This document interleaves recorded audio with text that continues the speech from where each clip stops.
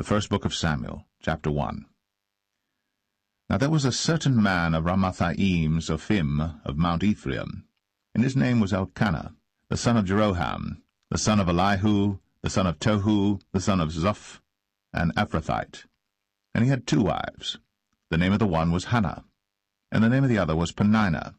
And Peninnah had children, but Hannah had no children. And this man went up out of his city yearly to worship and to sacrifice unto the Lord of hosts in Shiloh. And the 2 sons of Eli, Hophni and Phinehas, the priests of the Lord, were there. And when the time was that Elkanah offered, he gave to Peninnah his wife and to all her sons and her daughters portions. But unto Hannah he gave a worthy portion, for he loved Hannah. But the Lord had shut up her womb. And her adversary also provoked her sore, for to make her fret, because the Lord had shut up her womb. And as he did so year by year, when she went up to the house of the Lord, so she provoked her. Therefore she wept, and did not eat. Then said Elkanah her husband to her, Hannah, why weepest thou? And why eatest thou not? And why is thy heart grieved? Am not I better to thee than 10 sons? So Hannah rose up after they had eaten in Shiloh, and after they had drunk. Now Eli the priest sat upon a seat by a post of the temple of the Lord. And she was in bitterness of soul, and prayed unto the Lord, and wept sore.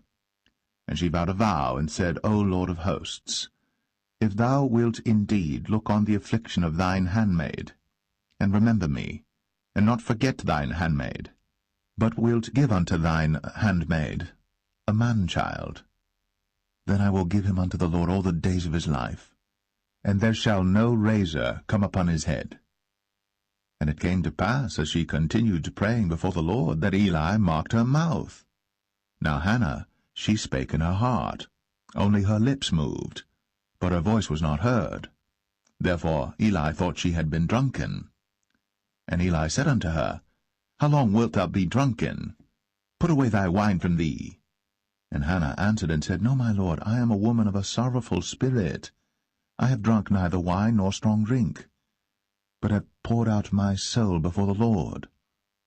Count not thine handmaid for a daughter of Belial, for out of the abundance of my complaint and grief have I spoken hitherto. Then Eli answered and said, Go in peace, and the God of Israel grant thee thy petition that thou hast asked of him. And she said, Let thine handmaid find grace in thy sight. So the woman went her way, and did eat, and her countenance was no more sad. And they rose up in the morning early, and worshipped before the Lord, and returned, and came to their house to Ramah. And Elkanah knew Hannah his wife, and the Lord remembered her. Wherefore it came to pass, when the time was come about after Hannah had conceived, that she bare a son, and called his name Samuel, saying, Because I have asked him of the Lord. And the man Elkanah and all his house went up to offer unto the Lord the yearly sacrifice and his vow. But Hannah went not up. For she said unto her husband, I will not go up until the child be weaned, and then I will bring him, that he may appear before the Lord, and there abide for ever. And Elkanah her husband said unto her, Do what seemeth thee good. Tarry until thou have weaned him. Only the Lord establish his word. So the woman abode, and gave her son suck, until she weaned him. And when she had weaned him, she took him up with her, with 3 bullocks, and 1 ephah of flour, and a bottle of wine, and brought him unto the house of the Lord in Shiloh. And the child was young. And they slew a bullock, and brought the child to Eli. And she said, O my lord, as thy soul liveth, my lord, I am the woman that stood by thee here, praying unto the Lord. For this child I prayed, and the Lord hath given me my petition, which I asked of him. Therefore also I have lent him to the Lord. As long as he liveth, he shall be lent to the Lord. and he worshipped the Lord there.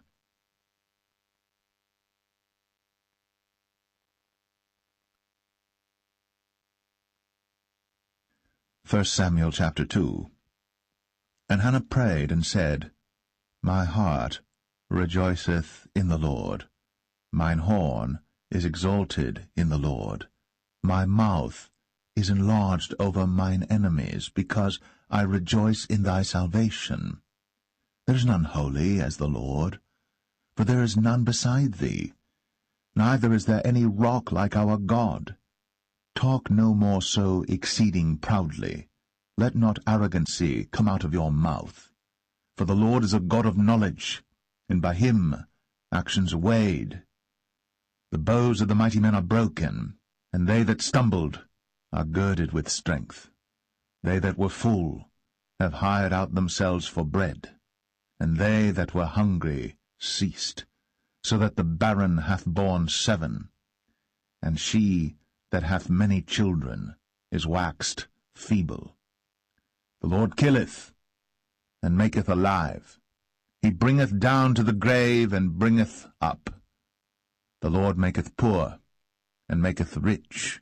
He bringeth low, and lifteth up. He raiseth up the poor out of the dust, and lifteth up the beggar from the dunghill, to set them among princes, and to make them inherit the throne of glory. For the pillars of the earth are the Lord's, and he hath set the world upon them. He will keep the feet of his saints, and the wicked shall be silent in darkness, for by strength shall no man prevail. The adversaries of the Lord shall be broken to pieces. Out of heaven shall he thunder upon them. The Lord shall judge the ends of the earth, and he shall give strength unto his king, and exalt the horn of his anointed. And Elkanah went to Ramah to his house, and the child did minister unto the Lord before Eli the priest. Now the sons of Eli were sons of Belial. They knew not the Lord. And the priest's custom with the people was, that when any man offered sacrifice, the priest's servant came, while the flesh was in seething, with a flesh-hook of 3 teeth in his hand, and he struck it into the pan or kettle or cauldron or pot.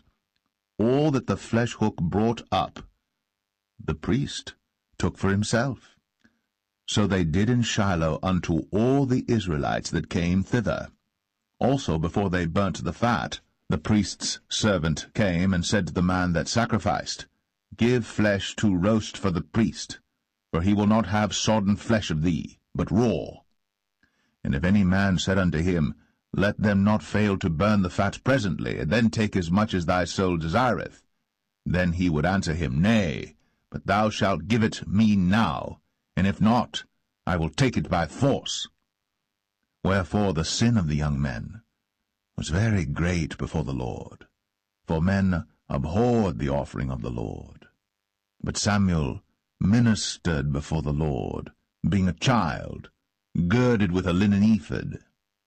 Moreover, his mother made him a little coat, and brought it to him from year to year, when she came up with her husband to offer the yearly sacrifice. And Eli blessed Elkanah and his wife, and said, The Lord give thee seed of this woman for the loan which is lent to the Lord. And they went unto their own home. And the Lord visited Hannah, so that she conceived, and bare 3 sons and 2 daughters. And the child Samuel grew before the Lord. Now Eli was very old, and heard all that his sons did unto all Israel, and how they lay with the women that assembled at the door of the tabernacle of the congregation. And he said unto them, Why do ye such things? For I hear of your evil dealings by all this people. Nay, my sons, for it is no good report that I hear. Ye make the Lord's people to transgress. If one man sin against another, the judge shall judge him. But if a man sin against the Lord, who shall entreat for him? Notwithstanding, they hearkened not unto the voice of their father, because the Lord would slay them. And the child Samuel grew on, and was in favor both with the Lord and also with men. And there came a man of God unto Eli, and said unto him, Thus saith the Lord, Did I plainly appear unto the house of thy father, when they were in Egypt, in Pharaoh's house? And did I choose him out of all the tribes of Israel to be my priest, to offer upon mine altar, to burn incense, to wear an ephod before me? And did I give unto the house of thy father all the offerings made by fire of the children of Israel? Wherefore kick ye at my sacrifice and at mine offering, which I have commanded in my habitation, and honourest thy sons above me, to make yourselves fat with the chiefest of all the offerings of Israel my people? Wherefore the Lord God of Israel saith, I said indeed that thy house and the house of thy father should walk before me for ever. But now the Lord saith, Be it far from me, for them that honour me I will honour, and they that despise me shall be lightly esteemed. Behold, the days come that I will cut off thine arm, and the arm of thy father's house, that there shall not be an old man in thine house, and thou shalt see an enemy in my habitation, in all the wealth which God shall give Israel. And there shall not be an old man in thine house for ever. And the man of thine whom I shall not cut off from mine altar shall be to consume thine eyes and to grieve thine heart, and all the increase of thine house shall die in the flower of their age. And this shall be a sign unto thee, that shall come upon thy two sons, on Hophni and Phinehas, in one day. They shall die, both of them. And I will raise me up a faithful priest, that shall do according to that which is in mine heart and in my mind. And I will build him a sure house, and he shall walk before mine anointed for ever.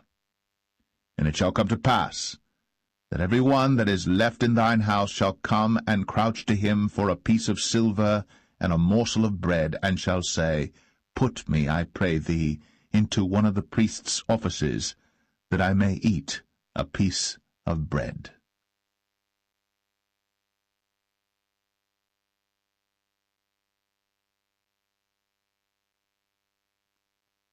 1 Samuel 3. And the child Samuel ministered unto the Lord before Eli. And the word of the Lord was precious in those days. There was no open vision.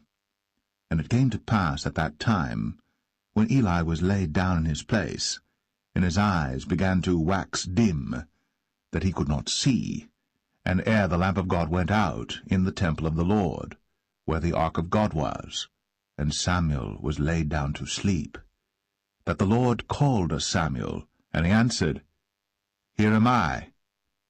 And he ran unto Eli, and said, Here am I, for thou calledst me. And he said, I called not, lie down again. And he went and lay down. And the Lord called yet again, Samuel. And Samuel arose and went to Eli, and said, Here am I, for thou didst call me. And he answered, I called not, my son, lie down again. Now Samuel did not yet know the Lord, neither was the word of the Lord yet revealed unto him. And the Lord called to Samuel again the third time, and he arose, and went to Eli, and said, Here am I, for thou didst call me. And Eli perceived that the Lord had called the child. Therefore Eli said unto Samuel, Go, lie down, and it shall be, if he call thee, that thou shalt say, Speak, Lord, for thy servant heareth. So Samuel went, and lay down in his place. And the Lord came, and stood, and called, as at other times, Samuel, Samuel. Then Samuel answered, Speak, for thy servant heareth. And the Lord said to Samuel, Behold, I will do a thing in Israel, at which both the ears of every one that heareth it shall tingle. In that day I will perform against Eli all things which I have spoken concerning his house, when I begin, I will also make an end. For I have told him that I will judge his house for ever for the iniquity which he knoweth, because his sons made themselves vile, and he restrained them not. And therefore I have sworn unto the house of Eli, that the iniquity of Eli's house shall not be purged with sacrifice nor offering for ever. And Samuel lay until the morning, and opened the doors of the house of the Lord. And Samuel feared to show Eli the vision. Then Eli called Samuel, and said, Samuel, my son. And he answered, Here am I. And he said, What is the thing that the Lord hath said unto thee? I pray thee, hide it not from me.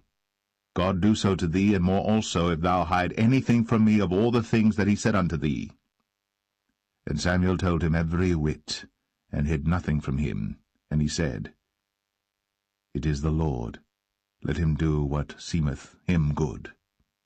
And Samuel grew, and the Lord was with him, and did let none of his words fall to the ground. And all Israel from Dan even to Beersheba knew that Samuel was established to be a prophet of the Lord. And the Lord appeared again in Shiloh. For the Lord revealed himself to Samuel in Shiloh by the word of the Lord.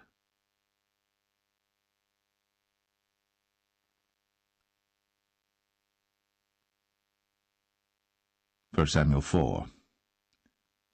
And the word of Samuel came to all Israel. Now Israel went out against the Philistines to battle, and pitched beside Ebenezer. And the Philistines pitched in Aphek. And the Philistines put themselves in array against Israel. And when they joined battle, Israel was smitten before the Philistines, and they slew of the army in the field about 4,000 men. And when the people were come into the camp, the elders of Israel said, Wherefore hath the Lord smitten us today before the Philistines? Let us fetch the ark of the covenant of the Lord out of Shiloh unto us, that, when it cometh among us, it may save us out of the hand of our enemies. So the people sent to Shiloh, that they might bring from thence the ark of the covenant of the Lord of hosts, which dwelleth between the cherubims. And the two sons of Eli, Hophni and Phinehas, were there with the ark of the covenant of God. And when the ark of the covenant of the Lord came into the camp, all Israel shouted with a great shout, so that the earth rang again. And when the Philistines heard the noise of the shout, they said, What meaneth the noise of this great shout in the camp of the Hebrews? And they understood that the ark of the Lord was come into the camp. And the Philistines were afraid, for they said, God is come into the camp. And they said, Woe unto us, for there hath not been such a thing heretofore. Woe unto us! Who shall deliver us out of the hand of these mighty gods? These are the gods that smote the Egyptians with all the plagues in the wilderness. Be strong, and quit yourselves like men, O ye Philistines, that ye be not servants unto the Hebrews, as they have been to you. Quit yourselves like men, and fight. And the Philistines fought, and Israel was smitten, and they fled every man into his tent.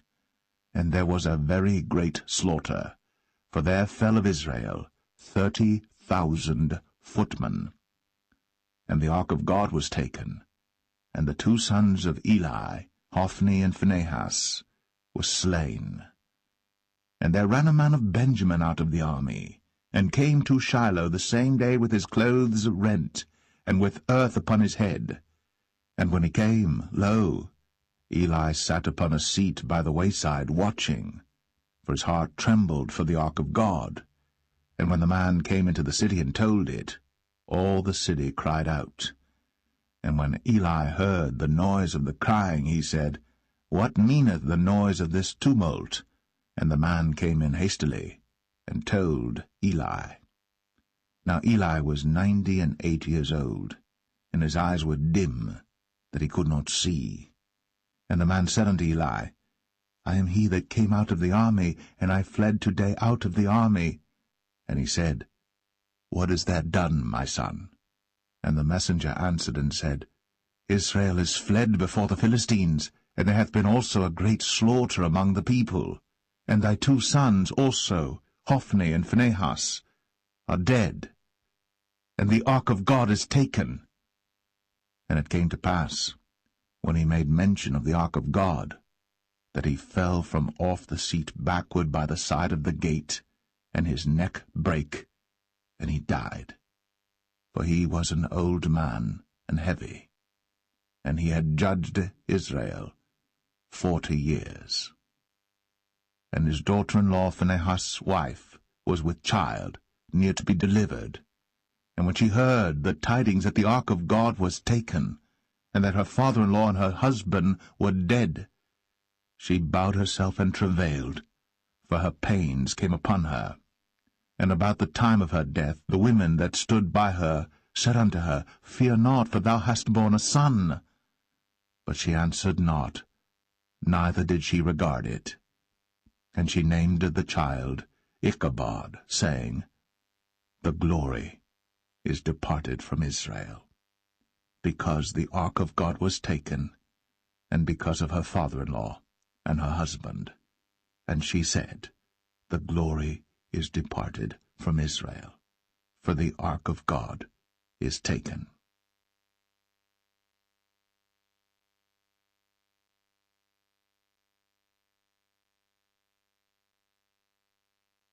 First Samuel 5. And the Philistines took the ark of God, and brought it from Ebenezer unto Ashdod. When the Philistines took the ark of God, they brought it into the house of Dagon, and set it by Dagon.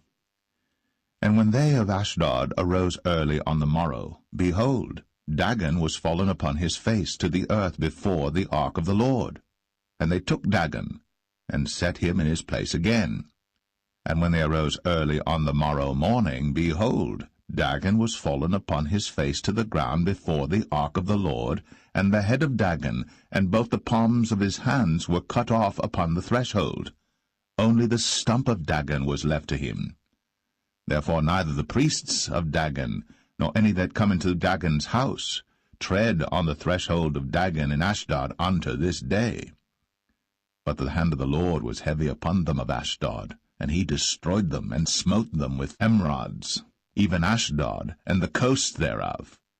And when the men of Ashdod saw that it was so, they said, The ark of the God of Israel shall not abide with us, for his hand is sore upon us, and upon Dagon our God. They sent therefore, and gathered all the lords of the Philistines unto them, and said, What shall we do with the ark of the God of Israel? And they answered, Let the ark of the God of Israel be carried about unto Gath. And they carried the ark of the God of Israel about thither. And it was so, that after they had carried it about, the hand of the Lord was against the city with a very great destruction, and he smote the men of the city, both small and great, and they had emerods in their secret parts. Therefore they sent the ark of God to Ekron. And it came to pass, as the ark of God came to Ekron, that the Ekronites cried out, saying, They have brought about the ark of the God of Israel to us, to slay us and our people. So they sent and gathered together all the lords of the Philistines, and said, Send away the ark of the God of Israel, and let it go again to his own place, that it slay us not and our people. For there was a deadly destruction throughout all the city. The hand of God was very heavy there. And the men that died not were smitten with the emerods, and the cry of the city went up to heaven.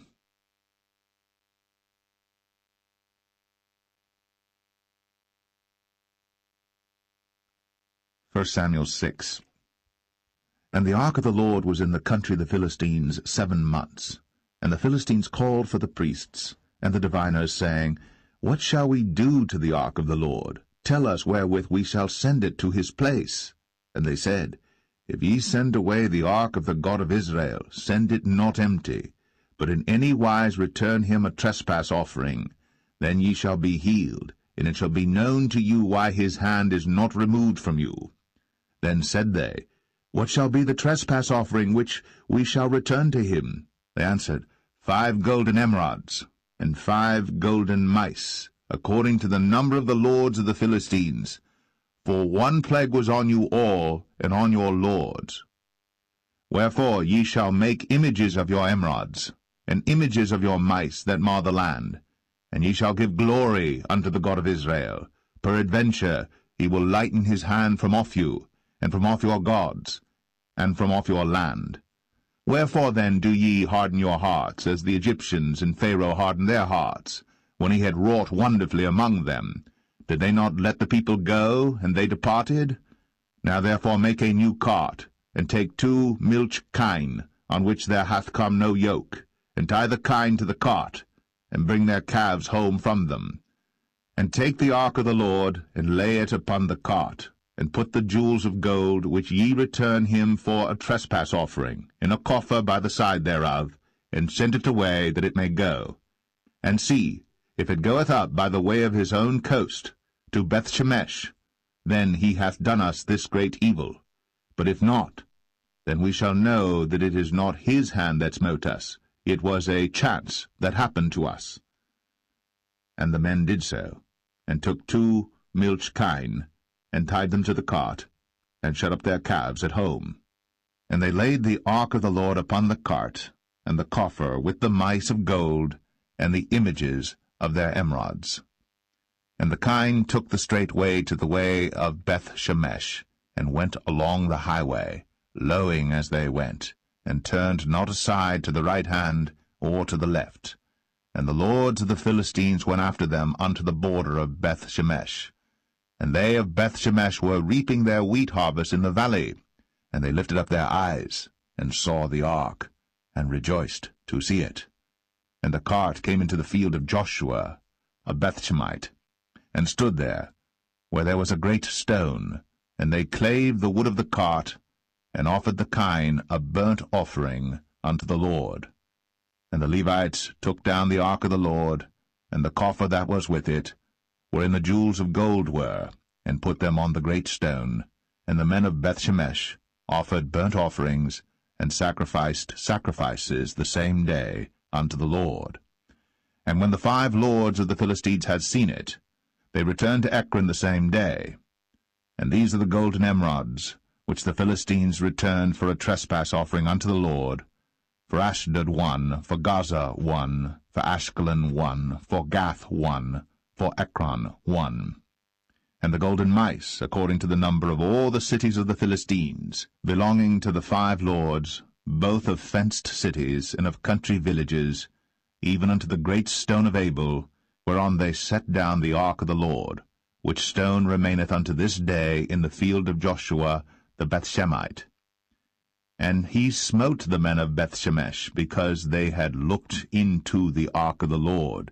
Even he smote of the people 50,010 men. And the people lamented, because the Lord had smitten many of the people with a great slaughter. And the men of Bethshemesh said, Who is able to stand before this holy Lord God?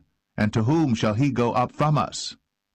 And they sent messengers to the inhabitants of Kirjath-jearim, saying, The Philistines have brought again the ark of the Lord. Come ye down, and fetch it up to you.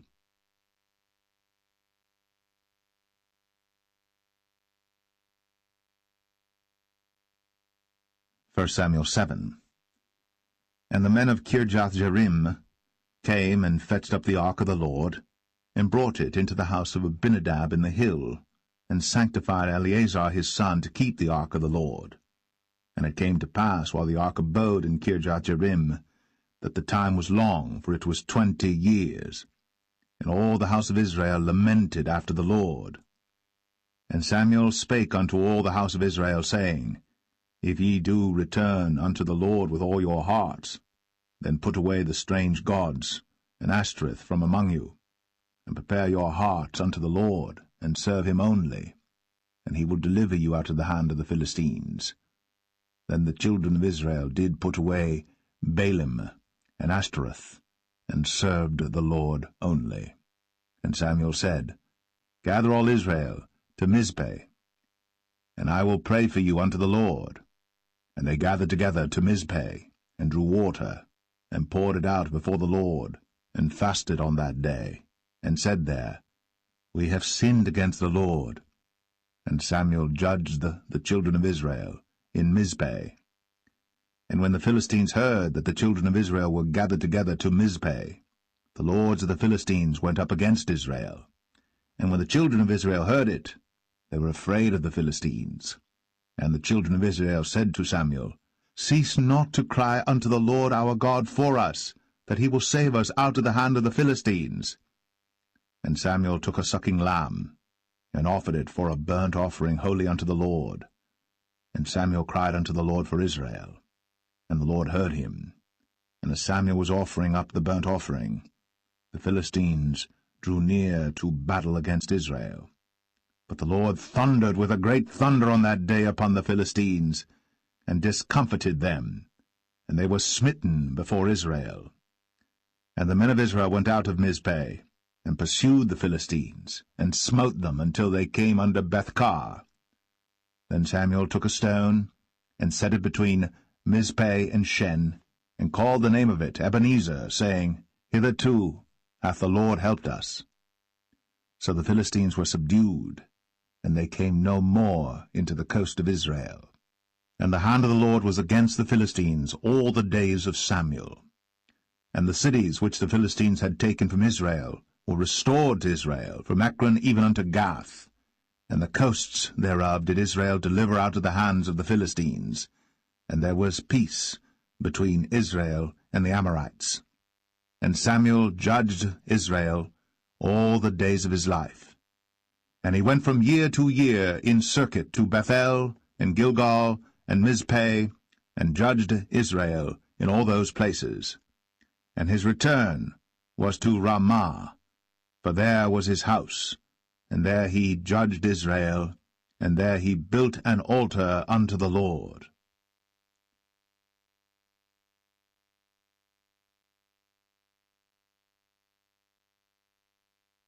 1 Samuel 8. And it came to pass, when Samuel was old, that he made his sons judges over Israel. Now the name of his firstborn was Joel, and the name of his second Abiah. They were judges in Beersheba. And his sons walked not in his ways, but turned aside after lucre, and took bribes, and perverted judgment. And all the elders of Israel gathered themselves together, and came to Samuel unto Ramah, and said unto him, Behold, thou art old, and thy sons walk not in thy ways. Now make us a king to judge us like all the nations. But the thing displeased Samuel, when they said, Give us a king to judge us. And Samuel prayed unto the Lord. And the Lord said unto Samuel, Hearken unto the voice of the people, in all that they say unto thee. For they have not rejected thee, but they have rejected me, that I should not reign over them. According to all the works which they have done since the day that I brought them up out of Egypt, even unto this day, wherewith they have forsaken me, and served other gods, so do they also unto thee. Now therefore hearken unto their voice, howbeit yet protest solemnly unto them, and show them the manner of the king that shall reign over them. And Samuel told all the words of the Lord unto the people that asked of him a king. And he said, This will be the manner of the king that shall reign over you. He will take your sons, and appoint them for himself, for his chariots, and to be his horsemen, and some shall run before his chariots. And he will appoint him captains over thousands, and captains over 50s, and will set them to ear his ground, and to reap his harvest, and to make his instruments of war, and instruments of his chariots. And he will take your daughters to be confectionaries, and to be cooks, and to be bakers. And he will take your fields, and your vineyards, and your oliveyards, even the best of them, and give them to his servants. And he will take the tenth of your seed, and of your vineyards, and give to his officers, and to his servants. And he will take your men-servants, and your maidservants, and your goodliest young men, and your asses, and put them to his work. He will take the tenth of your sheep, and ye shall be his servants. And ye shall cry out in that day because of your king which ye shall have chosen you. And the Lord will not hear you in that day. Nevertheless, the people refused to obey the voice of Samuel, and they said, Nay, but we will have a king over us, that we also may be like all the nations, and that our king may judge us, and go out before us, and fight our battles." And Samuel heard all the words of the people, and he rehearsed them in the ears of the Lord. And the Lord said to Samuel, "Hearken unto their voice, and make them a king." And Samuel said unto the men of Israel, "Go ye every man unto his city."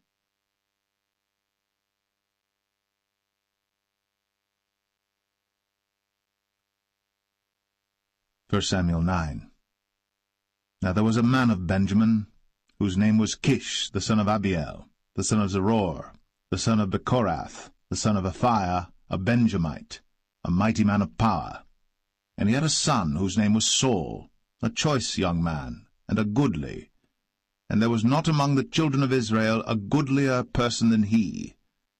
From his shoulders and upward he was higher than any of the people. And the asses of Kish, Saul's father, were lost. And Kish said to Saul his son, "Take now one of the servants with thee, and arise, go seek the asses." And he passed through Mount Ephraim, and passed through the land of Shalisha. But they found them not.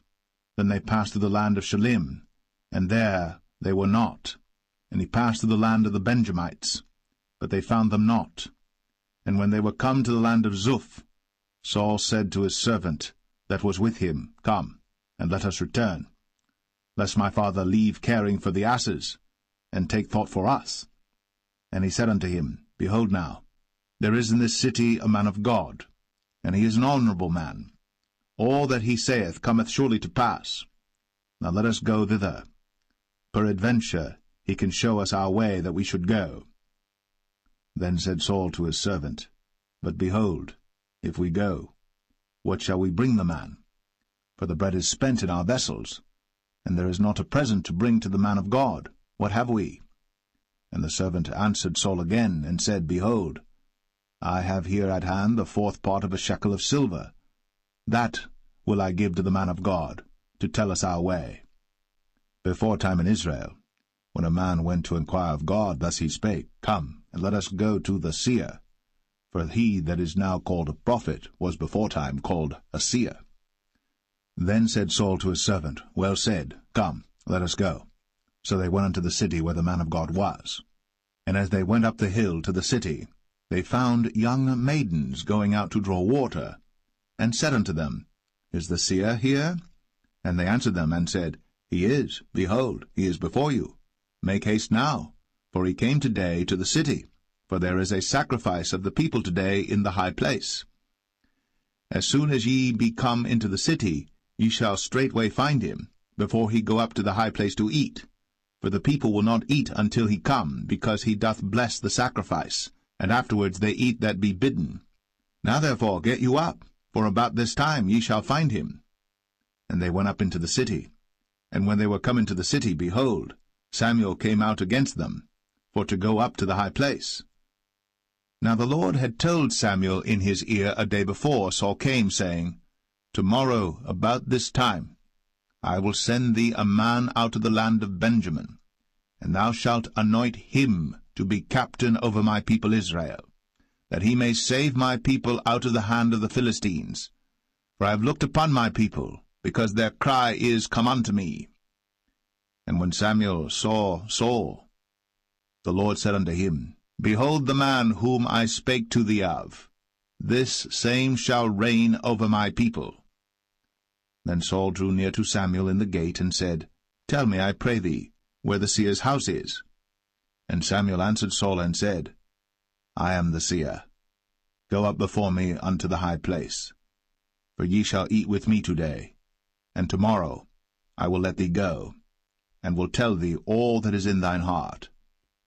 And as for thine asses that were lost 3 days ago, set not thy mind on them, for they are found. And on whom is all the desire of Israel? Is it not on thee, and on all thy father's house?" And Saul answered and said, "Am not I a Benjamite, of the smallest of the tribes of Israel, and my family the least of all the families of the tribe of Benjamin? Wherefore then speakest thou so to me?" And Samuel took Saul and his servant, and brought them into the parlour, and made them sit in the chiefest place among them that were bidden, which were about 30 persons. And Samuel said unto the cook, Bring the portion which I gave thee, of which I said unto thee, Set it by thee. And the cook took up the shoulder, and that which was upon it, and set it before Saul. And Samuel said, Behold that which is left, set it before thee, and eat. For unto this time hath it been kept for thee, since I said, I have invited the people. So Saul did eat with Samuel that day. And when they were come down from the high place into the city, Samuel communed with Saul upon the top of the house. And they arose early. And it came to pass about the spring of the day that Samuel called Saul to the top of the house, saying, Up, that I may send thee away. And Saul arose. And they went out, both of them, he and Samuel, abroad. And as they were going down to the end of the city, Samuel said to Saul, Bid the servant pass on before us. And he passed on. But stand thou still a while, that I may show thee the word of God.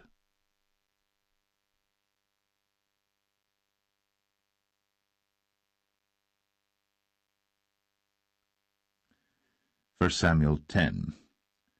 Then Samuel took a vial of oil, and poured it upon his head, and kissed him, and said, Is it not because the Lord hath anointed thee to be captain over his inheritance?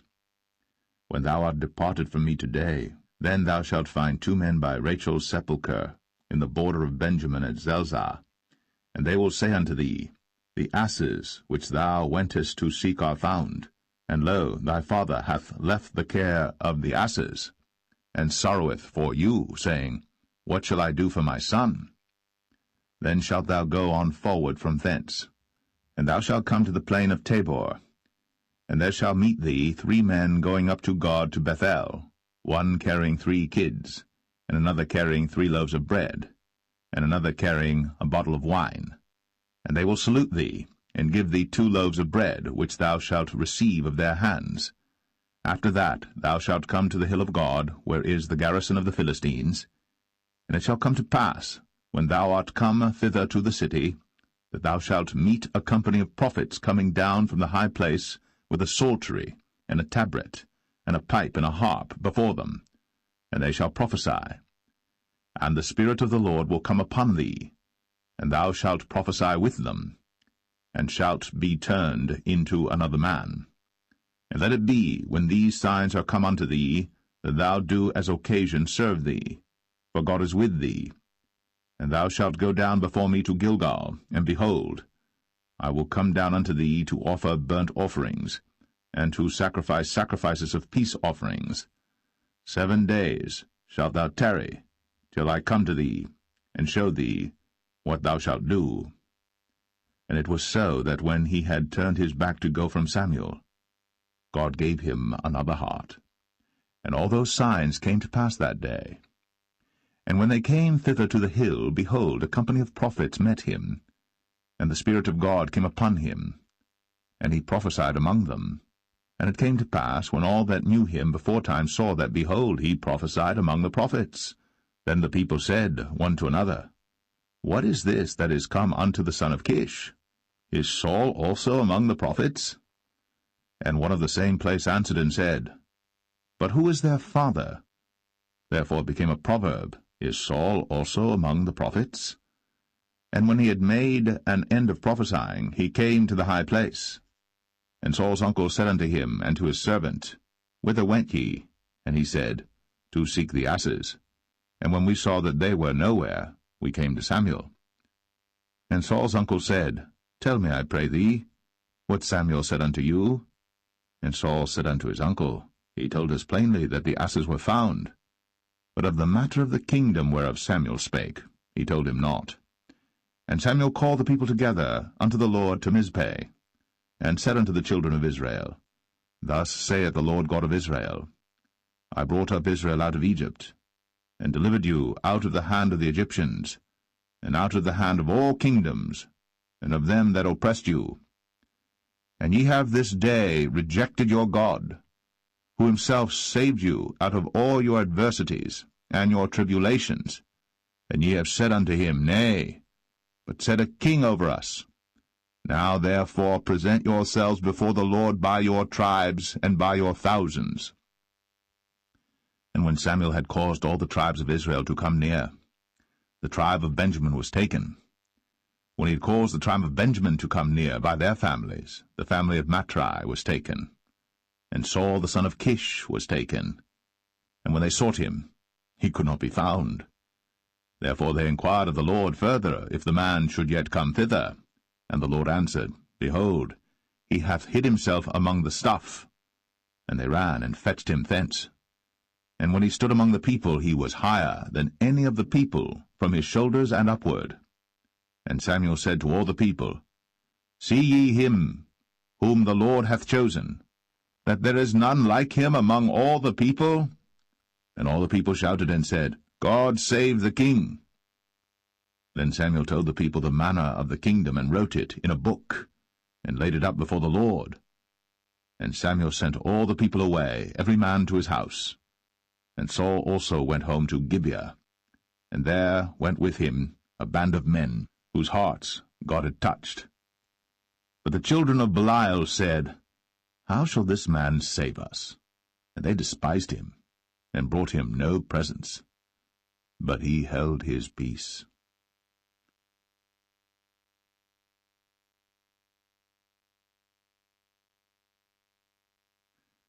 First Samuel 11. Then Nahash the Ammonite came up, and encamped against Jabesh-Gilead. And all the men of Jabesh said unto Nahash, Make a covenant with us, and we will serve thee. And Nahash the Ammonite answered them, On this condition will I make a covenant with you, that I may thrust out all your right eyes, and lay it for a reproach upon all Israel. And the elders of Jabesh said unto him, Give us 7 days' respite, that we may send messengers unto all the coasts of Israel, and then, if there be no man to save us, we will come out to thee.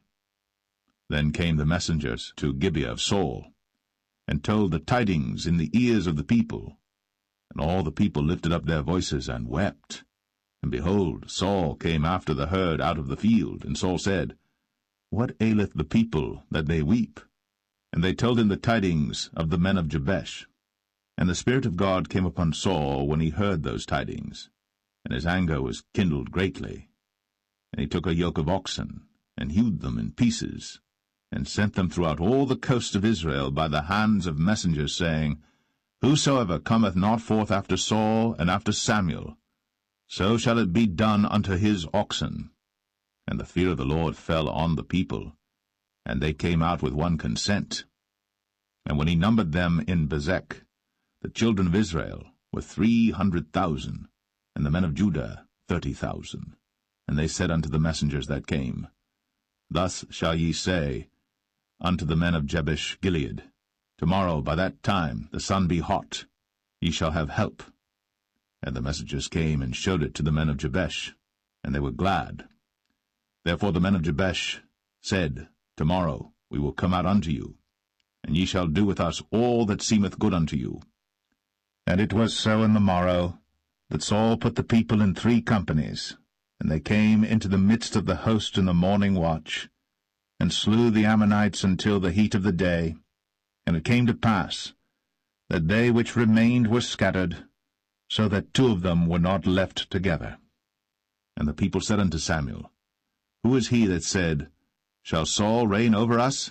Bring the men, that we may put them to death. And Saul said, There shall not a man be put to death this day, for today the Lord hath wrought salvation in Israel.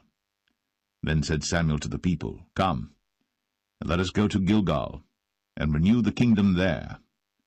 And all the people went to Gilgal, and there they made Saul king before the Lord in Gilgal. And there they sacrificed sacrifices of peace offerings before the Lord. And there Saul and all the men of Israel rejoiced greatly.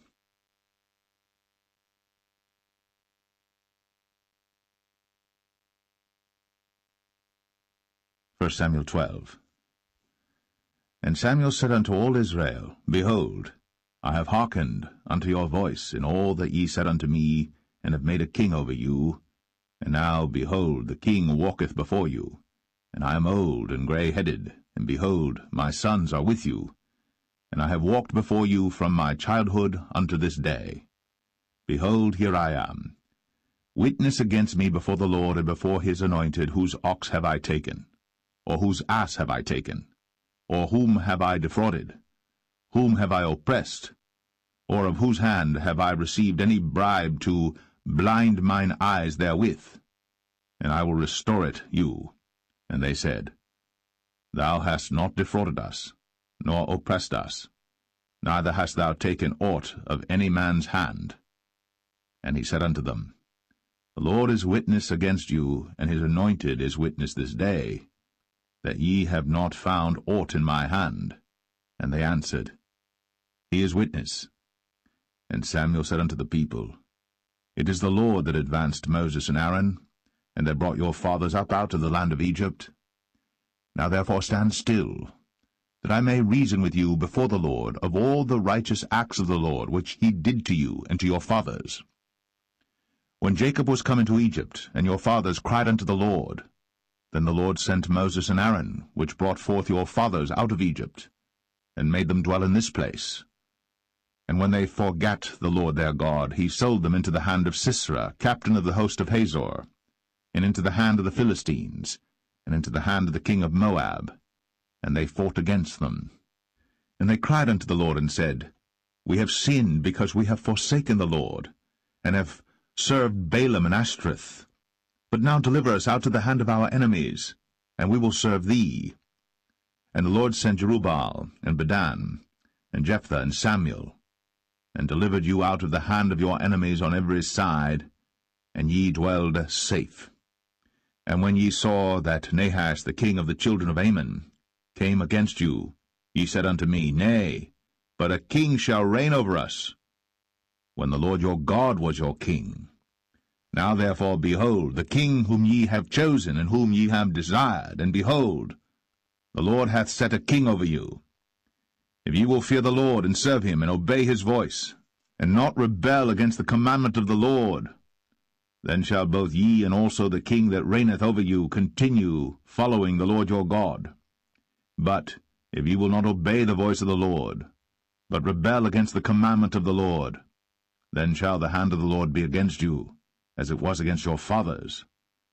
Now therefore stand and see this great thing which the Lord will do before your eyes. Is it not wheat harvest today? I will call unto the Lord, and he shall send thunder and rain, that ye may perceive and see that your wickedness is great, which ye have done in the sight of the Lord in asking you a king. So Samuel called unto the Lord, and the Lord sent thunder and rain that day. And all the people greatly feared the Lord and Samuel. And all the people said unto Samuel, Pray for thy servants unto the Lord thy God, that we die not. For we have added unto all our sins this evil, to ask us a king. And Samuel said unto the people, Fear not. Ye have done all this wickedness. Yet turn not aside from following the Lord, but serve the Lord with all your heart. And turn ye not aside, for then should ye go after vain things which cannot profit nor deliver, for they are vain. For the Lord will not forsake his people for his great name's sake, because it hath pleased the Lord to make you his people. Moreover, as for me, God forbid that I should sin against the Lord in ceasing to pray for you. But I will teach you the good and the right way. Only fear the Lord, and serve him in truth with all your heart. For consider how great things he hath done for you. But if ye shall still do wickedly, ye shall be consumed, both ye and your king.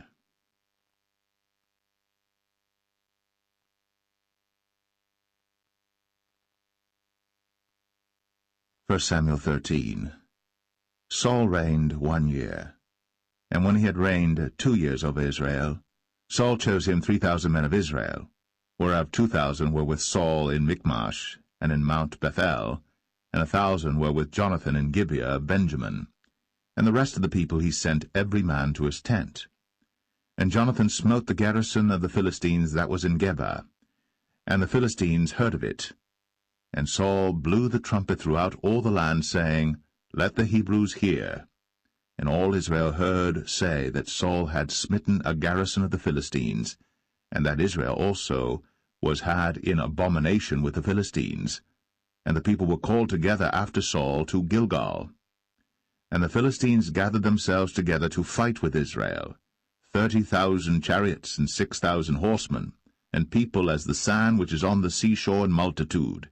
And they came up, and pitched in Michmash, eastward from Bethaven. When the men of Israel saw that they were in a strait, for the people were distressed, then the people did hide themselves in caves, and in thickets, and in rocks, and in high places, and in pits. And some of the Hebrews went over Jordan to the land of Gad and Gilead. As for Saul, he was yet in Gilgal, and all the people followed him, trembling.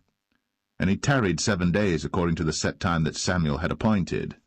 But Samuel came not to Gilgal, and the people were scattered from him.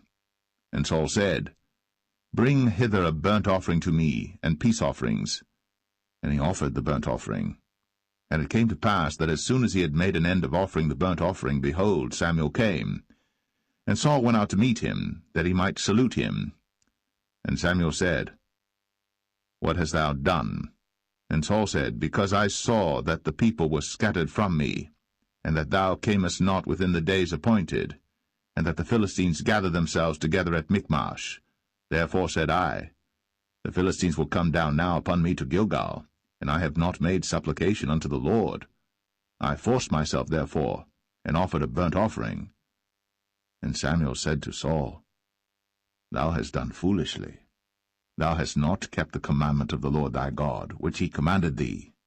For now would the Lord have established thy kingdom upon Israel for ever. But now thy kingdom shall not continue. The Lord hath sought him a man after his own heart. And the Lord hath commanded him to be captain over his people, because thou hast not kept that which the Lord commanded thee. And Samuel arose, and gat him up from Gilgal unto Gibeah of Benjamin. And Saul numbered the people that were present with him about 600 men. And Saul and Jonathan his son, and the people that were present with him, abode in Gibeah of Benjamin. But the Philistines encamped in Michmash. And the spoilers came out of the camp of the Philistines in 3 companies. One company turned unto the way that leadeth to Ophrah, unto the land of Shual. And another company turned the way to Bethhoron, and another company turned to the way of the border that looketh to the valley of Zeboim, toward the wilderness. Now there was no smith found throughout all the land of Israel, for the Philistines said, Lest the Hebrews make them swords or spears. But all the Israelites went down to the Philistines to sharpen every man his share, and his coulter, and his axe, and his mattock. Yet they had a file for the mattocks, and for the coulters, and for the forks, and for the axes, and to sharpen the goads. So it came to pass in the day of battle that there was neither sword nor spear found in the hand of any of the people that were with Saul and Jonathan. But with Saul and with Jonathan his son was there found. And the garrison of the Philistines went out to the passage of Michmash.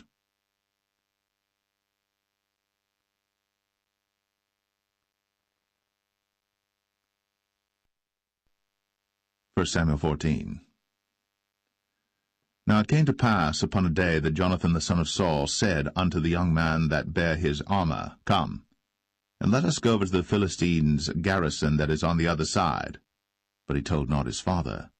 And Saul tarried in the uttermost part of Gibeah, under a pomegranate tree which is in Migron. And the people that were with him were about 600 men. And Ahiah, the son of Ahitub, Ichabod's brother, the son of Phinehas, the son of Eli, the Lord's priest in Shiloh, wearing an ephod. And the people knew not that Jonathan was gone. And between the passages, by which Jonathan sought to go over unto the Philistines' garrison, there was a sharp rock on the one side, and a sharp rock on the other side. And the name of the one was Bozez, and the name of the other Sinai. The forefront of the one was situate northward over against Michmash, and the other southward over against Gibeah. And Jonathan said to the young men that bare his armor, Come, and let us go over unto the garrison of these uncircumcised, It may be that the Lord will work for us, for there is no restraint to the Lord to save by many or by few. And his armor-bearer said unto him, Do all that is in thine heart. Turn thee, behold, I am with thee according to thy heart. Then said Jonathan, Behold, we will pass over unto these men, and we will discover ourselves unto them. If they say thus unto us, Tarry until we come to you, then we will stand still in our place, and will not go up unto them. But if they say thus, Come up unto us, then we will go up. For the Lord hath delivered them into our hand, and this shall be a sign unto us. And both of them discovered themselves unto the garrison of the Philistines. And the Philistines said, Behold, the Hebrews come forth out of the holes where they had hid themselves. And the men of the garrison answered Jonathan and his armor-bearer, and said, Come up to us, and we will show you a thing. And Jonathan said unto his armor-bearer, Come up after me, for the Lord hath delivered them into the hand of Israel. And Jonathan climbed up upon his hands and upon his feet, and his armor-bearer after him, and they fell before Jonathan, and his armor-bearer slew after him.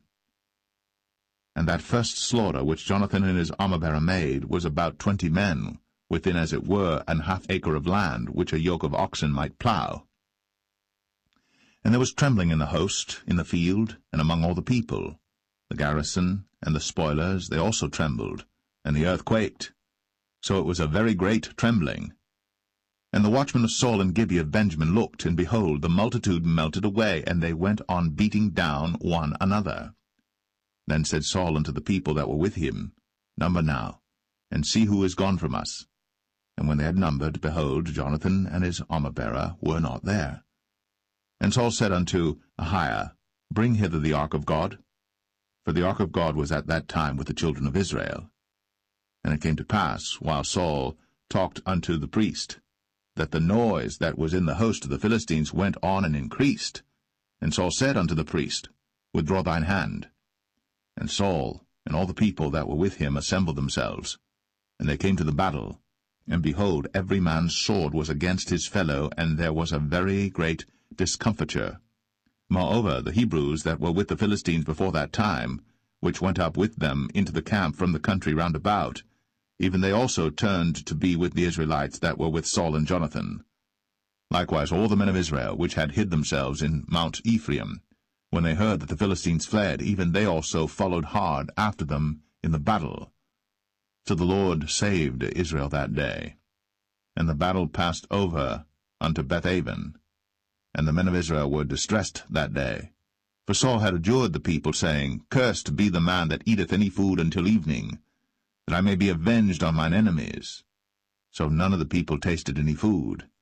And all they of the land came to a wood, and there was honey upon the ground. And when the people were come into the wood, behold, the honey dropped. But no man put his hand to his mouth, for the people feared the oath. But Jonathan heard not, when his father charged the people with the oath, wherefore he put forth the end of the rod that was in his hand, and dipped it in an honeycomb, and put his hand to his mouth, and his eyes were enlightened. Then answered one of the people, and said, Thy father straitly charged the people with an oath, saying, Cursed be the man that eateth any food this day. And the people were faint. Then said Jonathan, My father hath troubled the land. See, I pray you, how mine eyes have been enlightened, because I tasted a little of this honey. How much more, if haply the people had eaten freely today of the spoil of their enemies which they found? For had there not been now a much greater slaughter among the Philistines? And they smote the Philistines that day, from Michmash to Ajalon. And the people were very faint. And the people flew upon the spoil, and took sheep and oxen and calves, and slew them on the ground. And the people did eat them with the blood. Then they told Saul, saying, Behold, the people sin against the Lord, in that they eat with the blood. And he said, Ye have transgressed. Roll a great stone unto me this day. And Saul said, Disperse yourselves among the people, and say unto them, Bring me hither every man his ox, and every man his sheep, and slay them here, and eat, and sin not against the Lord in eating with the blood. And all the people brought every man his ox with him that night, and slew them there. And Saul built an altar unto the Lord. The same was the first altar that he built unto the Lord. And Saul said, Let us go down after the Philistines by night, and spoil them until the morning light, and let us not leave a man of them. And they said, Do whatsoever seemeth good unto thee. Then said the priest, Let us draw near hither unto God. And Saul asked counsel of God, Shall I go down after the Philistines? Wilt thou deliver them into the hand of Israel? But he answered him not that day.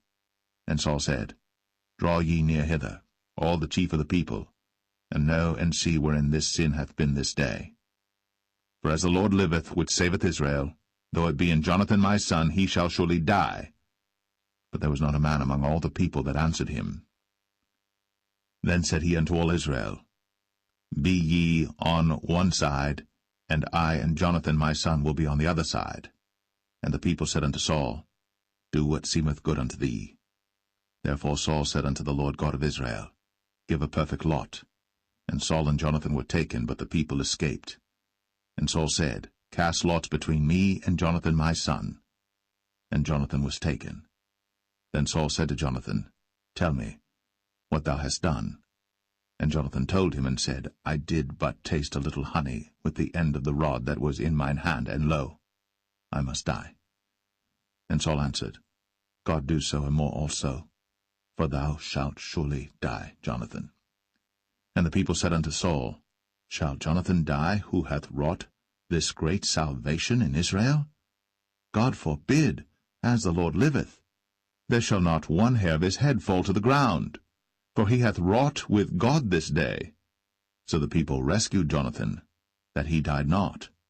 Then Saul went up from following the Philistines, and the Philistines went to their own place. So Saul took the kingdom over Israel, and fought against all his enemies on every side, against Moab, and against the children of Ammon, and against Edom, and against the kings of Zobah, and against the Philistines, and whithersoever he turned himself, he vexed them.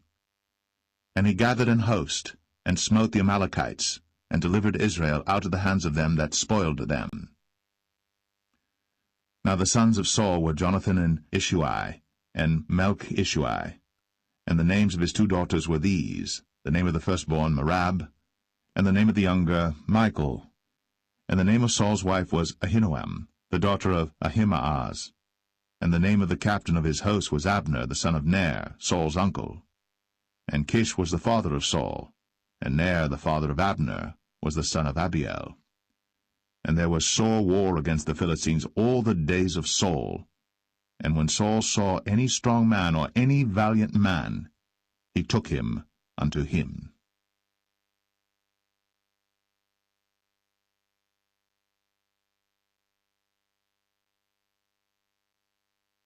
1 Samuel 15. Samuel also said unto Saul, The Lord sent me to anoint thee to be king over his people, over Israel. Now therefore hearken thou unto the voice of the words of the Lord.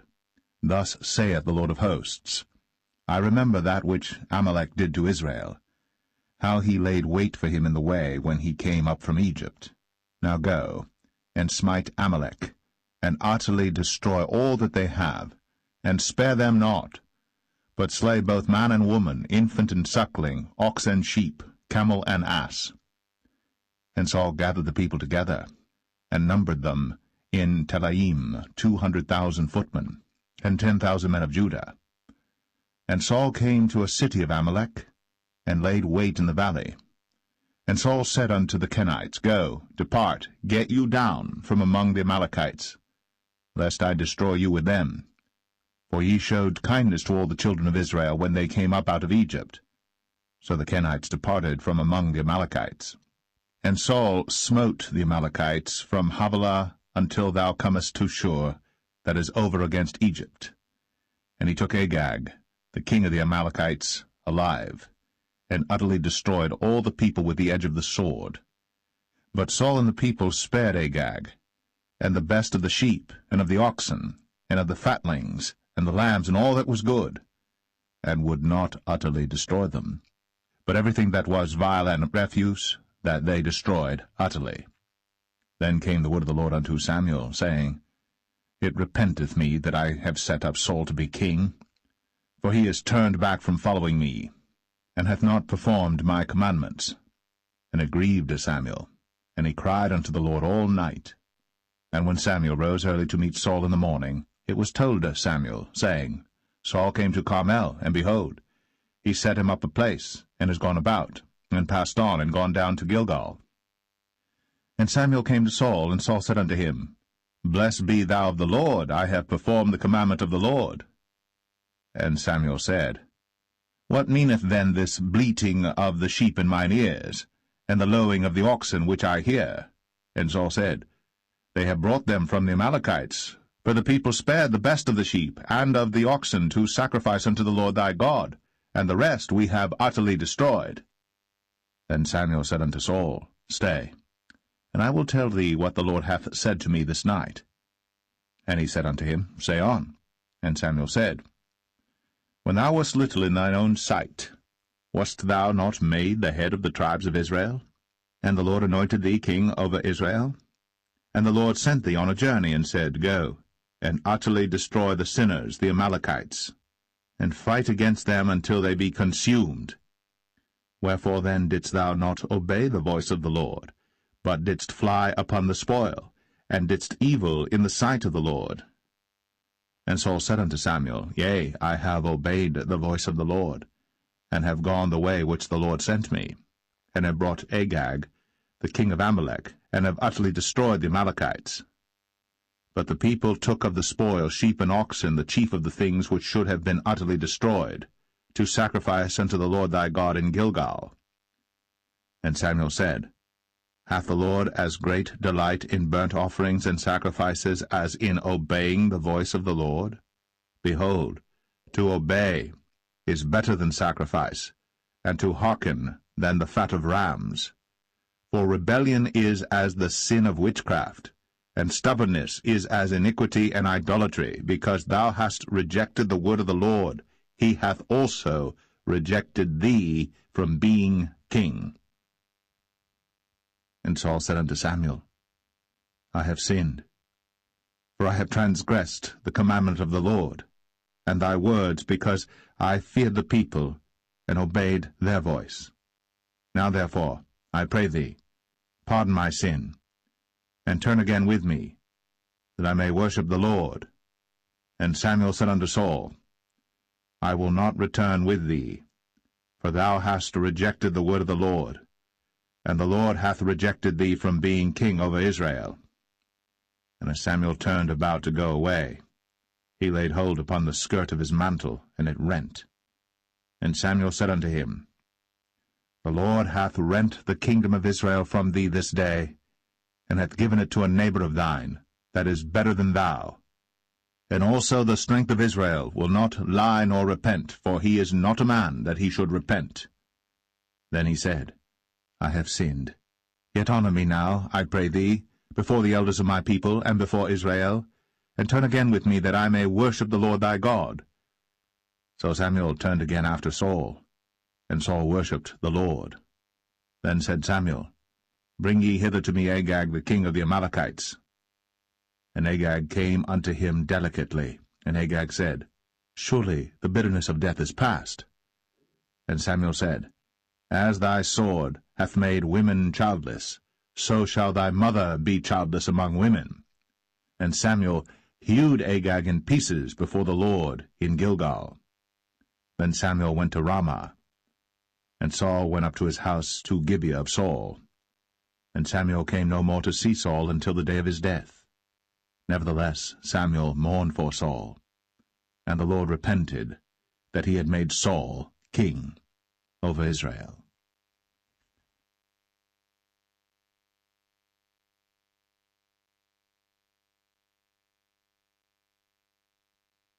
1 Samuel 16. And the Lord said unto Samuel, How long wilt thou mourn for Saul, seeing I have rejected him from reigning over Israel? Fill thine horn with oil, and go. I will send thee to Jesse the Bethlehemite, for I have provided me a king among his sons. And Samuel said, How can I go? If Saul hear it, he will kill me. And the Lord said, Take an heifer with thee, and say, I am come to sacrifice to the Lord. And call Jesse to the sacrifice. And I will show thee what thou shalt do. and thou shalt anoint unto me him whom I name unto thee. And Samuel did that which the Lord spake, and came to Bethlehem. And the elders of the town trembled at his coming, and said, Comest thou peaceably? And he said, Peaceably. I am come to sacrifice unto the Lord. Sanctify yourselves, and come with me to the sacrifice. And he sanctified Jesse and his sons, and called them to the sacrifice. And it came to pass, when they were come, that he looked on Eliab, and said, Surely the Lord's anointed is before him. But the Lord said unto Samuel, Look not on his countenance, or on the height of his stature, because I have refused him. For the Lord seeth not as man seeth. For man looketh on the outward appearance, but the Lord looketh on the heart. Then Jesse called Abinadab, and made him pass before Samuel, and he said, Neither hath the Lord chosen this. Then Jesse made Shammah to pass by, and he said, Neither hath the Lord chosen this. Again Jesse made 7 of his sons to pass before Samuel. And Samuel said unto Jesse, The Lord hath not chosen these. And Samuel said unto Jesse, Are here all thy children? And he said, There remaineth yet the youngest, and behold, he keepeth the sheep. And Samuel said unto Jesse, Send and fetch him, for we will not sit down till he come hither. And he sent and brought him in. Now he was ruddy, and withal of a beautiful countenance, and goodly to look to. And the Lord said, Arise, anoint him, for this is he. Then Samuel took the horn of oil, and anointed him in the midst of his brethren. And the Spirit of the Lord came upon David from that day forward. So Samuel rose up, and went to Ramah. But the Spirit of the Lord departed from Saul, and an evil spirit from the Lord troubled him. And Saul's servant said unto him, Behold now, an evil spirit from God troubleth thee. Let our Lord now command thy servants, which are before thee, to seek out a man, who is a cunning player on an harp. And it shall come to pass, when the evil spirit from God is upon thee, that he shall play with his hand, and thou shalt be well. And Saul said unto his servants, Provide me now a man that can play well, and bring him to me. Then answered one of the servants, and said, Behold, I have seen a son of Jesse the Bethlehemite, that is cunning in playing, and a mighty valiant man, and a man of war, and prudent in matters, and a comely person. And the Lord is with him. Wherefore Saul sent messengers unto Jesse, and said, Send me David thy son, which is with the sheep. And Jesse took an ass laden with bread, and a bottle of wine, and a kid, and sent them by David his son unto Saul. And David came to Saul, and stood before him. And he loved him greatly, and he became his armor-bearer. And Saul sent to Jesse, saying, Let David, I pray thee, stand before me, for he hath found favor in my sight. And it came to pass, when the evil spirit from God was upon Saul, that David took an harp, and played with his hand. So Saul was refreshed, and was well, and the evil spirit departed from him.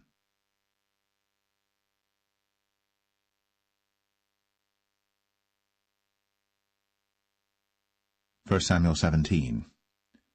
Now the Philistines gathered together their armies to battle, and were gathered together at Shochoh, which belongeth to Judah, and pitched between Shochoh and Azekah in Ephes-dammim. And Saul and the men of Israel were gathered together, and pitched by the valley of Elah, and set the battle in array against the Philistines. And the Philistines stood on a mountain on the one side, and Israel stood on a mountain on the other side, and there was a valley between them. And there went out a champion out of the camp of the Philistines, named Goliath of Gath, whose height was 6 cubits and a span. And he had an helmet of brass upon his head, and he was armed with a coat of mail, and the weight of the coat was 5,000 shekels of brass. And he had greaves of brass upon his legs, and a target of brass between his shoulders. And the staff of his spear was like a weaver's beam, and his spear's head weighed 600 shekels of iron, and one bearing a shield went before him. And he stood and cried unto the armies of Israel, and said unto them, Why are ye come out to set your battle in array?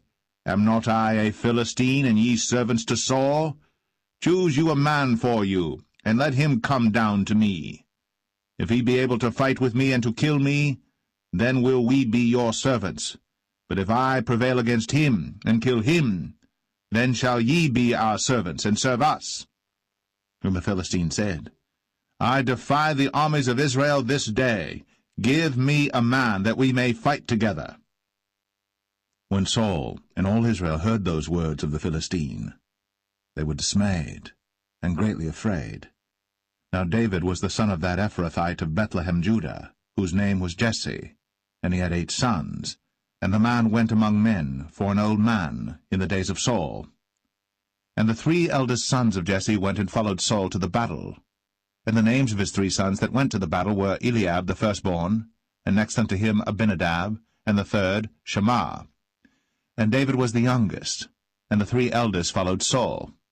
But David went and returned from Saul to feed his father's sheep at Bethlehem. And the Philistine drew near morning and evening, and presented himself 40 days. And Jesse said unto David his son, Take now for thy brethren an ephah of this parched corn, and these 10 loaves, and run to the camp to thy brethren. And carry these 10 cheeses unto the captain of their 1,000, and look how thy brethren fare, and take their pledge. Now Saul and they, and all the men of Israel, were in the valley of Elah, fighting with the Philistines. And David rose up early in the morning, and left the sheep with a keeper, and took and went, as Jesse had commanded him. And he came to the trench, as the host was going forth to the fight, and shouted for the battle. For Israel and the Philistines had put the battle in array, army against army. And David left his carriage in the hand of the keeper of the carriage, and ran into the army, and came and saluted his brethren. And as he talked with them, behold, there came up the champion, the Philistine of Gath, Goliath by name, out of the armies of the Philistines, and spake according to the same words, and David heard them. And all the men of Israel, when they saw the man, fled from him, and were sore afraid.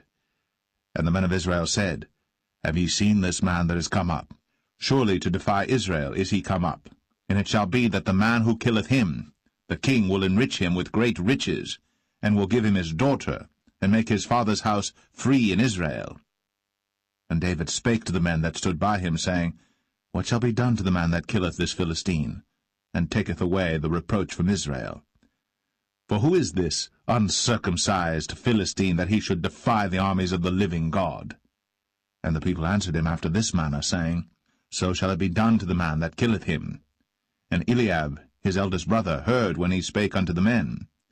And Eliab's anger was kindled against David, and he said, Why camest thou down hither? And with whom hast thou left those few sheep in the wilderness? I know thy pride, and the naughtiness of thine heart, for thou art come down that thou mightest see the battle. And David said, What have I now done? Is there not a cause? And he turned from him toward another, and spake after the same manner. And the people answered him again after the former manner. And when the words were heard which David spake, they rehearsed them before Saul. And he sent for him. And David said to Saul, Let no man's heart fail because of him. Thy servant will go and fight with this Philistine.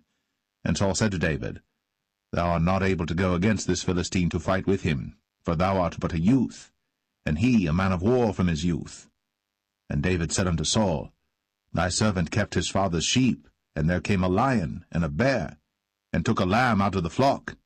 And I went out after him, and smote him, and delivered it out of his mouth. And when he arose against me, I caught him by his beard, and smote him, and slew him.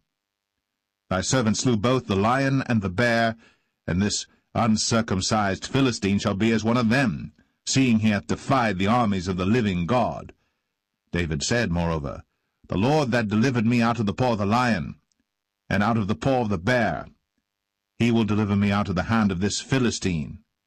And Saul said unto David, Go, and the Lord be with thee. And Saul armed David with his armor, and he put an helmet of brass upon his head. Also he armed him with a coat of mail. And David girded his sword upon his armor, and he essayed to go, for he had not proved it. And David said unto Saul, I cannot go with these, for I have not proved them. And David put them off him. And he took his staff in his hand, and chose him 5 smooth stones out of the brook, and put them in a shepherd's bag which he had, even in a scrip, and his sling was in his hand. And he drew near to the Philistine.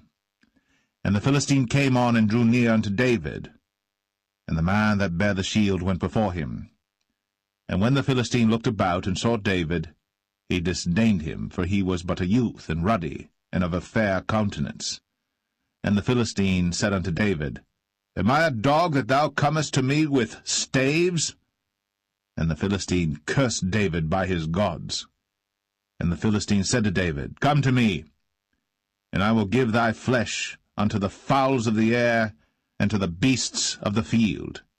Then said David to the Philistine, Thou comest to me with a sword, and with a spear, and with a shield. But I come to thee in the name of the Lord of hosts, the God of the armies of Israel, whom thou hast defied. This day will the Lord deliver thee into mine hand, and I will smite thee, and take thine head from thee.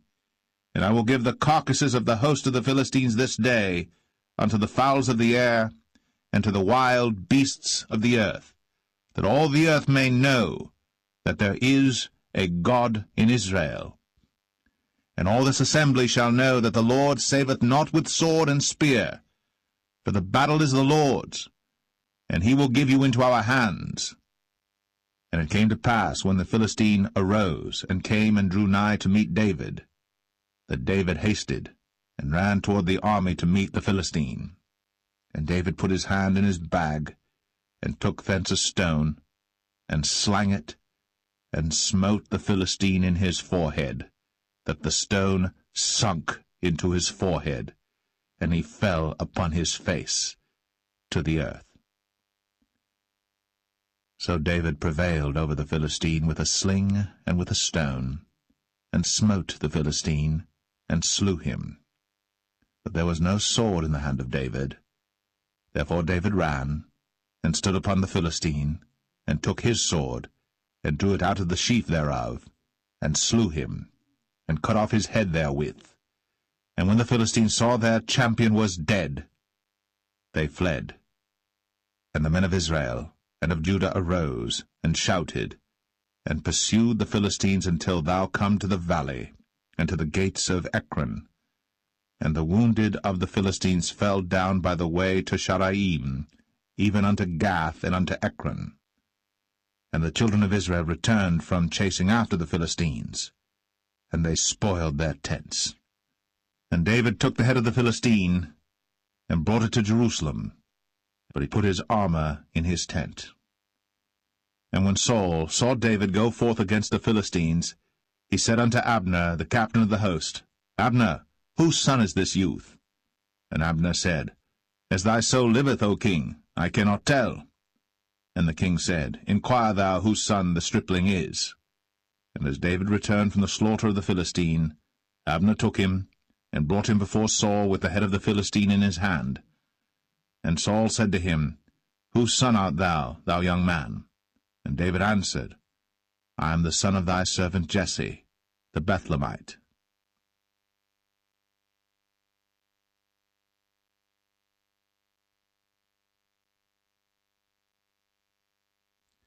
1 Samuel 18. And it came to pass, when he had made an end of speaking unto Saul, that the soul of Jonathan was knit with the soul of David, and Jonathan loved him as his own soul. And Saul took him that day, and would let him go no more home to his father's house. Then Jonathan and David made a covenant, because he loved him as his own soul. And Jonathan stripped himself of the robe that was upon him, and gave it to David, and his garments, even to his sword, and to his bow, and to his girdle. And David went out whithersoever Saul sent him, and behaved himself wisely. And Saul set him over the men of war, and he was accepted in the sight of all the people, and also in the sight of Saul's servants. And it came to pass, as they came, when David was returned from the slaughter of the Philistine, that women came out of all cities of Israel, singing and dancing to meet King Saul, with tabrets, with joy, and with instruments of music. And the women answered one another as they played, and said, Saul hath slain his thousands, and David his 10,000s. And Saul was very wroth, and the saying displeased him, and he said, They have ascribed unto David 10,000s, and to me they have ascribed but thousands. And what can he have more but the kingdom? And Saul eyed David from that day and forward. And it came to pass on the morrow that the evil spirit from God came upon Saul, and he prophesied in the midst of the house. And David played with his hand, as at other times. And there was a javelin in Saul's hand. And Saul cast the javelin, for he said, I will smite David even to the wall with it. And David avoided out of his presence twice. And Saul was afraid of David, because the Lord was with him, and was departed from Saul. Therefore Saul removed him from him, and made him his captain over 1,000. And he went out and came in before the people. And David behaved himself wisely in all his ways, and the Lord was with him. Wherefore when Saul saw that he behaved himself very wisely, he was afraid of him. But all Israel and Judah loved David, because he went out and came in before them. And Saul said to David, Behold my elder daughter Merab, her will I give thee to wife. Only be thou valiant for me, and fight the Lord's battles. For Saul said, Let not mine hand be upon him, but let the hand of the Philistines be upon him. And David said unto Saul, Who am I, and what is my life, or my father's family in Israel, that I should be son-in-law to the king? But it came to pass at the time when Merab, Saul's daughter, should have been given to David, that she was given unto Adriel, the Maholathite, to wife. And Michal, Saul's daughter, loved David. And they told Saul, and the thing pleased him. And Saul said, I will give him her, that she may be a snare to him, and that the hand of the Philistines may be against him. Wherefore Saul said to David, Thou shalt this day be my son-in-law in the one of the twain. And Saul commanded his servants, saying, Commune with David secretly, and say, Behold, the king hath delight in thee, and all his servants love thee. Now therefore be the king's son-in-law. And Saul's servants spake those words in the ears of David.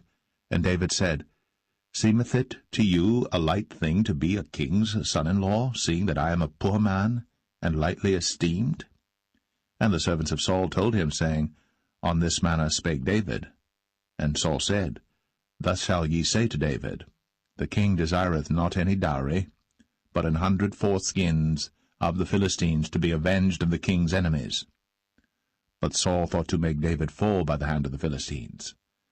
And when his servants told David these words, it pleased David well to be the king's son-in-law, and the days were not expired. Wherefore David arose, and went, he and his men, and slew of the Philistines 200 men. And David brought their foreskins, and they gave them in full tale to the king, that he might be the king's son-in-law. And Saul gave him Michal his daughter to wife. And Saul saw and knew that the Lord was with David, and that Michal, Saul's daughter, loved him. And Saul was yet the more afraid of David, and Saul became David's enemy continually. Then the princes of the Philistines went forth, and it came to pass after they went forth that David behaved himself more wisely than all the servants of Saul, so that his name was much set by.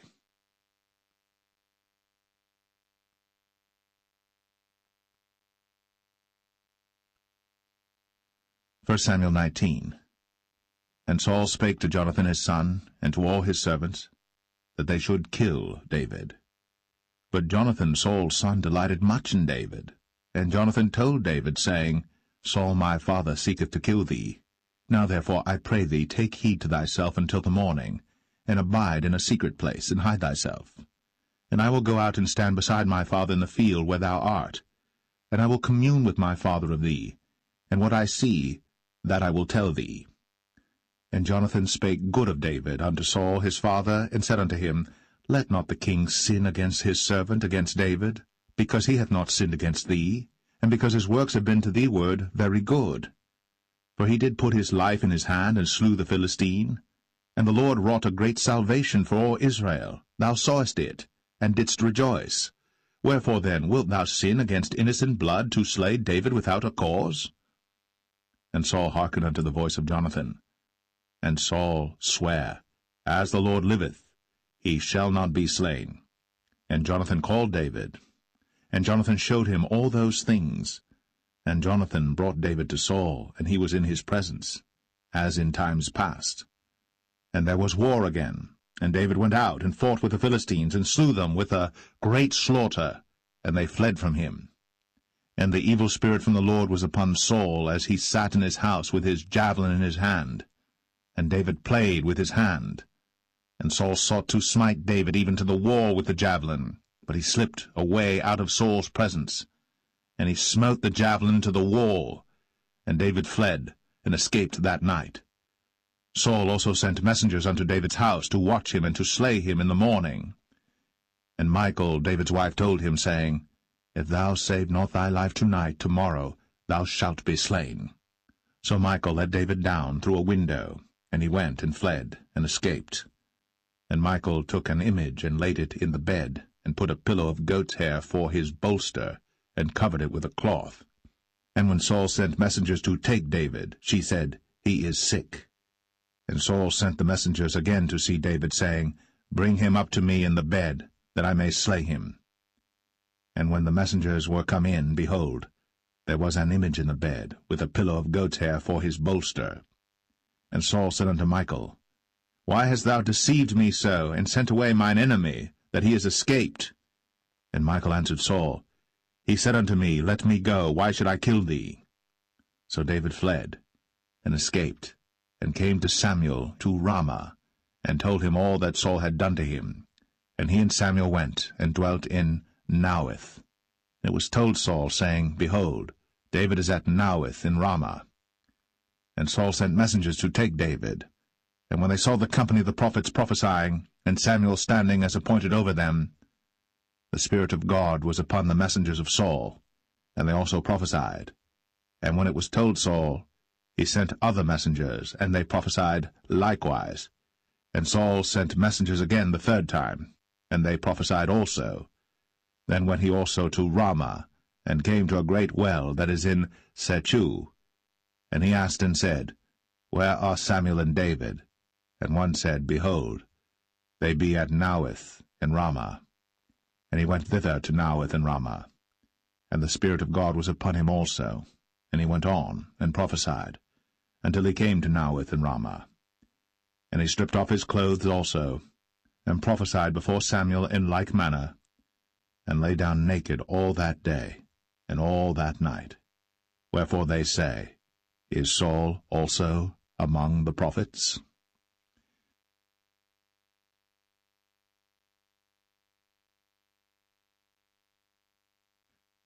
1 Samuel 20. And David fled from Naueth in Ramah, and came and said before Jonathan, What have I done? What is mine iniquity? And what is my sin before thy father, that he seeketh my life?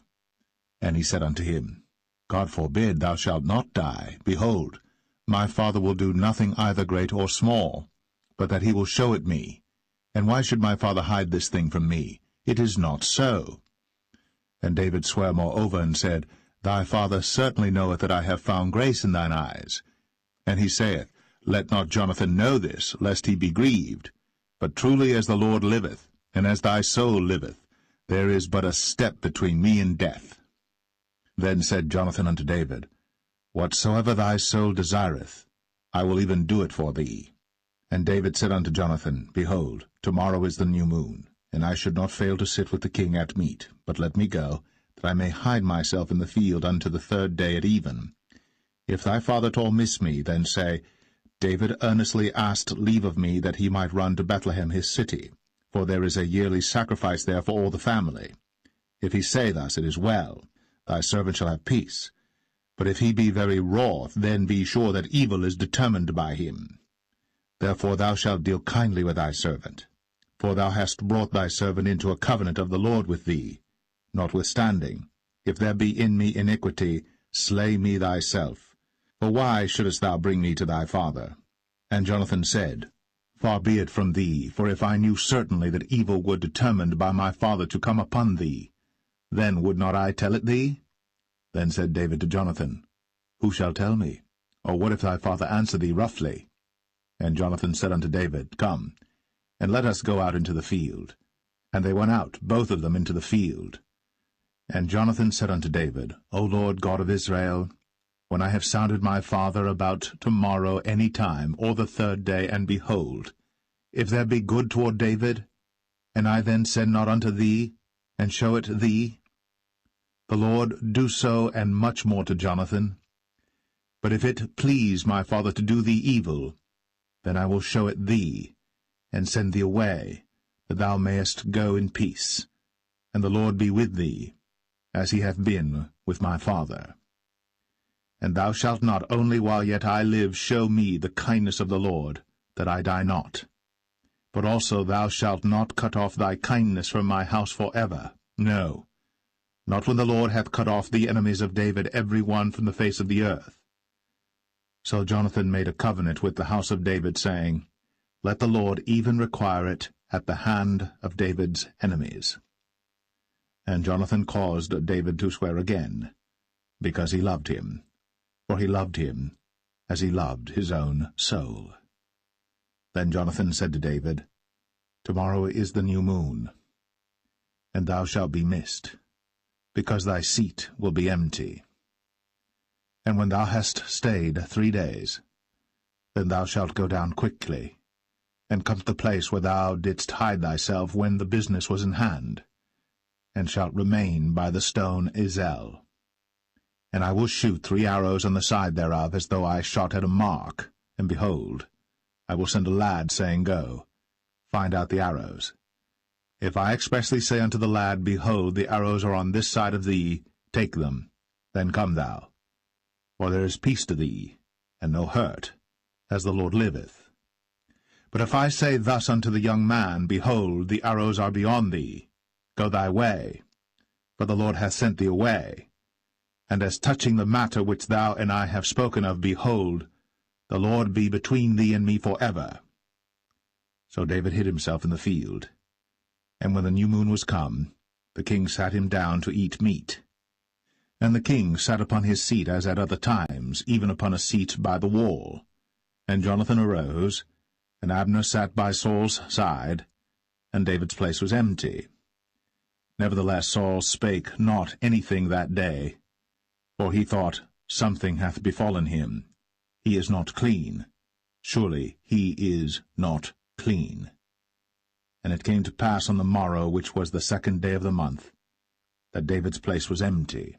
And Saul said unto Jonathan his son, Wherefore cometh not the son of Jesse to meat, neither yesterday nor today? And Jonathan answered Saul, David earnestly asked leave of me to go to Bethlehem. And he said, Let me go, I pray thee. For our family hath a sacrifice in the city, and my brother, he hath commanded me to be there. And now, if I have found favor in thine eyes, let me get away, I pray thee, and see my brethren. Therefore he cometh not unto the king's table. Then Saul's anger was kindled against Jonathan. And he said unto him, Thou son of the perverse, rebellious woman, do not I know that thou hast chosen the son of Jesse to thine own confusion, and unto the confusion of thy mother's nakedness? For as long as the son of Jesse liveth upon the ground, thou shalt not be established, nor thy kingdom. Wherefore, now send and fetch him unto me, for he shall surely die. And Jonathan answered Saul his father, and said unto him, Wherefore shall he be slain? What hath he done? And Saul cast a javelin at him to smite him, whereby Jonathan knew that it was determined of his father to slay David. So Jonathan arose from the table in fierce anger, and did eat no meat the 2nd day of the month, for he was grieved for David, because his father had done him shame. And it came to pass in the morning that Jonathan went out into the field at the time appointed with David, and a little lad with him. And he said unto his lad, Run, find out now the arrows which I shoot. And as the lad ran, he shot an arrow beyond him. And when the lad was come to the place of the arrow which Jonathan had shot, Jonathan cried after the lad, and said, Is not the arrow beyond thee? And Jonathan cried after the lad, Make speed, haste, stay not. And Jonathan's lad gathered up the arrows, and came to his master. But the lad knew not anything, only Jonathan and David knew the matter. And Jonathan gave his artillery unto his lad, and said unto him, Go, carry them to the city. And as soon as the lad was gone, David arose out of a place toward the south, and fell on his face to the ground, and bowed himself 3 times. And they kissed one another, and wept one with another, until David exceeded. And Jonathan said to David, Go in peace, for as much as we have sworn both of us in the name of the Lord, saying, The Lord be between me and thee, and between my seed and thy seed forever. And he arose, and departed. And Jonathan went into the city.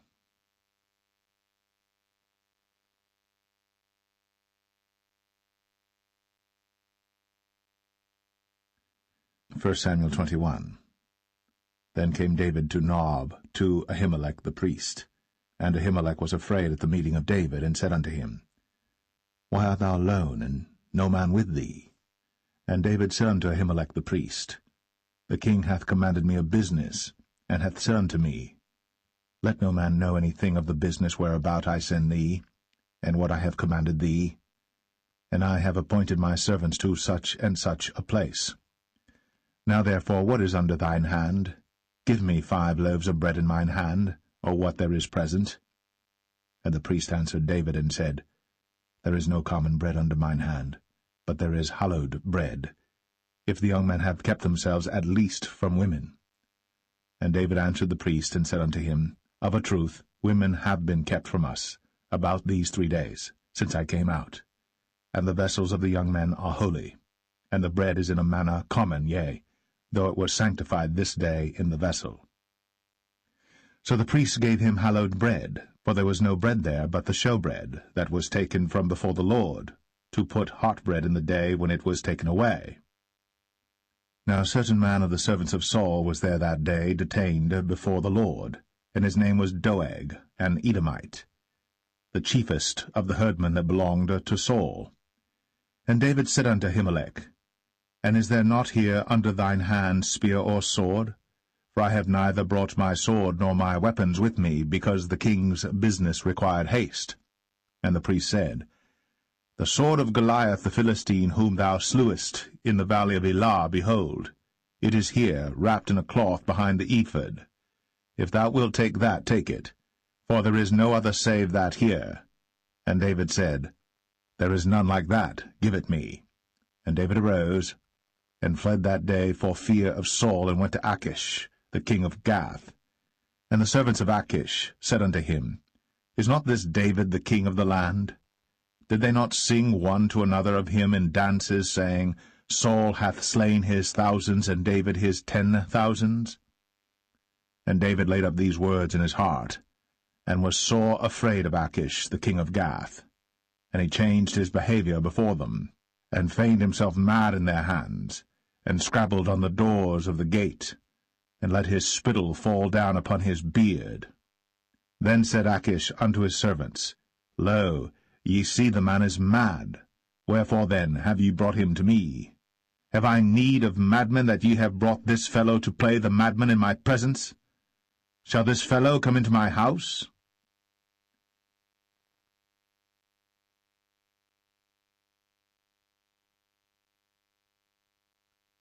First Samuel 22. David therefore departed thence, and escaped to the cave Adullam. And when his brethren and all his father's house heard it, they went down thither to him. And every one that was in distress, and every one that was in debt, and every one that was discontented gathered themselves unto him. And he became a captain over them. And there were with him about 400 men. And David went thence to Mizpeh of Moab. And he said unto the king of Moab, Let my father and my mother, I pray thee, come forth, and be with you, till I know what God will do for me. And he brought them before the king of Moab, and they dwelt with him all the while that David was in the hold. And the prophet Gad said unto David, Abide not in the hold, depart, and get thee into the land of Judah. Then David departed, and came into the forest of Hareth. When Saul heard that David was discovered, and the men that were with him. Now Saul abode in Gibeah under a tree in Ramah, having his spear in his hand, and all his servants were standing about him. Then Saul said unto his servants that stood about him, Hear now, ye Benjamites, will the son of Jesse give every one of you fields and vineyards, and make you all captains of thousands and captains of hundreds, that all of you have conspired against me? And there is none that showeth me that my son hath made a league with the son of Jesse. And there is none of you that is sorry for me, or showeth unto me that my son hath stirred up my servant against me, to lie in wait, as at this day. Then answered Doeg the Edomite, which was set over the servants of Saul, and said, I saw the son of Jesse coming to Nob, to Ahimelech, the son of Ahitub. And he inquired of the Lord for him, and gave him victuals, and gave him the sword of Goliath the Philistine.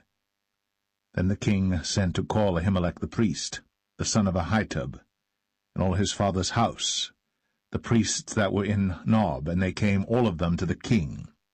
And Saul said, Hear now, thou son of Ahitub. And he answered, Here I am, my lord. And Saul said unto him, Why have ye conspired against me, thou and the son of Jesse, in that thou hast given him bread and a sword, and hast inquired of God for him, that he should rise against me to lie in wait, as at this day? Then Ahimelech answered the king, and said, And who is so faithful among all thy servants as David, which is the king's son-in-law, and goeth at thy bidding, and is honourable in thine house? Did I then begin to inquire of God for him? Be it far from me. Let not the king impute anything unto his servant, nor to all the house of my father, for thy servant knew nothing of all this, less or more. And the king said, Thou shalt surely die, Ahimelech, thou, and all thy father's house. And the king said unto the footmen that stood about him, Turn, and slay the priests of the Lord, because their hand also is with David, and because they knew when he fled, and did not show it to me. But the servants of the king would not put forth their hand to fall upon the priests of the Lord. And the king said to Doeg, Turn thou, and fall upon the priests. And Doeg the Edomite turned, and he fell upon the priests, and slew on that day 75 persons that did wear a linen ephod. And Nob, the city of the priests, smote he with the edge of the sword, both men and women, children and sucklings, and oxen and asses, and sheep, with the edge of the sword. And one of the sons of Ahimelech, the son of Ahitub, named Abiathar, escaped, and fled after David. And Abiathar showed David that Saul had slain the Lord's priests. And David said unto Abiathar, I knew it that day when Doeg the Edomite was there, that he would surely tell Saul, I have occasioned the death of all the persons of thy father's house. Abide thou with me.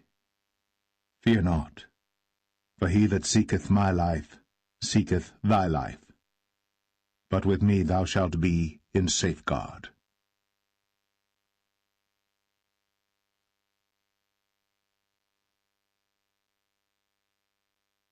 1 Samuel 23. Then they told David, saying, Behold, the Philistines fight against Keilah, and they rob the threshing floors.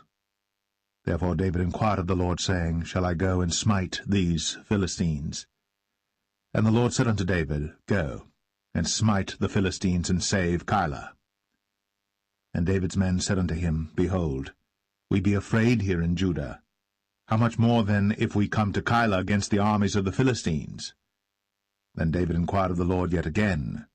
And the Lord answered him and said, Arise, go down to Keilah, for I will deliver the Philistines into thine hand. So David and his men went to Keilah, and fought with the Philistines, and brought away their cattle, and smote them with a great slaughter. So David saved the inhabitants of Keilah. And it came to pass, when Abiathar, the son of Ahimelech, fled to David to Keilah, that he came down with an ephod in his hand. And it was told Saul that David was come to Keilah, and Saul said, God hath delivered him into mine hand, for he is shut in, by entering into a town that hath gates and bars. And Saul called all the people together to war, to go down to Keilah, to besiege David and his men. And David knew that Saul secretly practiced mischief against him. And he said to Abiathar the priest, Bring hither the ephod. Then said David, O Lord God of Israel, Thy servant hath certainly heard that Saul seeketh to come to Keilah, to destroy the city for my sake. Will the men of Keilah deliver me up into his hand? Will Saul come down as thy servant hath heard? O Lord God of Israel, I beseech thee, tell thy servant. And the Lord said, He will come down. Then said David, Will the men of Keilah deliver me and my men into the hand of Saul? And the Lord said, They will deliver thee up. Then David and his men, which were about 600, arose, and departed out of Keilah, and went whithersoever they could go. And it was told Saul that David was escaped from Keilah, and he forbare to go forth. And David abode in the wilderness in strongholds, and remained in a mountain in the wilderness of Ziph. And Saul sought him every day, but God delivered him not into his hand. And David saw that Saul was come out to seek his life. And David was in the wilderness of Ziph in a wood. And Jonathan, Saul's son, arose, and went to David into the wood, and strengthened his hand in God. And he said unto him, Fear not, but the hand of Saul my father shall not find thee, and thou shalt be king over Israel, and I shall be next unto thee, and that also Saul my father knoweth. And they two made a covenant before the Lord. And David abode in the wood, and Jonathan went to his house. Then came up the Ziphites to Saul to Gibeah, saying, Doth not David hide himself with us in strongholds in the wood, in the hill of Hachilah, which is on the south of Jeshimon? Now therefore, O king, come down according to all the desire of thy soul to come down, and our part shall be to deliver him into the king's hand. And Saul said, Blessed be ye of the Lord, for ye have compassion on me. Go, I pray you, prepare yet, and know and see his place where his haunt is, and who hath seen him there. For it is told me that he dealeth very subtly. See therefore, and take knowledge of all the lurking places where he hideth himself, and come ye again to me with the certainty, and I will go with you. And it shall come to pass, if he be in the land, that I will search him out throughout all the thousands of Judah. And they arose, and went to Ziph before Saul. But David and his men were in the wilderness of Maon, in the plain on the south of Jeshimon. Saul also and his men went to seek him, and they told David, wherefore he came down into a rock, and abode in the wilderness of Maon. And when Saul heard that, he pursued after David in the wilderness of Maon. And Saul went on this side of the mountain, and David and his men on that side of the mountain. And David made haste to get away for fear of Saul. For Saul and his men compassed David and his men round about to take them. But there came a messenger unto Saul, saying, Haste thee, and come, for the Philistines have invaded the land. Wherefore Saul returned from pursuing after David, and went against the Philistines. Therefore they called that place Selah Hamalekoth. And David went up from thence, and dwelt in strongholds at En-gedi.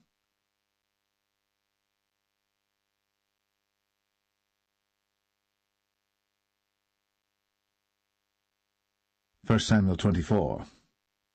And it came to pass, when Saul was returned from following the Philistines, that it was told him, saying, Behold, David is in the wilderness of En-gedi. Then Saul took 3,000 chosen men out of all Israel, and went to seek David and his men upon the rocks of the wild goats. And he came to the sheepcots by the way, where was a cave. And Saul went in to cover his feet, and David and his men remained in the sides of the cave.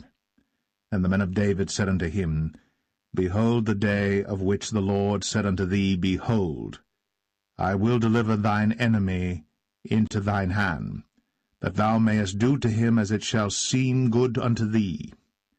Then David arose, and cut off the skirt of Saul's robe privily. And it came to pass afterward that David's heart smote him, because he had cut off Saul's skirt. And he said unto his men, The Lord forbid that I should do this thing unto my master, the Lord's anointed, to stretch forth mine hand against him, seeing he is the anointed of the Lord.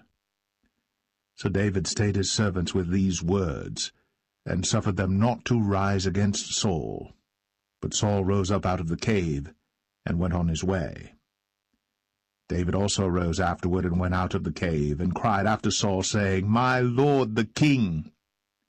And when Saul looked behind him, David stooped with his face to the earth, and bowed himself.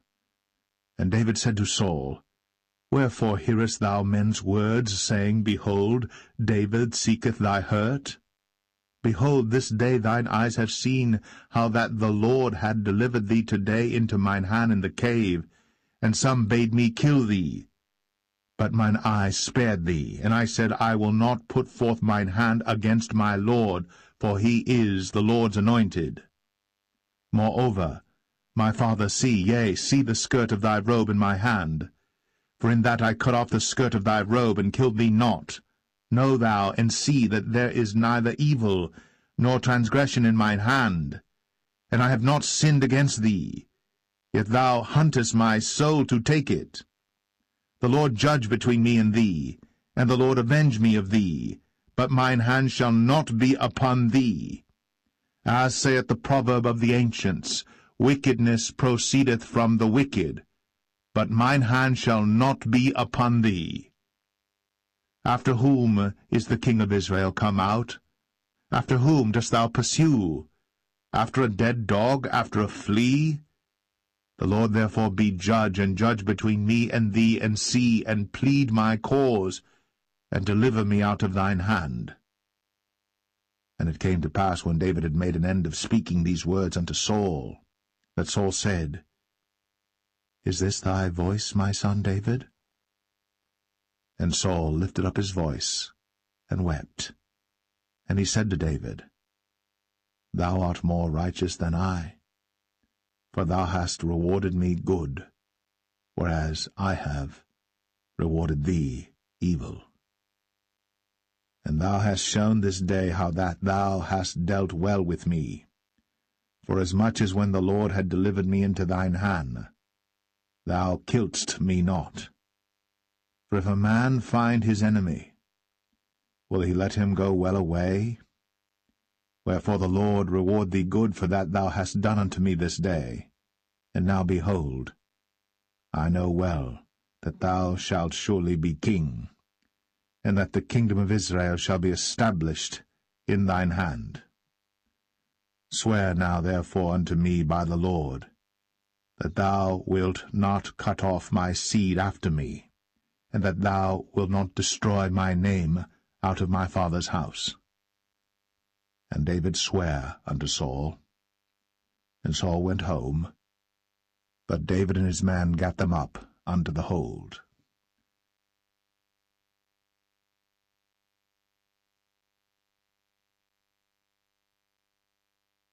1 Samuel 25.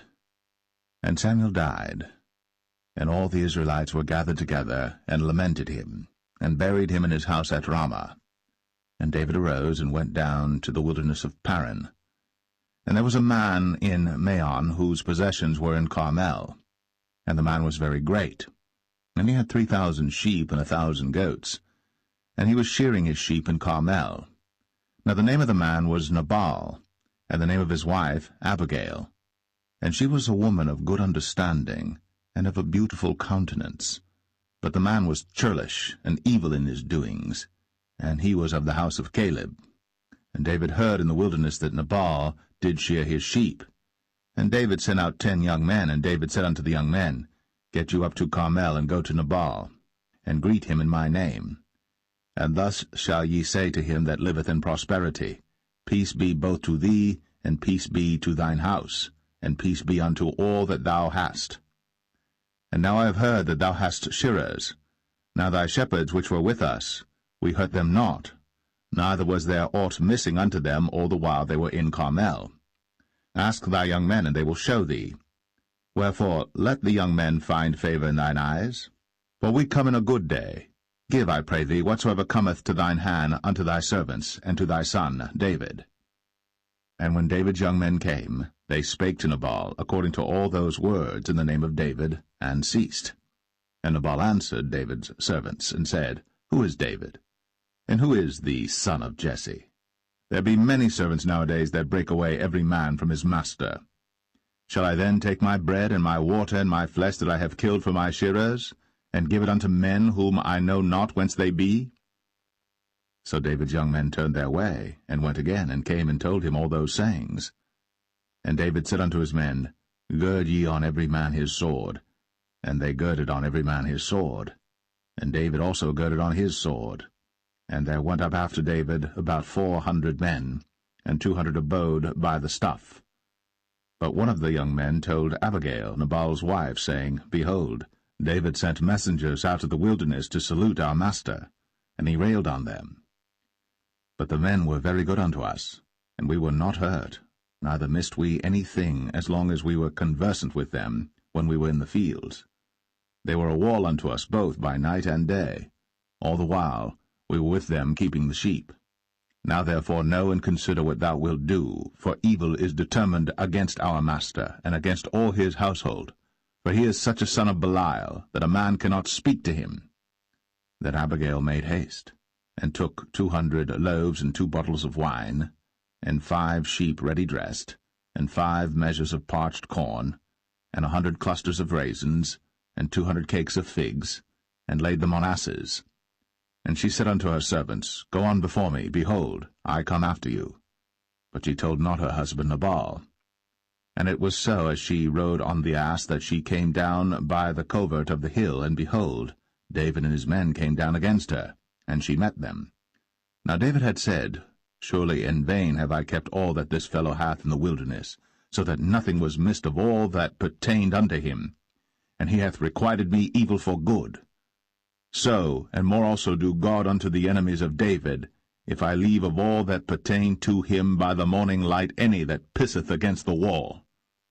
And when Abigail saw David, she hasted, and lighted off the ass, and fell before David on her face, and bowed herself to the ground, and fell at his feet, and said, Upon me, my lord, upon me let this iniquity be, and let thine handmaid, I pray thee, speak in thine audience, and hear the words of thine handmaid. Let not, my lord, I pray thee, regard this man of Belial, even Nabal. For as his name is, so is he. Nabal is his name, and folly is with him. But I, thine handmaid, saw not the young men of my lord, whom thou didst send. Now therefore, my lord, as the Lord liveth, and as thy soul liveth, seeing the Lord hath withholden thee from coming to shed blood, and from avenging thyself with thine own hand, now let thine enemies, and they that seek evil to my lord, be as Nabal. And now this blessing which thine handmaid hath brought unto my lord, let it even be given unto the young men that follow my lord. I pray thee, forgive the trespass of thine handmaid, for the Lord will certainly make my lord a sure house, because my lord fighteth the battles of the Lord, and evil hath not been found in thee all thy days. Yet a man is risen to pursue thee, and to seek thy soul. But the soul of my lord shall be bound in the bundle of life with the Lord thy God, and the souls of thine enemies. Them shall he sling out, as out of the middle of a sling. And it shall come to pass, when the Lord shall have done to my lord according to all the good that he hath spoken concerning thee, and shall have appointed thee ruler over Israel, that this shall be no grief unto thee, nor offence of heart unto my lord, either that thou hast shed blood causeless, or that my lord hath avenged himself. But when the Lord shall have dealt well with my lord, then remember thine handmaid. And David said to Abigail, Blessed be the Lord God of Israel, which sent thee this day to meet me. And blessed be thy advice, and blessed be thou, which hast kept me this day from coming to shed blood, and from avenging myself with mine own hand. For in very deed, as the Lord God of Israel liveth, which hath kept me back from hurting thee, except thou hadst hasted and come to meet me, surely there had not been left unto Nabal by the morning light any that pisseth against the wall. So David received of her hand that which she had brought him, and said unto her, Go up in peace to thine house. See, I have hearkened to thy voice, and have accepted thy person. And Abigail came to Nabal, and behold, he held a feast in his house, like the feast of a king. And Nabal's heart was merry within him, for he was very drunken. Wherefore she told him nothing, less or more, until the morning light. But it came to pass in the morning, when the wine was gone out of Nabal, and his wife had told him these things, that his heart died within him, and he became as a stone. And it came to pass about 10 days after, that the Lord smote Nabal, that he died. And when David heard that Nabal was dead, he said, Blessed be the Lord, that hath pleaded the cause of my reproach from the hand of Nabal, and hath kept his servant from evil. For the Lord hath returned the wickedness of Nabal upon his own head. And David sent and communed with Abigail, to take her to him to wife. And when the servants of David were come to Abigail to Carmel, they spake unto her, saying, David sent us unto thee, to take thee to him to wife. And she arose, and bowed herself on her face to the earth, and said, Behold, let thine handmaid be a servant to wash the feet of the servants of my lord. And Abigail hasted, and arose, and rode upon an ass, with 5 damsels of hers that went after her. And she went after the messengers of David, and became his wife. David also took Ahinoam of Jezreel, and they were also both of them his wives. But Saul had given Michal his daughter, David's wife, to Phalti, the son of Laish, which was of Galim.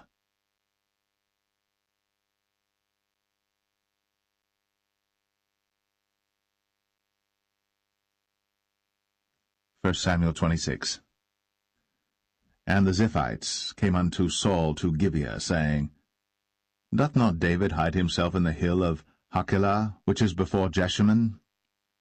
Then Saul arose, and went down to the wilderness of Ziph, having 3,000 chosen men of Israel with him to seek David in the wilderness of Ziph. And Saul pitched in the hill of Hachilah, which is before Jeshimon, by the way. But David abode in the wilderness, and he saw that Saul came after him into the wilderness. David therefore sent out spies, and understood that Saul was come in very deed. And David arose, and came to the place where Saul had pitched. And David beheld the place where Saul lay, and Abner the son of Ner, the captain of his host. And Saul lay in the trench, and the people pitched round about him.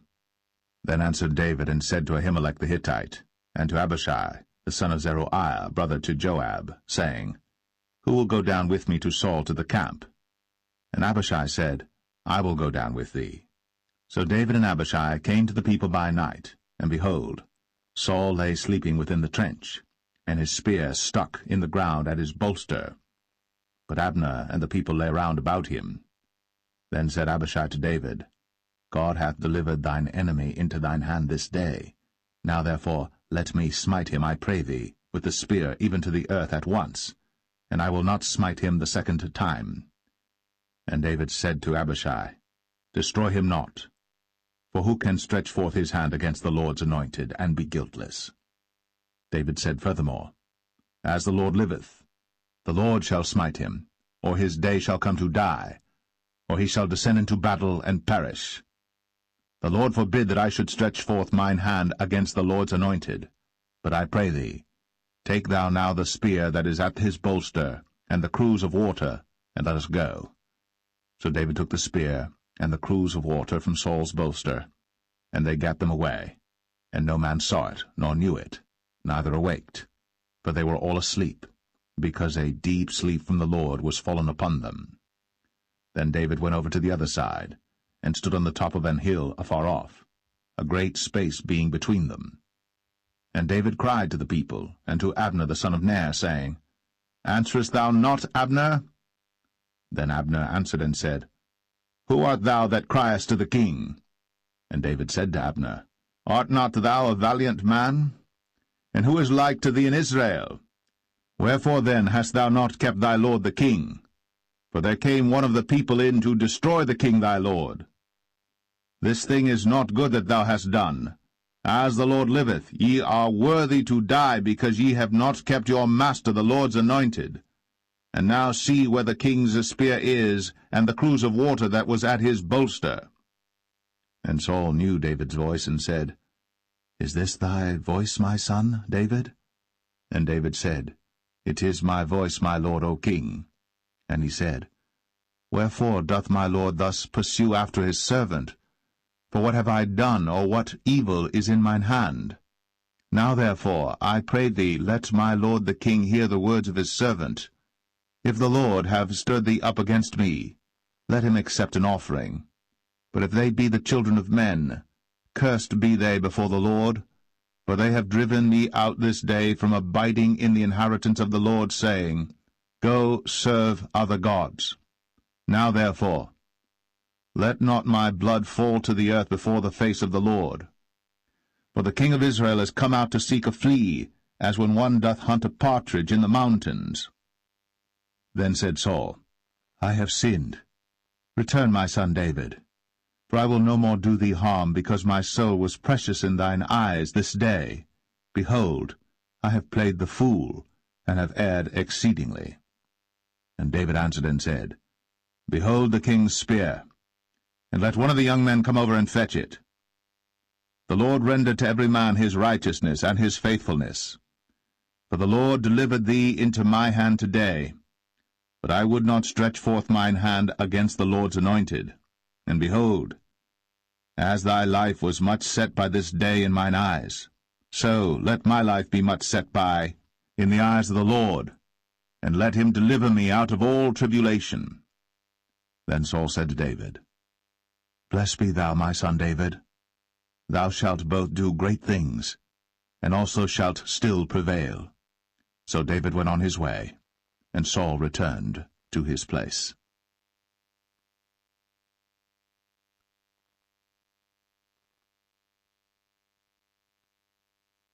1 Samuel 27. And David said in his heart, I shall now perish one day by the hand of Saul. There is nothing better for me than that I should speedily escape into the land of the Philistines, and Saul shall despair of me, to seek me any more in any coast of Israel. So shall I escape out of his hand.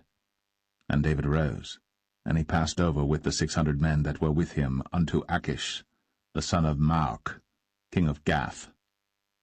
And David dwelt with Achish at Gath, he and his men, every man with his household, even David with his 2 wives, Ahinoam the Jezreelitess, and Abigail the Carmelitess, Nabal's wife.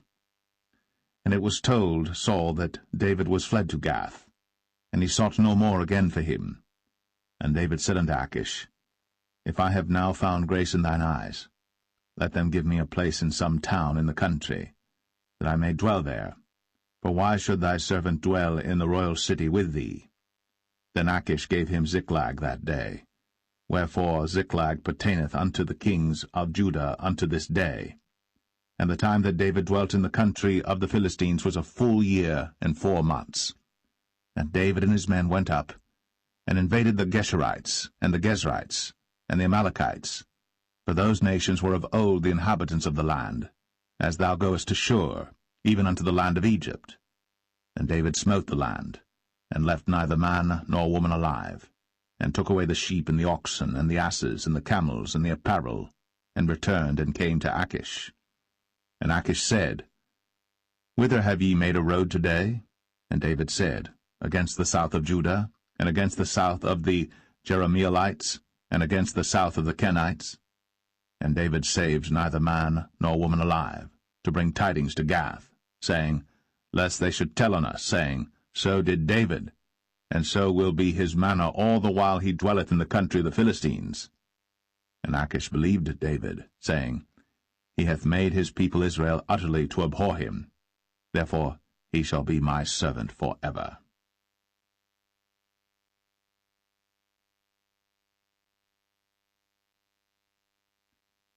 1 Samuel 28. And it came to pass in those days that the Philistines gathered their armies together for warfare, to fight with Israel. And Achish said unto David, Know thou assuredly that thou shalt go out with me to battle, thou and thy men. And David said to Achish, Surely thou shalt know what thy servant can do? And Achish said to David, Therefore will I make thee keeper of mine head for ever. Now Samuel was dead, and all Israel had lamented him and buried him in Ramah, even in his own city. And Saul had put away those that had familiar spirits, and the wizards out of the land. And the Philistines gathered themselves together, and came and pitched in Shunem. And Saul gathered all Israel together, and they pitched in Gilboa. And when Saul saw the host of the Philistines, he was afraid, and his heart greatly trembled. And when Saul inquired of the Lord answered him not, neither by dreams, nor by Urim, nor by prophets. Then said Saul unto his servants, Seek me a woman that hath a familiar spirit, that I may go to her, and inquire of her. And his servants said to him, Behold, there is a woman that hath a familiar spirit at Endor. And Saul disguised himself, and put on other raiment, and he went, and 2 men with him. And they came to the woman by night. And he said, I pray thee, divine unto me by the familiar spirit, and bring me him up, whom I shall name unto thee. And the woman said unto him, Behold, thou knowest what Saul hath done, how he hath cut off those that have familiar spirits and the wizards out of the land? Wherefore then layest thou a snare for my life, to cause me to die? And Saul sware to her by the Lord, saying, As the Lord liveth, there shall no punishment happen to thee for this thing. Then said the woman, Whom shall I bring up unto thee? And he said, Bring me up Samuel.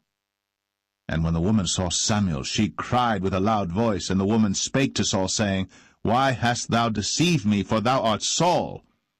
And the king said unto her, Be not afraid. For what sawest thou? And the woman said unto Saul, I saw gods ascending out of the earth. And he said unto her, What form is he of? And she said, An old man cometh up, and he is covered with a mantle. And Saul perceived that it was Samuel, and he stooped with his face to the ground, and bowed himself. And Samuel said to Saul, Why hast thou disquieted me to bring me up? And Saul answered, I am sore distressed, for the Philistines make war against me, and God is departed from me, and answereth me no more, neither by prophets nor by dreams. Therefore I have called thee, that thou mayest make known unto me what I shall do. Then said Samuel, Wherefore then dost thou ask of me, seeing the Lord is departed from thee, and is become thine enemy? And the Lord hath done to him as he spake by me. For the Lord hath rent the kingdom out of thine hand, and given it to thy neighbor, even to David, because thou obeyest not the voice of the Lord, nor executest his fierce wrath upon Amalek. Therefore hath the Lord done this thing unto thee this day. Moreover the Lord will also deliver Israel with thee into the hand of the Philistines, and tomorrow shalt thou and thy sons be with me. The Lord also shall deliver the host of Israel into the hand of the Philistines.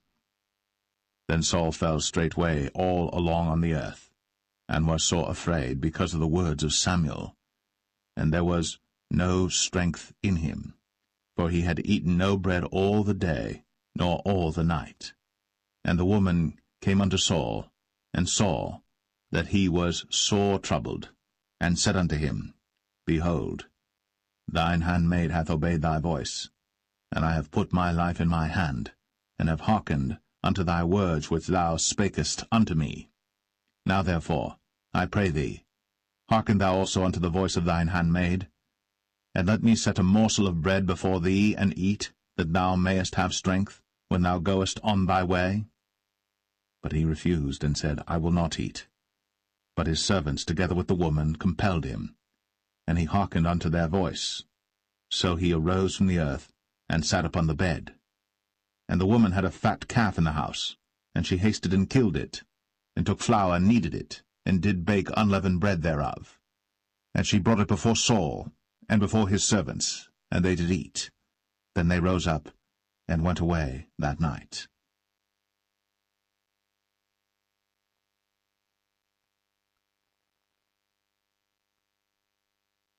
1 Samuel 29.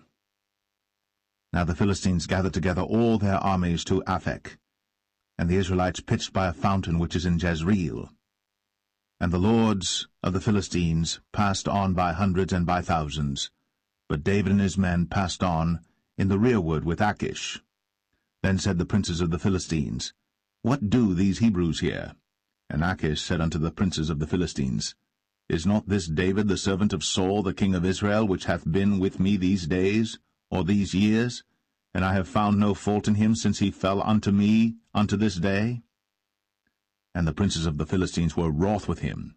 And the princes of the Philistines said unto him, Make this fellow return, that he may go again to his place, which thou hast appointed him. And let him not go down with us to battle, lest in the battle he be an adversary to us. For wherewith should he reconcile himself unto his master?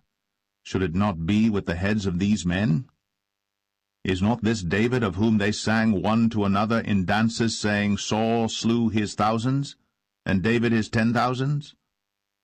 Then Achish called David and said unto him, Surely as the Lord liveth, thou hast been upright, and thy going out and thy coming in with me in the host is good in my sight.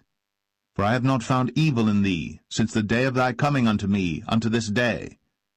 Nevertheless the Lord's favour thee not. Wherefore now return and go in peace, that thou displease not the lords of the Philistines. And David said unto Achish, But what have I done? And what hast thou found in thy servant so long as I have been with thee unto this day, that I may not go fight against the enemies of my lord the king?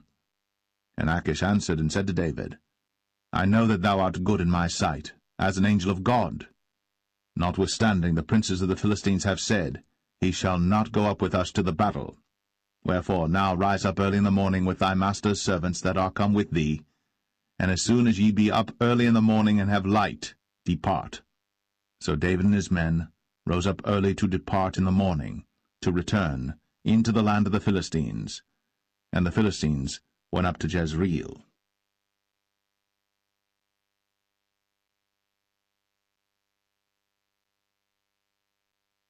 1 Samuel 30. And it came to pass, when David and his men were come to Ziklag on the 3rd day, that the Amalekites had invaded the south and Ziklag, and smitten Ziklag, and burnt it with fire, and had taken the women captives that were therein. They slew not any, either great or small, but carried them away, and went on their way. So David and his men came to the city, and behold, it was burned with fire, and their wives and their sons and their daughters were taken captives.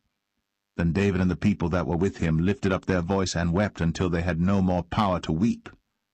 And David's 2 wives were taken captives, Ahinoam the Jezreelitess, and Abigail the wife of Nabal the Carmelite. And David was greatly distressed. But the people spake of stoning him, because the soul of all the people was grieved, every man for his sons and for his daughters. But David encouraged himself in the Lord his God. And David said to Abiathar the priest, Ahimelech's son, I pray thee, bring me hither the ephod. And Abiathar brought thither the ephod to David. And David inquired at the Lord, saying, Shall I pursue after this troop? Shall I overtake them?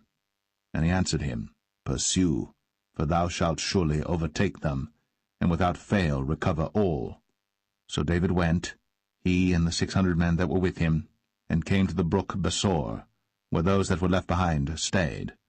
But David pursued, he and 400 men, for 200 abode behind, which were so faint that they could not go over the brook Besor.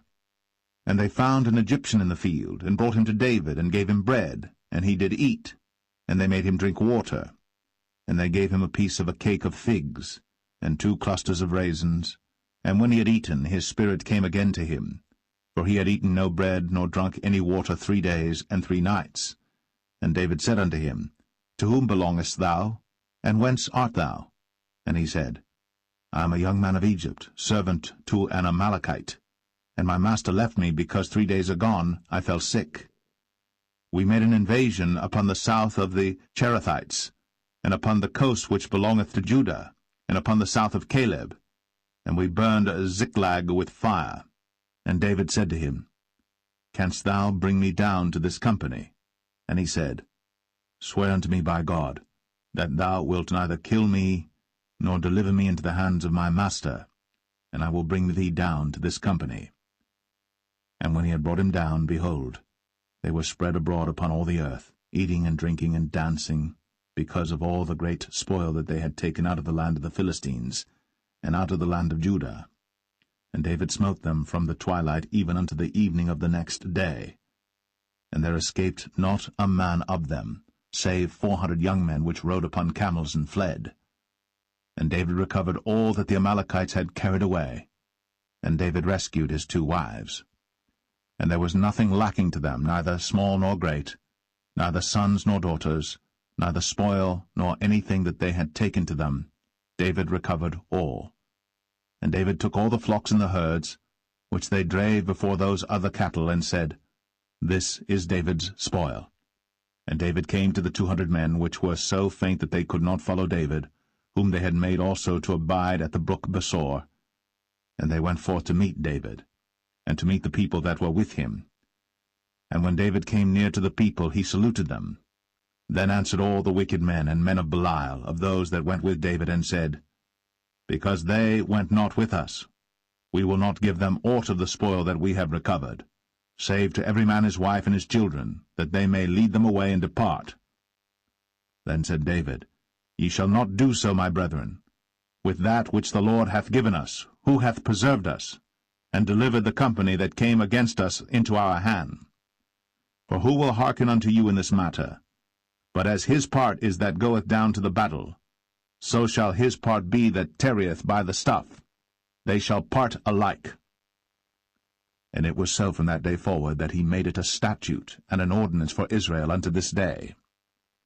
And when David came to Ziklag, he sent of the spoil unto the elders of Judah, even to his friends, saying, Behold, a present for you of the spoil of the enemies of the Lord, to them which were in Bethel, and to them which were in South Ramoth, and to them which were in Jatir, and to them which were in Aroer, and to them which were in Siphmoth, and to them which were in Eshtemoa, and to them which were in Rakal, and to them which were in the cities of the Jerahmeelites, and to them which were in the cities of the Kenites, and to them which were in Hormah, and to them which were in Chor-Ashan, and to them which were in Athak, and to them which were in Hebron, and to all the places where David himself and his men were wont to haunt.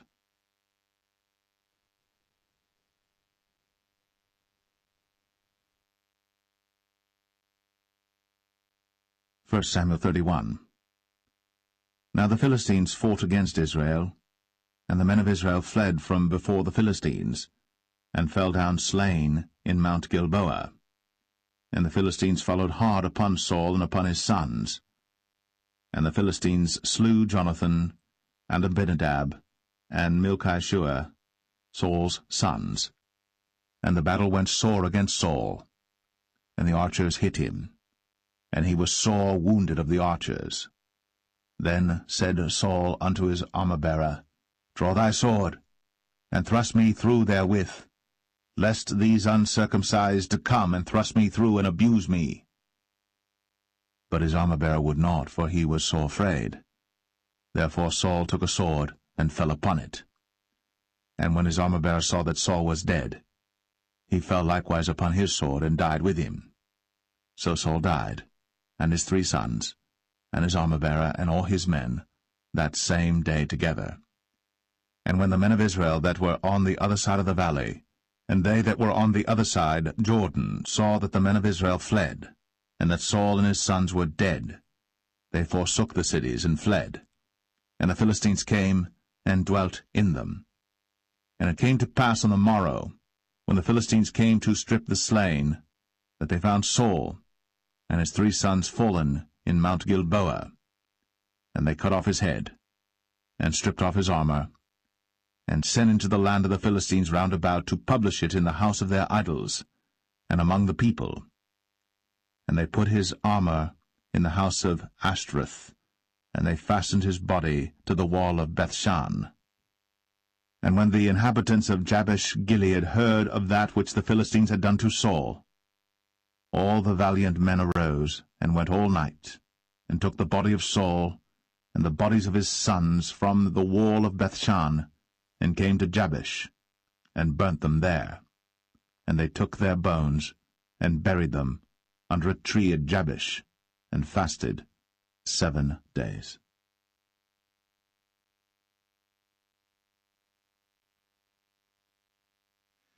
The second book of Samuel, chapter 1.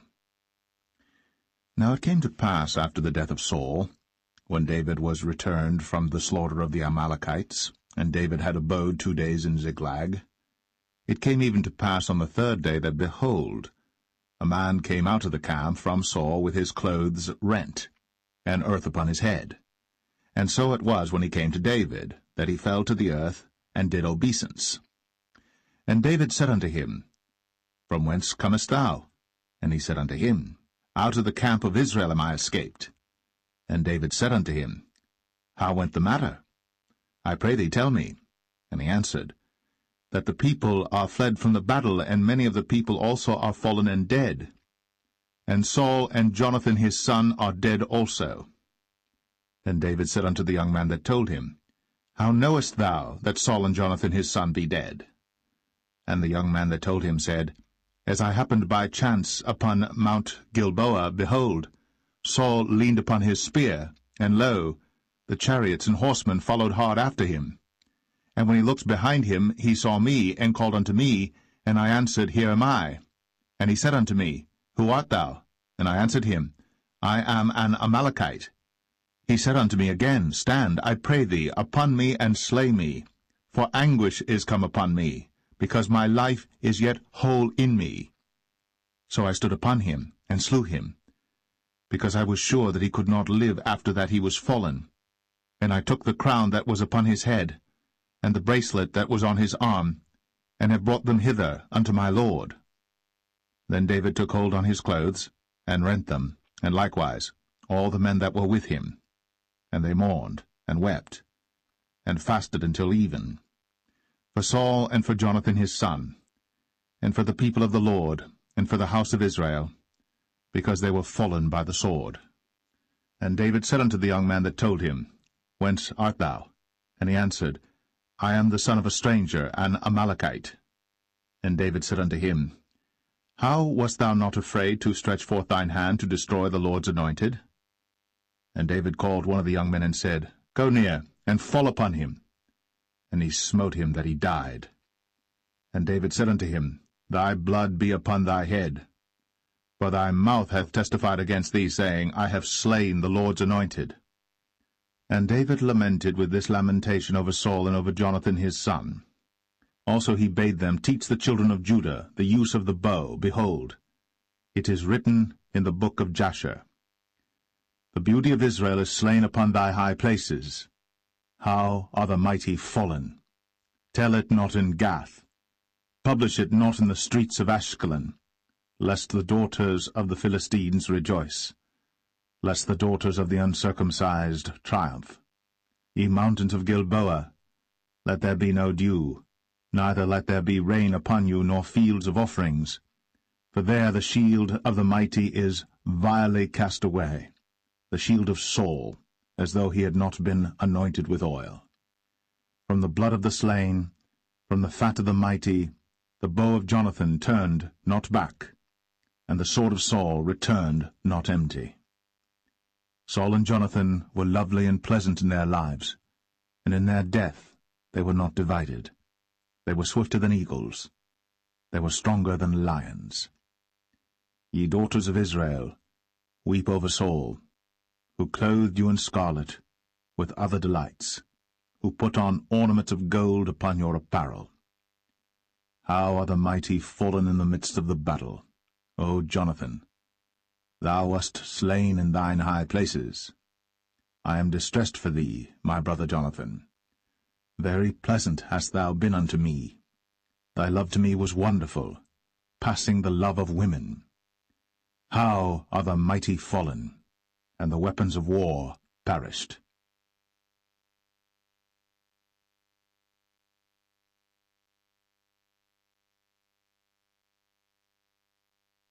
2 Samuel 2. And it came to pass after this that David inquired of the Lord, saying, Shall I go up into any of the cities of Judah? And the Lord said unto him, Go up. And David said, Whither shall I go up? And he said, Unto Hebron. So David went up thither, and his 2 wives also, Ahinoam the Jezreelitess, and Abigail, Nabal's wife, the Carmelite. And his men that were with him did David bring up, every man with his household, and they dwelt in the cities of Hebron. And the men of Judah came, and there they anointed David king over the house of Judah. And they told David, saying, that the men of Jabesh-Gilead were they that buried Saul. And David sent messengers unto the men of Jabesh-Gilead, and said unto them, Blessed be ye of the Lord, that ye have shown this kindness unto your Lord, even unto Saul, and have buried him. And now the Lord show kindness and truth unto you, and I also will requite you this kindness, because ye have done this thing. Therefore now let your hands be strengthened, and be ye valiant. For your master Saul is dead, and also the house of Judah have anointed me king over them. But Abner, the son of Ner, captain of Saul's host, took Ishbosheth, the son of Saul, and brought him over to Mahanaim, and made him king over Gilead, and over the Asherites, and over Jezreel, and over Ephraim, and over Benjamin, and over all Israel. Ishbosheth, Saul's son, was 40 years old when he began to reign over Israel, and reigned 2 years. But the house of Judah followed David. And the time that David was king in Hebron over the house of Judah was 7 years and 6 months. And Abner the son of Ner, and the servants of Ishbosheth the son of Saul, went out from Mahanaim to Gibeon. And Joab the son of Zeruiah, and the servants of David went out, and met together by the pool of Gibeon. And they sat down, the one on the one side of the pool, and the other on the other side of the pool. And Abner said to Joab, Let the young men now arise, and play before us. And Joab said, Let them arise. Then there arose and went over by number 12 of Benjamin, which pertained to Ishbosheth the son of Saul, and 12 of the servants of David.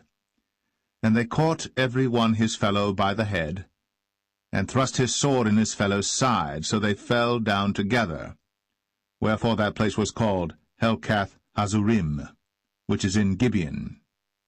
And there was a very sore battle that day. And Abner was beaten, and the men of Israel, before the servants of David. And there were 3 sons of Zeruiah there, Joab, and Abishai, and Asahel. And Asahel was as light of foot as a wild roe. And Asahel pursued after Abner, and in going he turned not to the right hand nor to the left from following Abner. Then Abner looked behind him, and said, Art thou Asahel? And he answered, I am. And Abner said to him, Turn thee aside to thy right hand or to thy left, and lay thee hold on one of the young men, and take thee his armor. But Asahel would not turn aside from following of him. And Abner said again to Asahel, Turn thee aside from following me. Wherefore should I smite thee to the ground? How then should I hold up my face to Joab thy brother? Howbeit he refused to turn aside. Wherefore Abner with the hinder end of the spear smote him under the 5th rib, that the spear came out behind him, and he fell down there, and died in the same place. And it came to pass, that as many as came to the place where Asahel fell down and died stood still. Joab also and Abishai pursued after Abner, and the sun went down when they were come to the hill of Ammah, that lieth before Giah by the way of the wilderness of Gibeon. And the children of Benjamin gathered themselves together after Abner, and became one troop, and stood on the top of an hill. Then Abner called to Joab and said, Shall the sword devour for ever? Knowest thou not that it will be bitterness in the latter end? How long shall it be then, ere thou bid the people return from following their brethren? And Joab said, As God liveth, unless thou hadst spoken. Surely then in the morning the people had gone up every one from following his brother. So Joab blew a trumpet, and all the people stood still, and pursued after Israel no more, neither fought they any more. And Abner and his men walked all that night through the plain, and passed over Jordan, and went through all Bithron, and they came to Mahanaim. And Joab returned from following Abner. And when he had gathered all the people together, there lacked of David's servants 19 men, and Asahel. But the servants of David had smitten of Benjamin, and of Abner's men, so that 360 men died. And they took up Asahel, and buried him in the sepulchre of his father, which was in Bethlehem. And Joab and his men went all night, and they came to Hebron at break of day.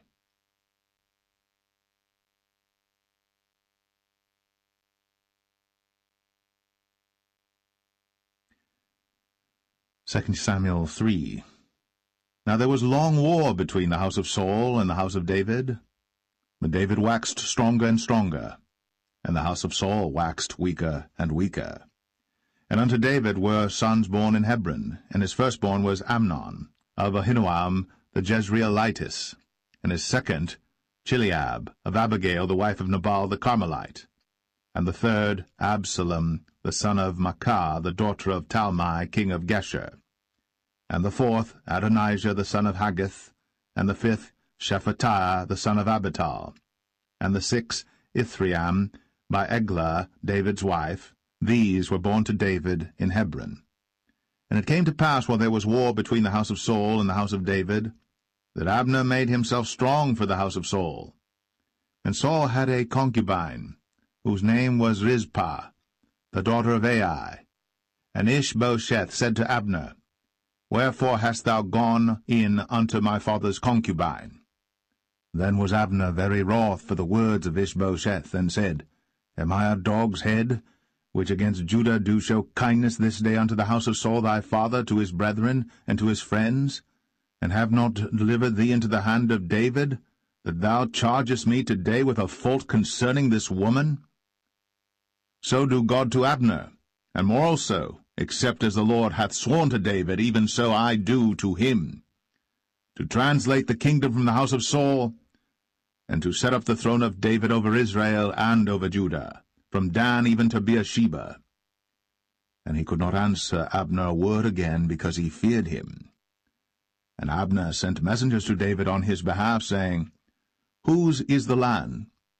Saying also, Make thy league with me, and behold, my hand shall be with thee, to bring about all Israel unto thee. And he said, Well, I will make a league with thee. But one thing I require of thee, that is, thou shalt not see my face, except thou first bring Michal, Saul's daughter, when thou comest to see my face. And David sent messengers to Ishbosheth, Saul's son, saying, Deliver me my wife Michal, which I espoused to me, for 100 foreskins of the Philistines. And Ishbosheth sent and took her from her husband, even from Phaltiel, the son of Laish. And her husband went with her, along weeping, behind her to Bahurim. Then said Abner unto him, Go, return. And he returned.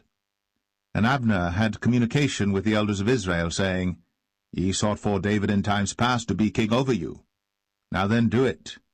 For the Lord hath spoken of David, saying, By the hand of my servant David I will save my people Israel out of the hand of the Philistines, and out of the hand of all their enemies.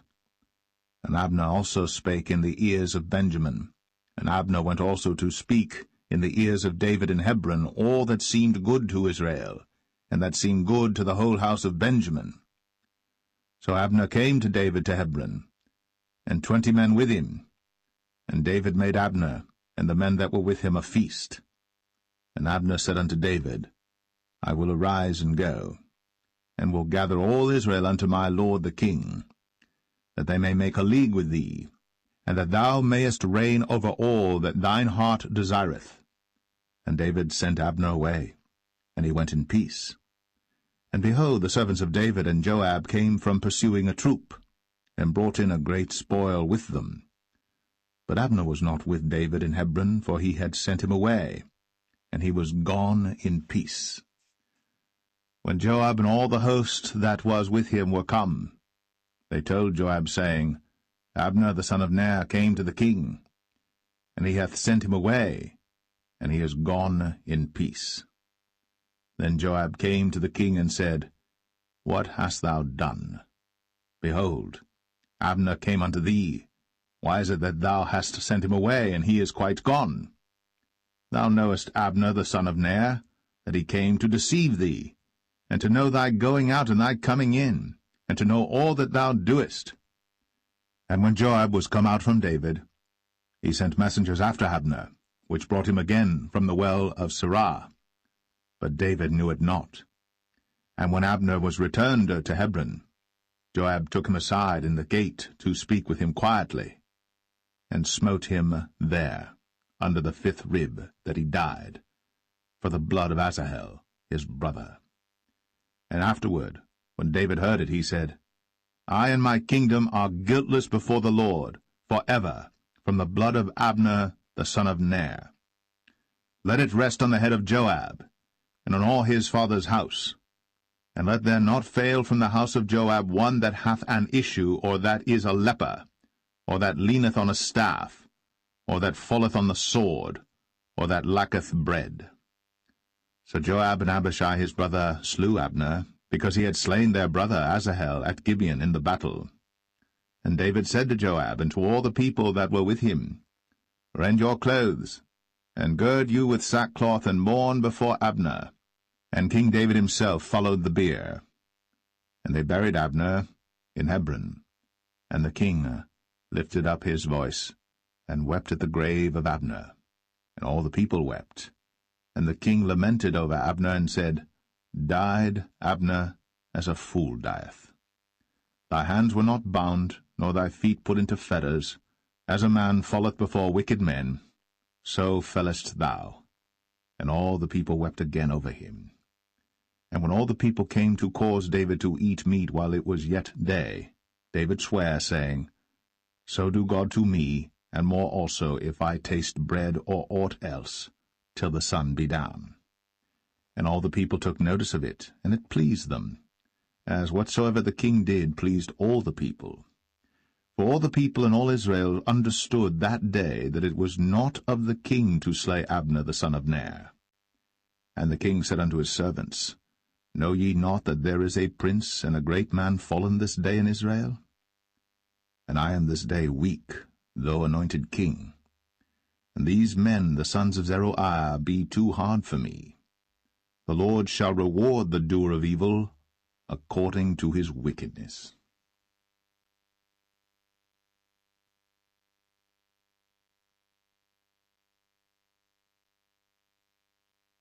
2 Samuel 4.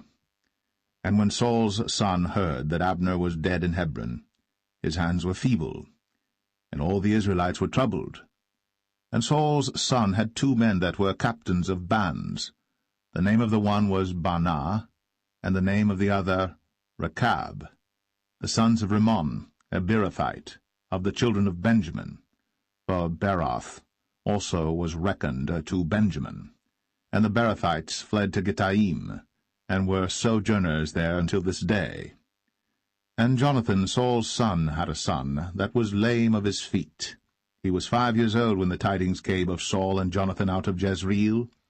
And his nurse took him up, and fled.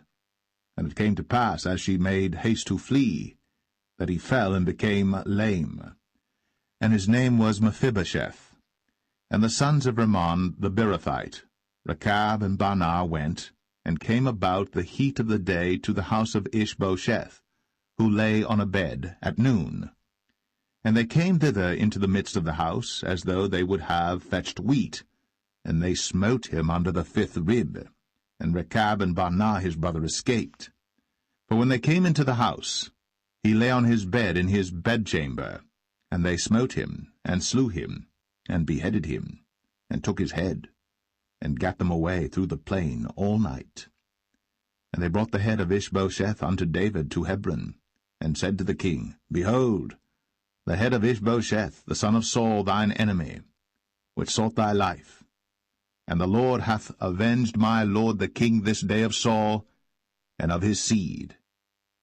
And David answered Rechab and Baanah his brother, the sons of Rimmon the Beerothite, and said unto them, As the Lord liveth, who hath redeemed my soul out of all adversity? When one told me, saying, Behold, Saul is dead, thinking to have brought good tidings, I took hold of him, and slew him in Ziklag, who thought that I would have given him a reward for his tidings. How much more, when wicked men have slain a righteous person in his own house upon his bed? Shall I not therefore now require his blood of your hand, and take you away from the earth? And David commanded his young men, and they slew them, and cut off their hands and their feet, and hanged them up over the pool in Hebron. But they took the head of Ishbosheth, and buried it in the sepulchre of Abner in Hebron.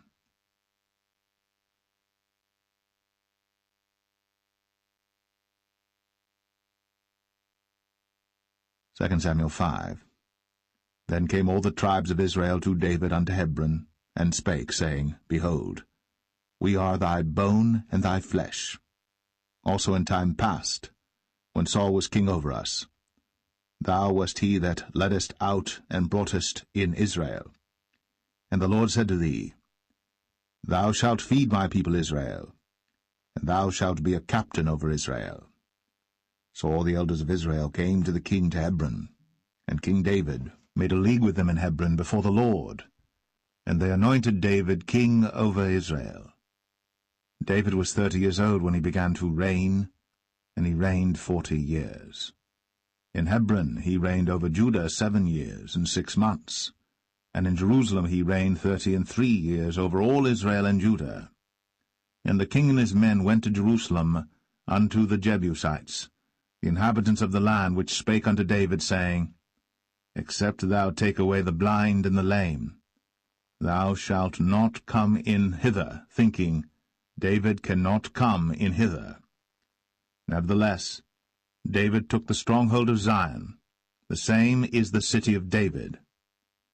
And David said on that day, Whosoever getteth up to the gutter, and smiteth the Jebusites, and the lame and the blind, that are hated of David's soul, he shall be chief and captain. Wherefore they said, The blind and the lame shall not come into the house. So David dwelt in the fort, and called it the city of David.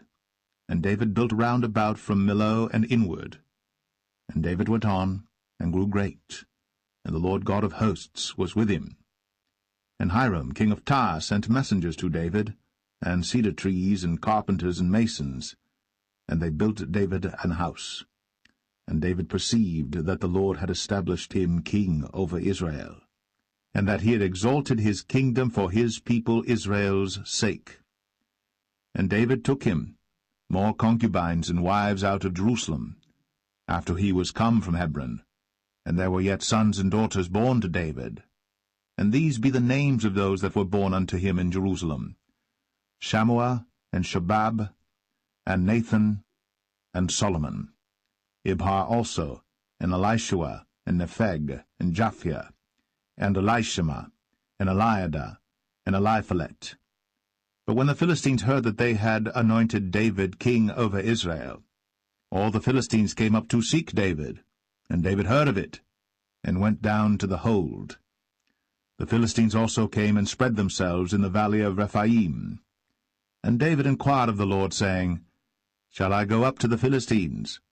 Wilt thou deliver them into mine hand? And the Lord said unto David, Go up, for I will doubtless deliver the Philistines into thine hand. And David came to Baal Perazim, and David smote them there, and said, The Lord hath broken forth upon mine enemies before me, as the breach of waters. Therefore he called the name of that place Baal Perazim. And there they left their images, and David and his men burned them. And the Philistines came up yet again, and spread themselves in the valley of Rephaim. And when David inquired of the Lord, he said, Thou shalt not go up, but fetch a compass behind them, and come upon them over against the mulberry trees. And let it be, when thou hearest the sound of a going in the tops of the mulberry trees, that then thou shalt bestir thyself, for then shall the Lord go out before thee to smite the host of the Philistines. And David did so, as the Lord had commanded him, and smote the Philistines from Geba until thou come to Gazer.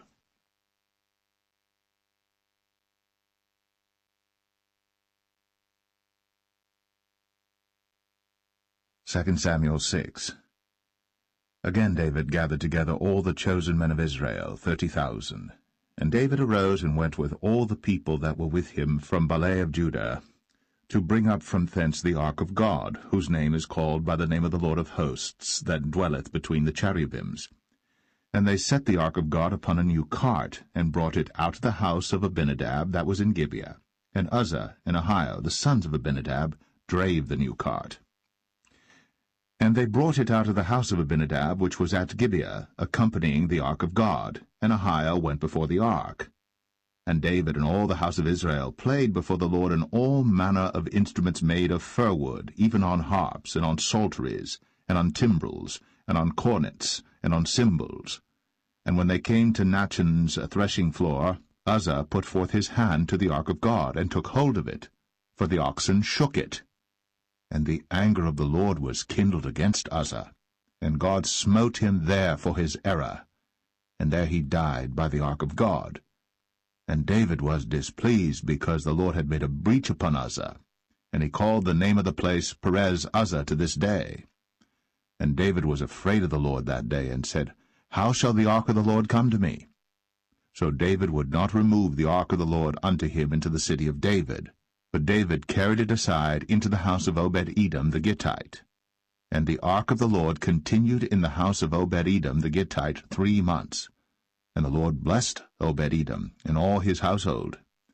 And it was told King David, saying, The Lord hath blessed the house of Obed-Edom, and all that pertaineth unto him, because of the ark of God. So David went and brought up the ark of God from the house of Obed-Edom into the city of David with gladness. And it was so, that when they that bare the ark of the Lord had gone 6 paces, he sacrificed oxen and fatlings. And David danced before the Lord with all his might. And David was girded with a linen ephod. So David and all the house of Israel brought up the ark of the Lord with shouting, and with the sound of the trumpet. And as the ark of the Lord came into the city of David, Michal, Saul's daughter, looked through a window, and saw King David leaping and dancing before the Lord. And she despised him in her heart. And they brought in the ark of the Lord, and set it in his place in the midst of the tabernacle that David had pitched for it. And David offered burnt offerings and peace offerings before the Lord. And as soon as David had made an end of offering burnt offerings and peace offerings, he blessed the people in the name of the Lord of hosts. And he dealt among all the people, even among the whole multitude of Israel, as well to the women as men, to every one a cake of bread, and a good piece of flesh, and a flagon of wine. So all the people departed every one to his house. Then David returned to bless his household, and Michal the daughter of Saul came out to meet David, and said, How glorious was the king of Israel today, who uncovered himself today in the eyes of the handmaids of his servants, as one of the vain fellows shamelessly uncovereth himself. And David said unto Michal, It was before the Lord which chose me before thy father, and before all his house, to appoint me ruler over the people of the Lord, over Israel. Therefore will I play before the Lord. And I will yet be more vile than thus, and will be base in mine own sight. And of the maidservants which thou hast spoken of them shall I be had in honor. Therefore Michal, the daughter of Saul, had no child unto the day of her death.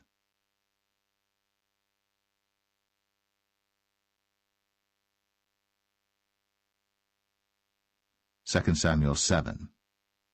And it came to pass, when the king sat in his house, and the Lord had given him rest round about from all his enemies, that the king said unto Nathan the prophet, See now, I dwell in an house of cedar, but the ark of God dwelleth within curtains.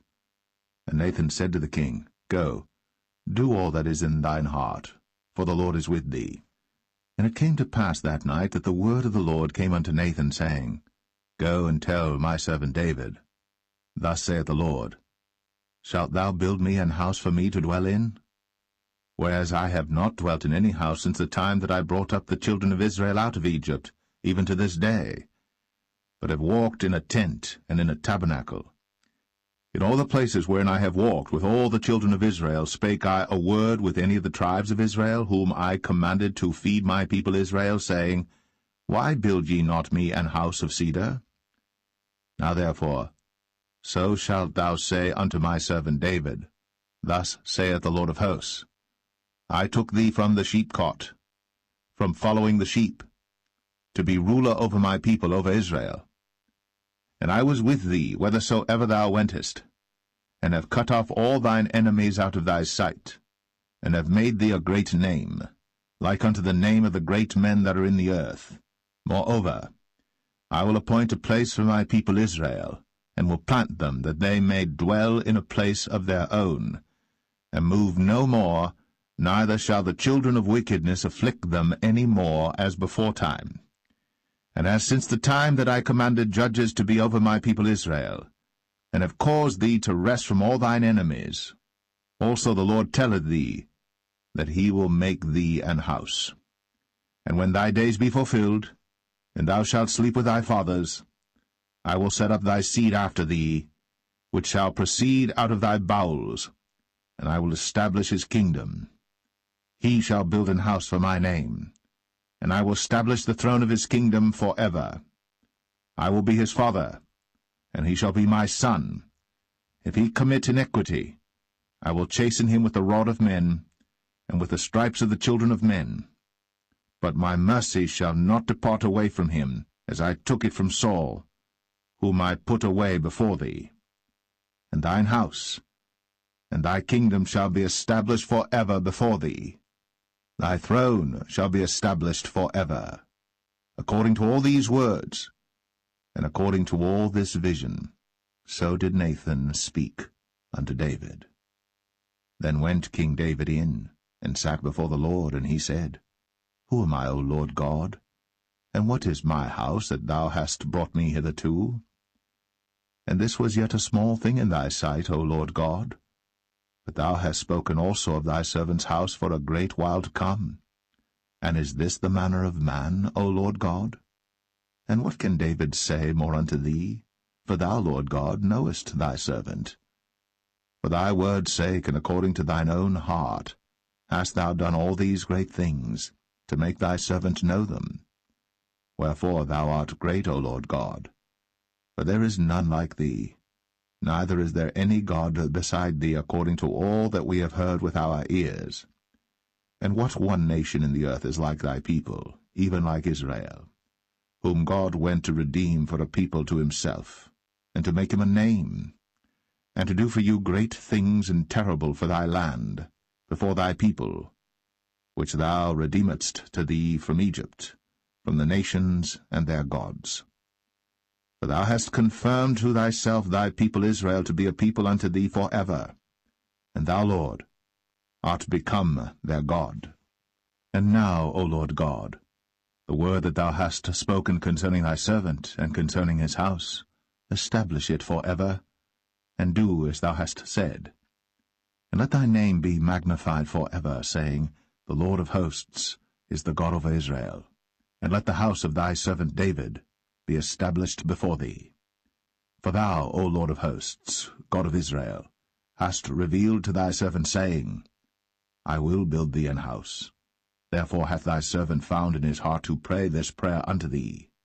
And now, O Lord God, thou art that God, and thy words be true, and thou hast promised this goodness unto thy servant.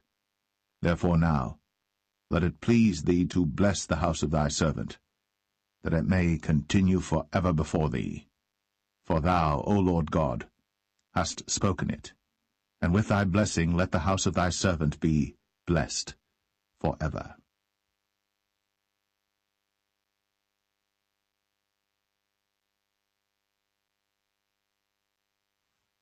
2 Samuel 8. And after this, it came to pass that David smote the Philistines, and subdued them. And David took Metheg Ammah out of the hand of the Philistines. And he smote Moab, and measured them with a line, casting them down to the ground. Even with 2 lines measured he, to put to death, and with 1 full line to keep alive. And so the Moabites became David's servants, and brought gifts. David smote also Hadadezer, the son of Rehob, king of Zobah, as he went to recover his border at the river Euphrates. And David took from him 1,000 chariots, and 700 horsemen, and 20,000 footmen. And David houghed all the chariot horses, but reserved of them 400 chariots. And when the Syrians of Damascus came to succor Hadadezer, king of Zobah, David slew of the Syrians 22,000 men. Then David put garrisons in Syria of Damascus, and the Syrians became servants to David and brought gifts. And the Lord preserved David whithersoever he went. And David took the shields of gold that were on the servants of Hadadezer, and brought them to Jerusalem. And from Betah and from Berothai, cities of Hadadezer, King David took exceeding much brass. When Toi, king of Hamath, heard that David had smitten all the host of Hadadezer, then Toi sent Joram his son unto King David to salute him and to bless him, because he had fought against Hadadezer, and smitten him. For Hadadezer had wars with Toi. And Joram brought with him vessels of silver, and vessels of gold, and vessels of brass, which also King David did dedicate unto the Lord, with the silver and gold that he had dedicated of all nations which he subdued, of Syria, and of Moab, and of the children of Ammon, and of the Philistines, and of Amalek, and of the spoil of Hadadezer, son of Rehob, king of Zobah. And David gat him a name when he returned from smiting of the Syrians in the valley of Salt, being 18,000 men. And he put garrisons in Edom. Throughout all Edom put he garrisons, and all they of Edom became David's servants. And the Lord preserved David whithersoever he went. And David reigned over all Israel. And David executed judgment and justice unto all his people. And Joab the son of Zeruiah was over the host, and Jehoshaphat the son of Ahilud was recorder, and Zadok the son of Ahitub, and Ahimelech the son of Abiathar were the priests, and Seraiah was the scribe, and Benaniah the son of Jehoiada was over both the Cherethites and the Pelethites, and David's sons were chief rulers.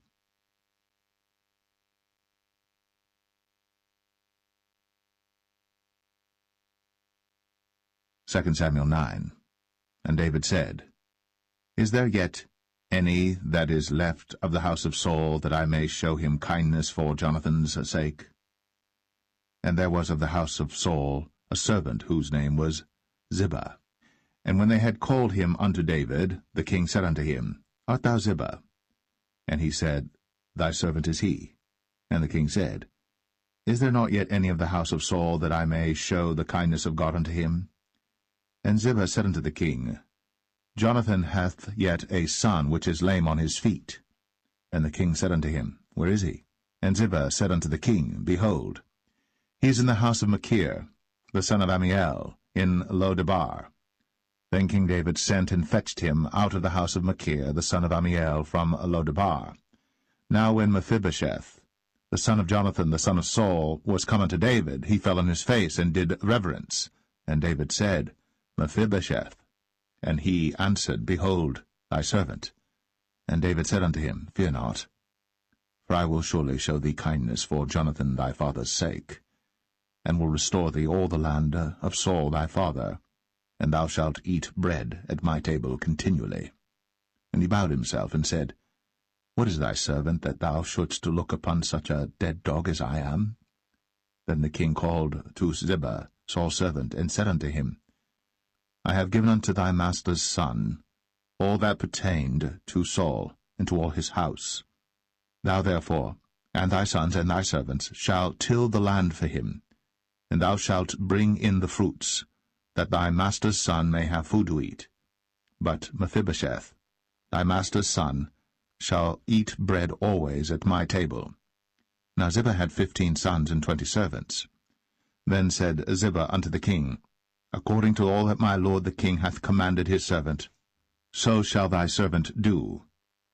As for Mephibosheth, said the king, he shall eat at my table as one of the king's sons. And Mephibosheth had a young son whose name was Micah. And all that dwelt in the house of Ziba were servants unto Mephibosheth. So Mephibosheth dwelt in Jerusalem, for he did eat continually at the king's table, and was lame on both his feet.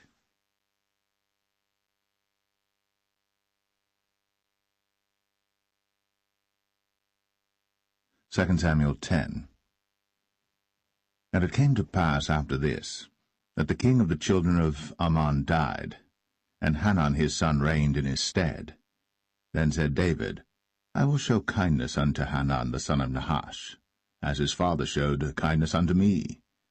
And David sent to comfort him by the hand of his servants for his father. And David's servants came into the land of the children of Ammon. And the princes of the children of Ammon said unto Hanun their lord, Thinkest thou that David doth honour thy father, that he hath sent comforters unto thee? Hath not David rather sent his servants unto thee to search the city, and to spy it out, and to overthrow it? Wherefore Hanun took David's servants, and shaved off the one half of their beards, and cut off their garments in the middle, even to their buttocks, and sent them away.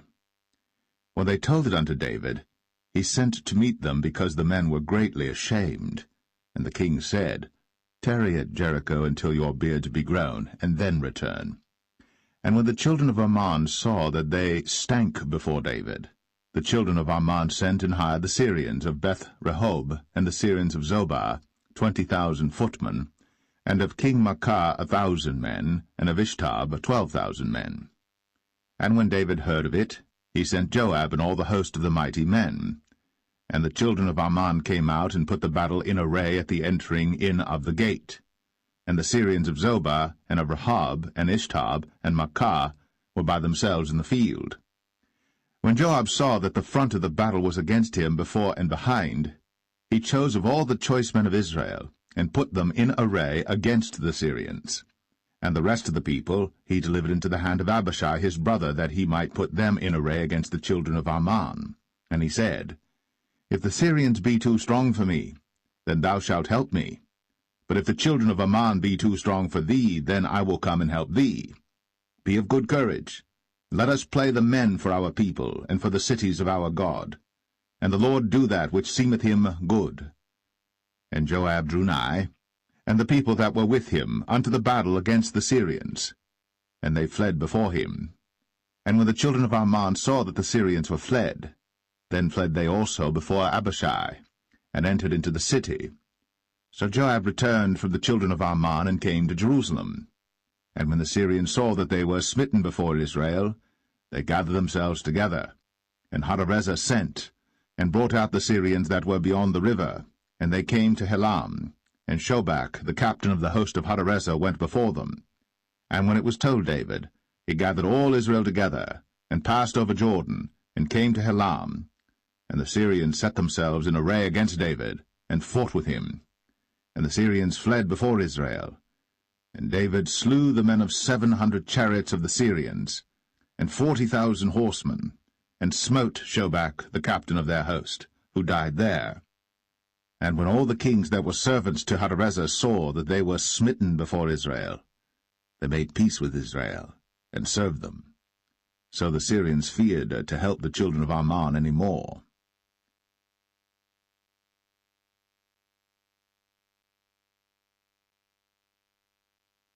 Second Samuel 11.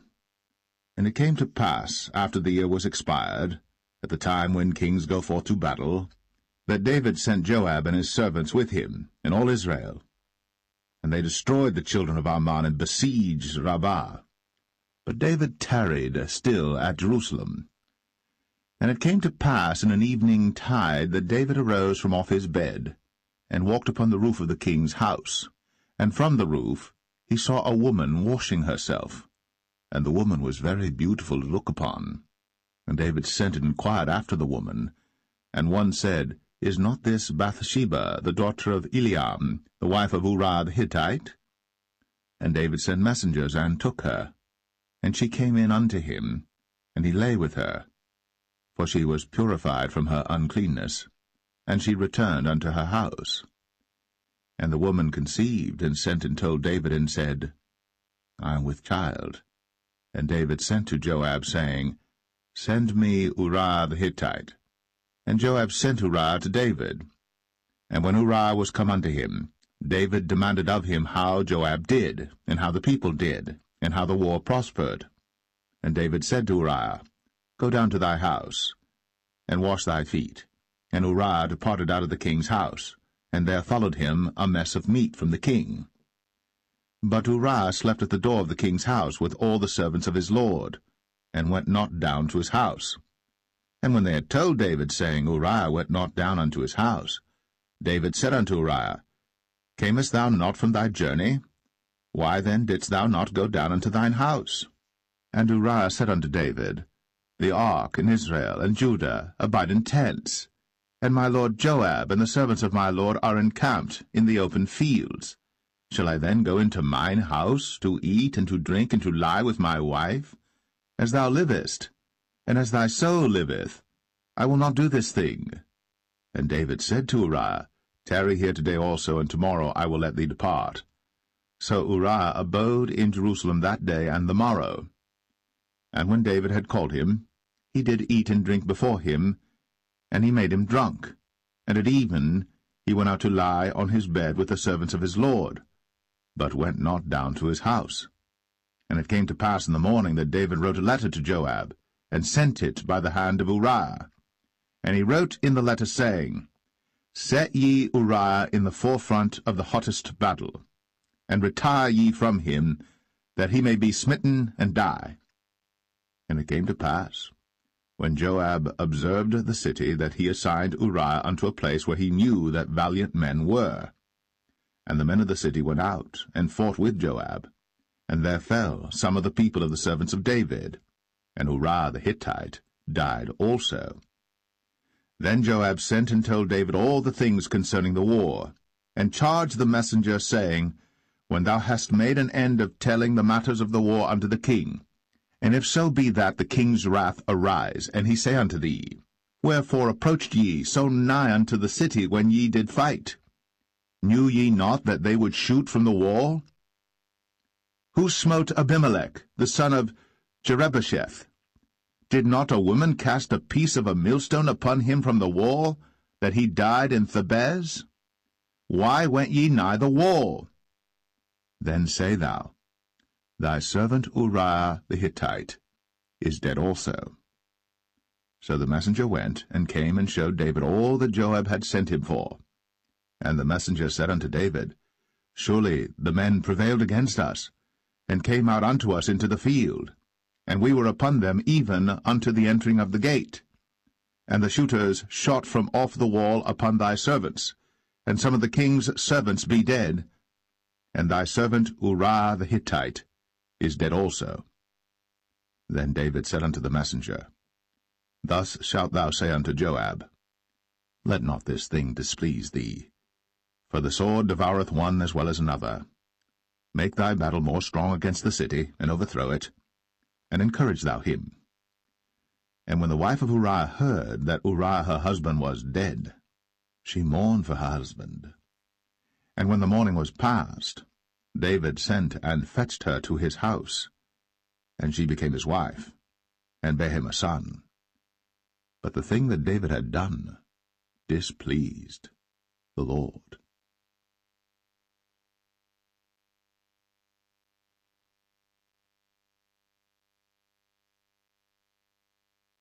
2 Samuel 12. And the Lord sent Nathan unto David. And he came unto him, and said unto him, There were 2 men in one city, the one rich and the other poor. The rich man had exceeding many flocks and herds, but the poor man had nothing save one little ewe lamb, which he had bought and nourished up. And it grew up together with him, and with his children. It did eat of his own meat, and drank of his own cup, and lay in his bosom, and was unto him as a daughter. And there came a traveller unto the rich man, and he spared to take of his own flock and of his own herd to dress for the wayfaring man that was come unto him, but took the poor man's lamb, and dressed it for the man that was come to him. And David's anger was greatly kindled against the man, and he said to Nathan, As the Lord liveth, the man that hath done this thing shall surely die, and he shall restore the lamb 4-fold, because he did this thing, and because he had no pity. And Nathan said to David, Thou art the man. Thus saith the Lord God of Israel, I anointed thee king over Israel, and I delivered thee out of the hand of Saul. And I gave thee thy master's house, and thy master's wives into thy bosom. and gave thee the house of Israel and of Judah. And if that had been too little, I would moreover have given unto thee such and such things. Wherefore hast thou despised the commandment of the Lord to do evil in his sight? Thou hast killed Uriah the Hittite with the sword, and hast taken his wife to be thy wife, and hast slain him with the sword of the children of Ammon. Now, therefore, the sword shall never depart from thine house, because thou hast despised me, and hast taken the wife of Uriah the Hittite to be thy wife. Thus saith the Lord, Behold, I will raise up evil against thee out of thine own house, and I will take thy wives before thine eyes, and give them unto thy neighbor, and he shall lie with thy wives in the sight of this sun. For thou didst it secretly, but I will do this thing before all Israel, and before the sun. And David said unto Nathan, I have sinned against the Lord. And Nathan said unto David, The Lord also hath put away thy sin. Thou shalt not die. Howbeit, because by this deed thou hast given great occasion to the enemies of the Lord to blaspheme, the child also that is born unto thee shall surely die. And Nathan departed unto his house. And the Lord struck the child that Uriah's wife bare unto David, and it was very sick. David therefore besought God for the child. And David fasted, and went in, and lay all night upon the earth. And the elders of his house arose, and went to him, to raise him up from the earth. But he would not, neither did he eat bread with them. And it came to pass on the 7th day that the child died. And the servants of David feared to tell him that the child was dead, for they said, Behold, while the child was yet alive, we spake unto him, and he would not hearken unto our voice. How will he then vex himself, if we tell him that the child is dead? But when David saw that his servants whispered, David perceived that the child was dead. Therefore David said unto his servants, Is the child dead? And they said, He is dead.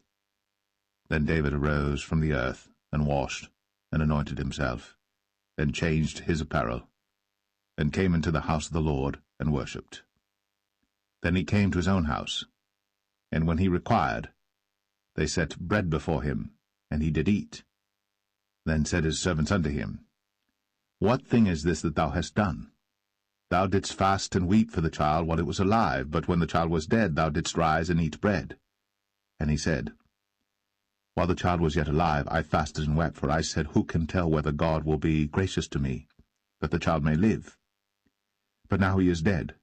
Wherefore should I fast? Can I bring him back again? I shall go to him, but he shall not return to me.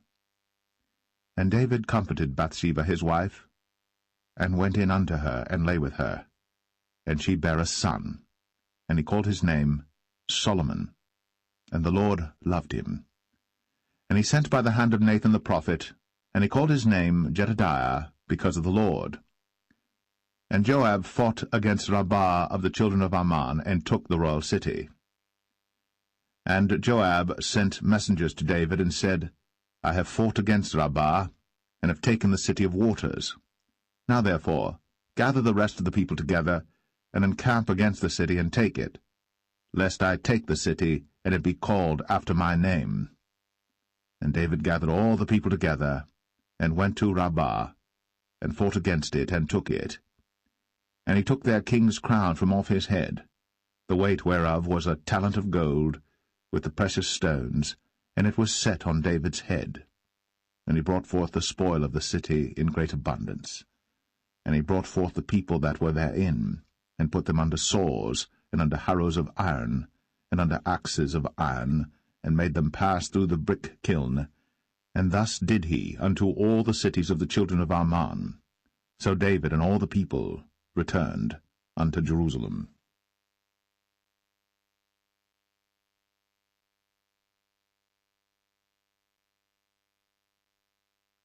2 Samuel 13. And it came to pass after this, that Absalom the son of David had a fair sister whose name was Tamar, and Amnon the son of David loved her. And Amnon was so vexed that he felt sick for his sister Tamar, for she was a virgin, and Amnon thought it hard for him to do anything to her. But Amnon had a friend whose name was Jonadab, the son of Shimea, David's brother. And Jonadab was a very subtle man. And he said unto him, Why art thou, being the king's son, lean from day to day? Wilt thou not tell me? And Amnon said unto him, I love Tamar, my brother Absalom's sister. And Jonadab said unto him, Lay thee down on thy bed, and make thyself sick.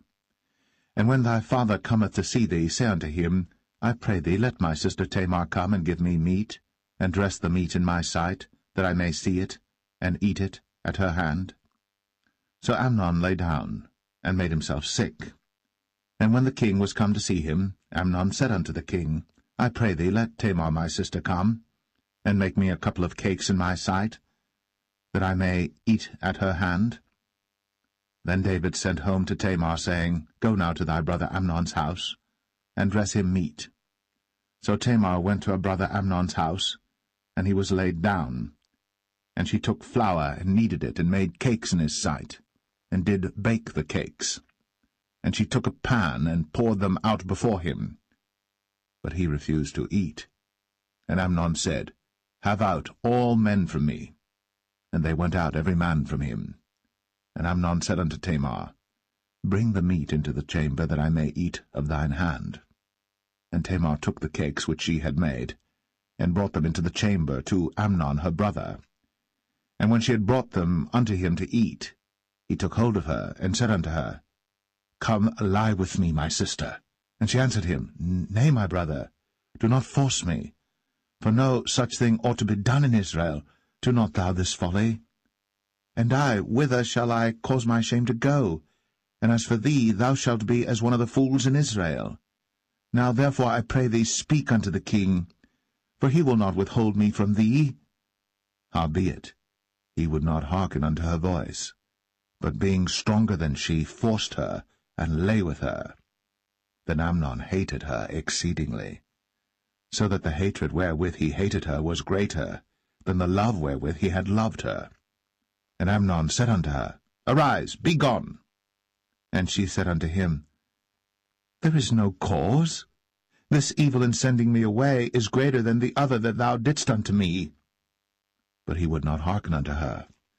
Then he called his servant that ministered unto him, and said, Put now this woman out from me, and bolt the door after her. And she had a garment of divers colours upon her, for with such robes were the king's daughters that were virgins apparelled. Then his servant brought her out, and bolted the door after her. And Tamar put ashes on her head, and rent her garment of divers colours that was on her, and laid her hand on her head, and went on crying. And Absalom, her brother, said unto her, Hath Amnon thy brother been with thee? But hold now thy peace, my sister. He is thy brother. Regard not this thing. So Tamar remained desolate in her brother Absalom's house. But when King David heard of all these things, he was very wroth.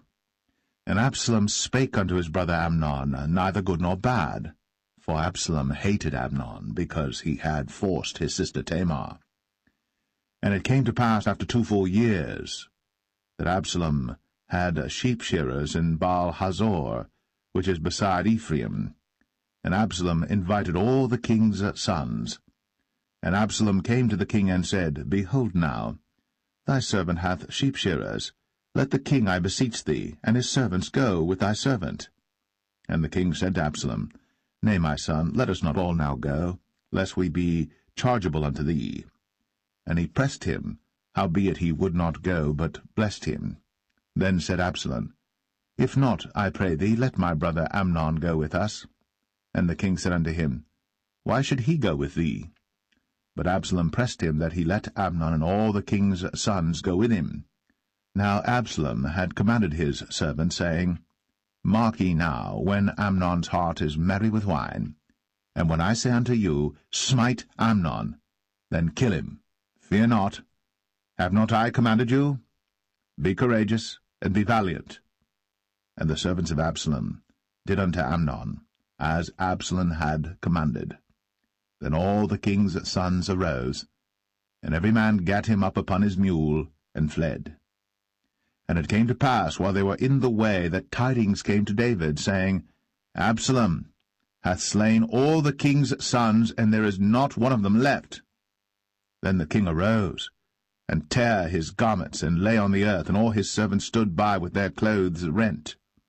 And Jonadab, the son of Shemaiah, David's brother, answered and said, Let not my lord suppose that they have slain all the young men, the king's sons, for Amnon only is dead.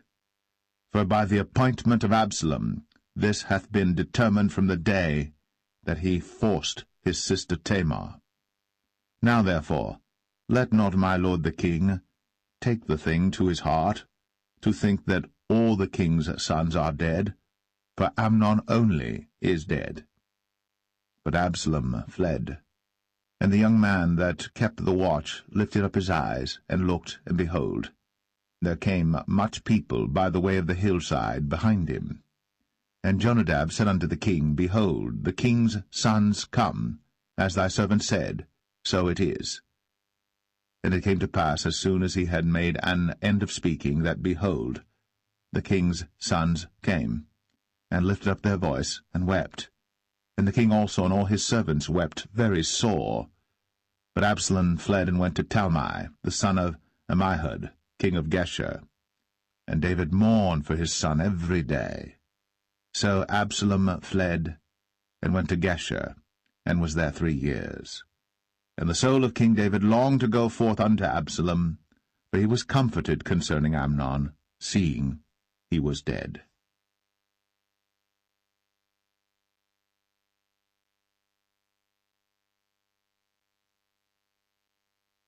2 Samuel 14. Now Joab the son of Zeruiah perceived that the king's heart was toward Absalom. And Joab sent to Tekoa, and fetched thence a wise woman, and said unto her, I pray thee, feign thyself to be a mourner, and put on now mourning apparel, and anoint not thyself with oil, but be as a woman that had a long time mourned for the dead, and come to the king, and speak on this manner unto him. So Joab put the words in her mouth. And when the woman of Tekoa spake to the king, she fell on her face to the ground, and did obeisance, and said, Help, O king. And the king said unto her, What aileth thee? And she answered, I am indeed a widow woman, and mine husband is dead. And thy handmaid had 2 sons, and they 2 strove together in the field, and there was none to part them. But the one smote the other, and slew him.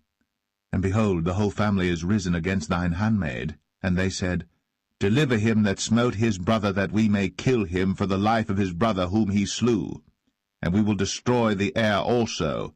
And so they shall quench my coal which is left, and shall not leave to my husband neither name nor remainder upon the earth. And the king said unto the woman, Go to thine house, and I will give charge concerning thee. And the woman of Tekoa said unto the king, My lord, O king, the iniquity be on me, and on my father's house, and the king and his throne be guiltless. And the king said, Whosoever saith aught unto thee, bring him to me, and he shall not touch thee any more. Then said she, I pray thee, let the king remember the Lord thy God, that thou wouldst not suffer the revengers of blood to destroy any more, lest they destroy my son. And he said, As the Lord liveth, there shall not one hair of thy son fall to the earth. Then the woman said, Let thine handmaid, I pray thee, speak one word unto my lord the king. And he said, Say on. And the woman said, Wherefore then hast thou thought such a thing against the people of God? For the king doth speak this thing as one which is faulty, in that the king doth not fetch home again his banished. For we must needs die, and are as water spilt on the ground, which cannot be gathered up again. Neither doth God respect any person, yet doth he devise means that his banished be not expelled from him. Now therefore that I am come to speak of this thing unto my lord the king, it is because the people have made me afraid. And thy handmaid said, I will now speak unto the king. It may be that the king will perform the request of his handmaid. For the king will hear to deliver his handmaid out of the hand of the man that would destroy me and my son together out of the inheritance of God. Then thine handmaid said, The word of my lord the king shall now be comfortable. For as an angel of God, so is my lord the king to discern good and bad. Therefore the Lord thy God will be with thee. Then the king answered and said unto the woman, Hide not from me, I pray thee, the thing that I shall ask thee. And the woman said, Let my lord the king now speak. And the king said, Is not the hand of Joab with thee in all this? And the woman answered and said, As thy soul liveth, my lord the king, none can turn to the right hand or to the left from aught that my lord the king hath spoken. For thy servant Joab, he bade me, and he put all these words in the mouth of thine handmaid. To fetch about this former speech hath thy servant Joab done this thing. And my lord is wise, according to the wisdom of an angel of God, to know all things that are in the earth. And the king said unto Joab, Behold now, I have done this thing. Go therefore, bring the young man Absalom again. And Joab fell to the ground on his face, and bowed himself, and thanked the king. And Joab said, Today thy servant knoweth that I have found grace in thy sight, my lord, O king, in that the king hath fulfilled the request of his servant. So Joab arose and went to Geshur, and brought Absalom to Jerusalem. And the king said, Let him turn to his own house, and let him not see my face. So Absalom returned to his own house, and saw not the king's face. But in all Israel there was none to be so much praised as Absalom for his beauty. From the sole of his foot even to the crown of his head, there was no blemish in him. And when he polled his head, for it was at every year's end that he polled it, because the hair was heavy on him, therefore he polled it, he weighed the hair of his head at 200 shekels after the king's weight. And unto Absalom there were born 3 sons, and 1 daughter, whose name was Tamar. She was a woman of a fair countenance. So Absalom dwelt 2 full years in Jerusalem, and saw not the king's face. Therefore Absalom sent for Joab to have sent him to the king, but he would not come to him. And when he sent again the second time, he would not come. Therefore he said unto his servants, See, Joab's field is near mine, and he hath barley there. Go and set it on fire. And Absalom's servants set the field on fire. Then Joab arose, and came to Absalom unto his house, and said unto him, Wherefore have thy servants set my field on fire?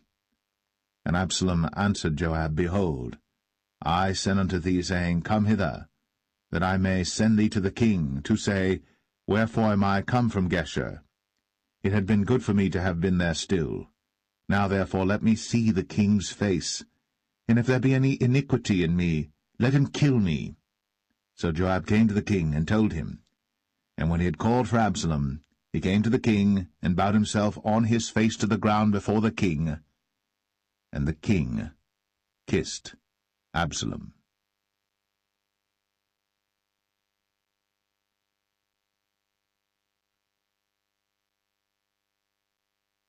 2 Samuel 15.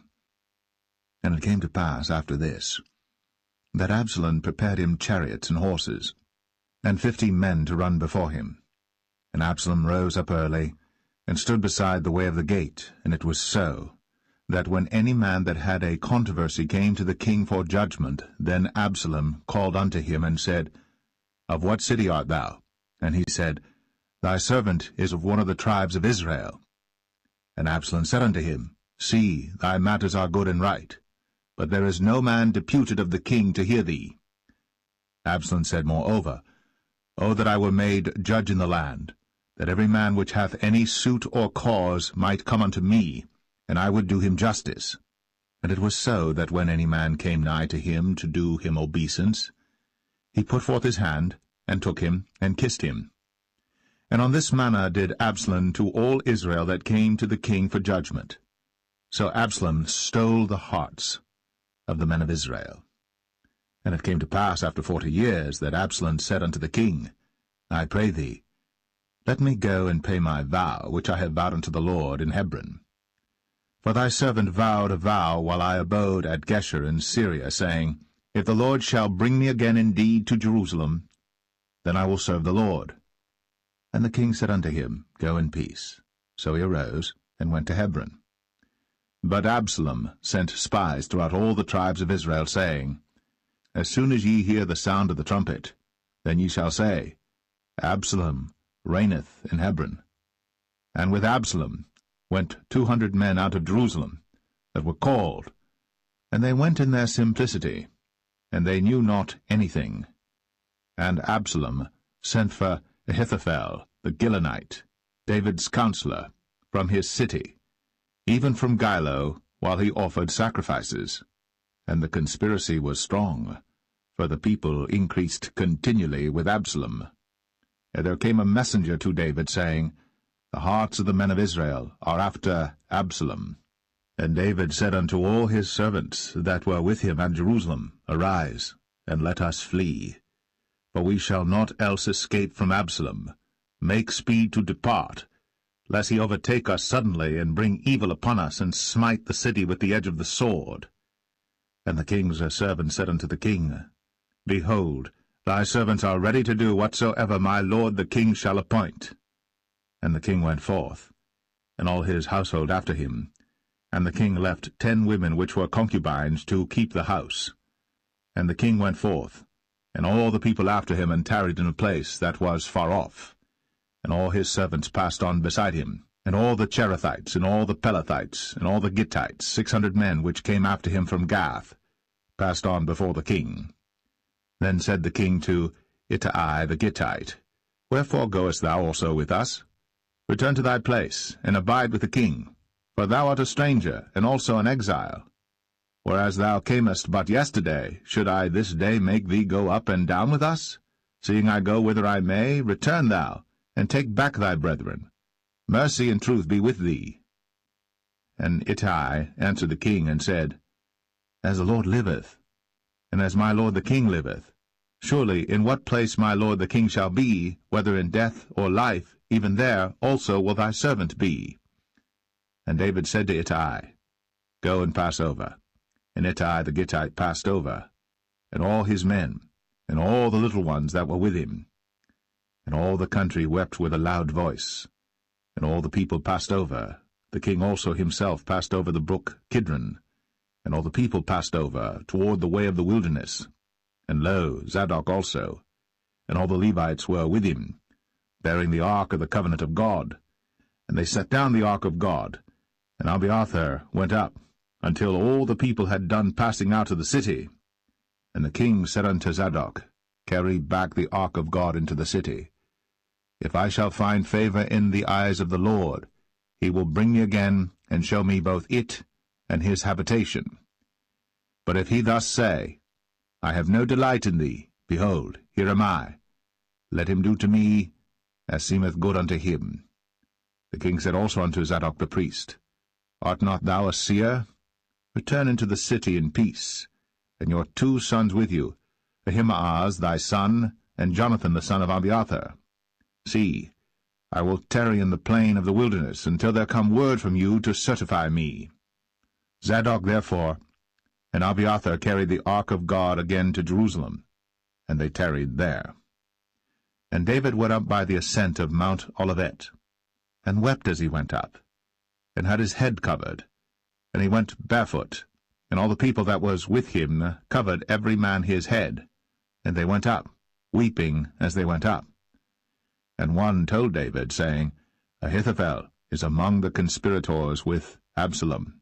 And David said, O Lord, I pray thee, turn the counsel of Ahithophel into foolishness. And it came to pass that when David was come to the top of the mount, where he worshipped God, behold, Hushai the Archite came to meet him with his coat rent, and earth upon his head. Unto whom David said, If thou passest on with me, then thou shalt be a burden unto me. But if thou return to the city, and say unto Absalom, I will be thy servant, O king, as I have been thy father's servant hitherto, so will I now also be thy servant. Then mayest thou for me defeat the counsel of Ahithophel. And hast thou not there with thee Zadok and Abiathar the priests? Therefore it shall be that what thing soever thou shalt hear out of the king's house, thou shalt tell it to Zadok and Abiathar the priests. Behold, they have there with them their 2 sons, Ahimaaz Zadok's son, and Jonathan Abiathar's son. And by them ye shall send unto me everything that ye can hear. So Hushai, David's friend, came into the city, and Absalom came into Jerusalem.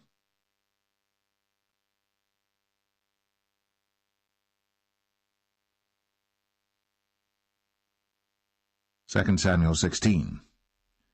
And when David was a little past the top of the hill, behold, Ziba, the servant of Mephibosheth, met him with a couple of asses saddled, and upon them 200 loaves of bread, and 100 bunches of raisins, and 100 of summer fruits, and a bottle of wine. And the king said unto Ziba, What meanest thou by these? And Ziba said, The asses be for the king's household to ride on, and the bread and summer fruit for the young men to eat, and the wine, that such as be faint in the wilderness may drink.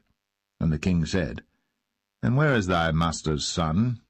And Ziba said unto the king, Behold, he abideth at Jerusalem, for he said, Today shall the house of Israel restore me the kingdom of my father.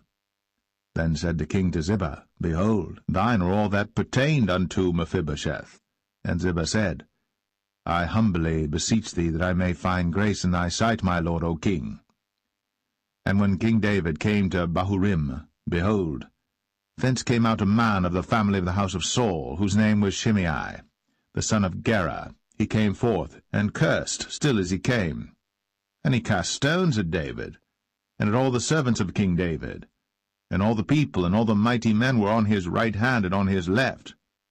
And thus said Shimei, when he cursed, Come out, thou bloody man, and thou man of Belial. The Lord hath returned upon thee all the blood of the house of Saul, in whose stead thou hast reigned. And the Lord hath delivered the kingdom into the hand of Absalom thy son, and behold, thou art taken in thy mischief, because thou art a bloody man. Then said Abishai the son of Zeruiah unto the king, Why should this dead dog curse my lord the king? Let me go over, I pray thee, and take off his head. And the king said, What have I to do with you, ye sons of Zeruiah? So let him curse, because the Lord hath said unto him, Curse David.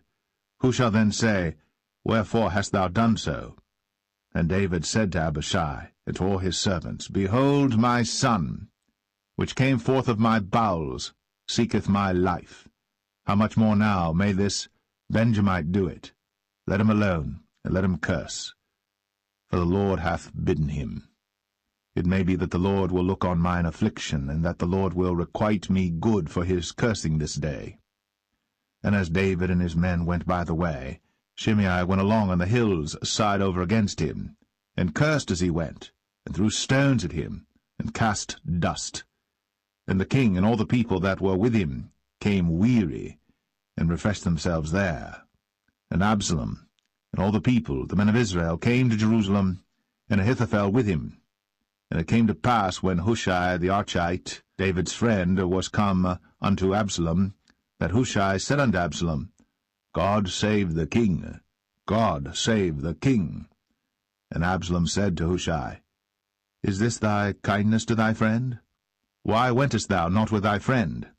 And Hushai said unto Absalom, Nay, but whom the Lord and this people, and all the men of Israel choose, his will I be, and with him will I abide. And again, whom should I serve? Should I not serve in the presence of his son? As I have served in thy father's presence, so will I be in thy presence. Then said Absalom to Ahithophel, Give counsel among you what we shall do. And Ahithophel said unto Absalom, Go in unto thy father's concubines, which he hath left to keep the house. And all Israel shall hear that thou art abhorred of thy father. Then shall the hands of all that are with thee be strong. So they spread Absalom a tent upon the top of the house. And Absalom went in unto his father's concubines in the sight of all Israel. And the counsel of Ahithophel, which he counselled in those days, was as if a man had inquired at the oracle of God. So was all the counsel of Ahithophel, both with David and with Absalom.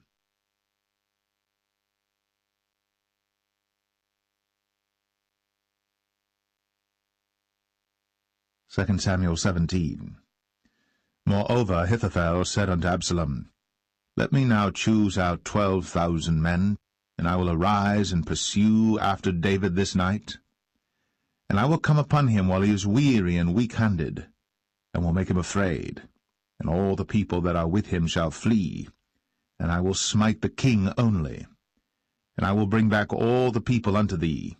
The man whom thou seekest is as if all returned, so all the people shall be in peace. And the saying pleased Absalom well, and all the elders of Israel.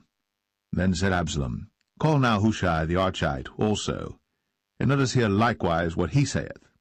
And when Hushai was come to Absalom, Absalom spake unto him, saying, Ahithophel hath spoken after this manner. Shall we do after his saying? If not, speak thou. And Hushai said unto Absalom, The counsel that Ahithophel hath given is not good at this time. For, said Hushai, Thou knowest thy father and his men, that they be mighty men, and they be chafed in their minds, as a bear robbed of her whelps in the field. And thy father is a man of war, and will not lodge with the people. Behold, he is hid now in some pit, or in some other place, and it will come to pass, when some of them be overthrown at the first, that whosoever heareth it will say, There is a slaughter among the people that follow Absalom. And he also that is valiant, whose heart is as the heart of a lion, shall utterly melt. For all Israel knoweth that thy father is a mighty man, and they which be with him are valiant men. Therefore I counsel that all Israel be generally gathered unto thee, from Dan even to Beersheba, as the sand that is by the sea for multitude, and that thou go to battle in thine own person. So shall we come upon him in some place where he shall be found, and we will light upon him as the dew falleth on the ground, and of him, and of all the men that are with him, there shall not be left so much as one. Moreover, if he be gotten into a city, then shall all Israel bring ropes to that city, and we will draw it into the river, until there be not one small stone found there. And Absalom and all the men of Israel said, The counsel of Hushai the Archite is better than the counsel of Ahithophel. For the Lord had appointed to defeat the good counsel of Ahithophel, to the intent that the Lord might bring evil upon Absalom. Then said Hushai unto Zadok, and to Abiathar the priests, Thus and thus did Ahithophel counsel Absalom and the elders of Israel, and thus have I counselled. Now therefore send quickly, and tell David, saying, Lodge not this night in the plains of the wilderness, but speedily pass over, lest the king be swallowed up, and all the people that are with him. Now Jonathan and Ahimaaz stayed by En-rogel, for they might not be seen to come into the city. And a wench went and told them, and they went and told King David. Nevertheless a lad saw them and told Absalom. But they went both of them away quickly, and came to a man's house in Bahurim, which had a well in his court, whither they went down. And the woman took and spread a covering over the well's mouth, and spread ground corn thereon, and the thing was not known. And when Absalom's servants came to the woman to the house, they said, Where is Ahimaaz and Jonathan? And the woman said unto them, They be gone over the brook of water. And when they had sought and could not find them, they returned to Jerusalem. And it came to pass, after they were departed, that they came up out of the well, and went and told to King David, and said unto David, Arise, and pass quickly over the water, for thus hath Ahithophel counselled against you. Then David arose, and all the people that were with him, and they passed over Jordan. By the morning light there lacked not one of them that was not gone over Jordan. And when Ahithophel saw that his counsel was not followed, he saddled his ass, and arose, and gat him home to his house, to his city, and put his household in order. and hanged himself, and died, and was buried in the sepulchre of his father. Then David came to Mahanaim, and Absalom passed over Jordan, he and all the men of Israel with him. And Absalom made Amasa captain of the hosts instead of Joab, which Amasa was a man's son, whose name was Ithra, an Israelite, that went in to Abigail, the daughter of Nahash, sister to Zeruiah, Joab's mother. So Israel and Absalom pitched in the land of Gilead.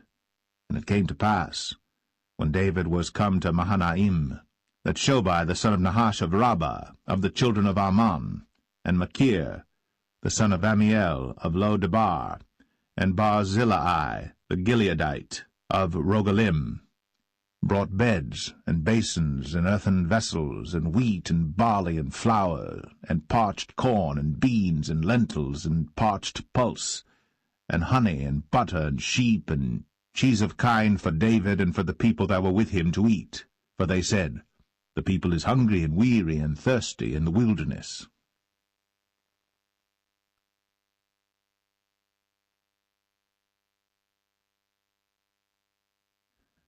Second Samuel 18. And David numbered the people that were with him, and set captains of thousands and captains of hundreds over them. And David sent forth a third part of the people under the hand of Joab, and a third part under the hand of Abishai the son of Zeruiah, Joab's brother, and a third part under the hand of Ittai the Gittite. And the king said unto the people, I will surely go forth with you myself also.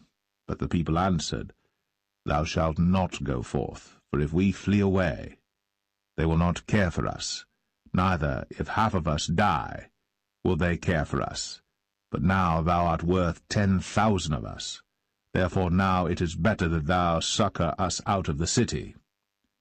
And the king said unto them, What seemeth you best, I will do. And the king stood by the gate side, and all the people came out by hundreds and by thousands. And the king commanded Joab and Abishai and Ittai, saying, Deal gently for my sake with the young man, even with Absalom. And all the people heard when the king gave all the captains charge concerning Absalom.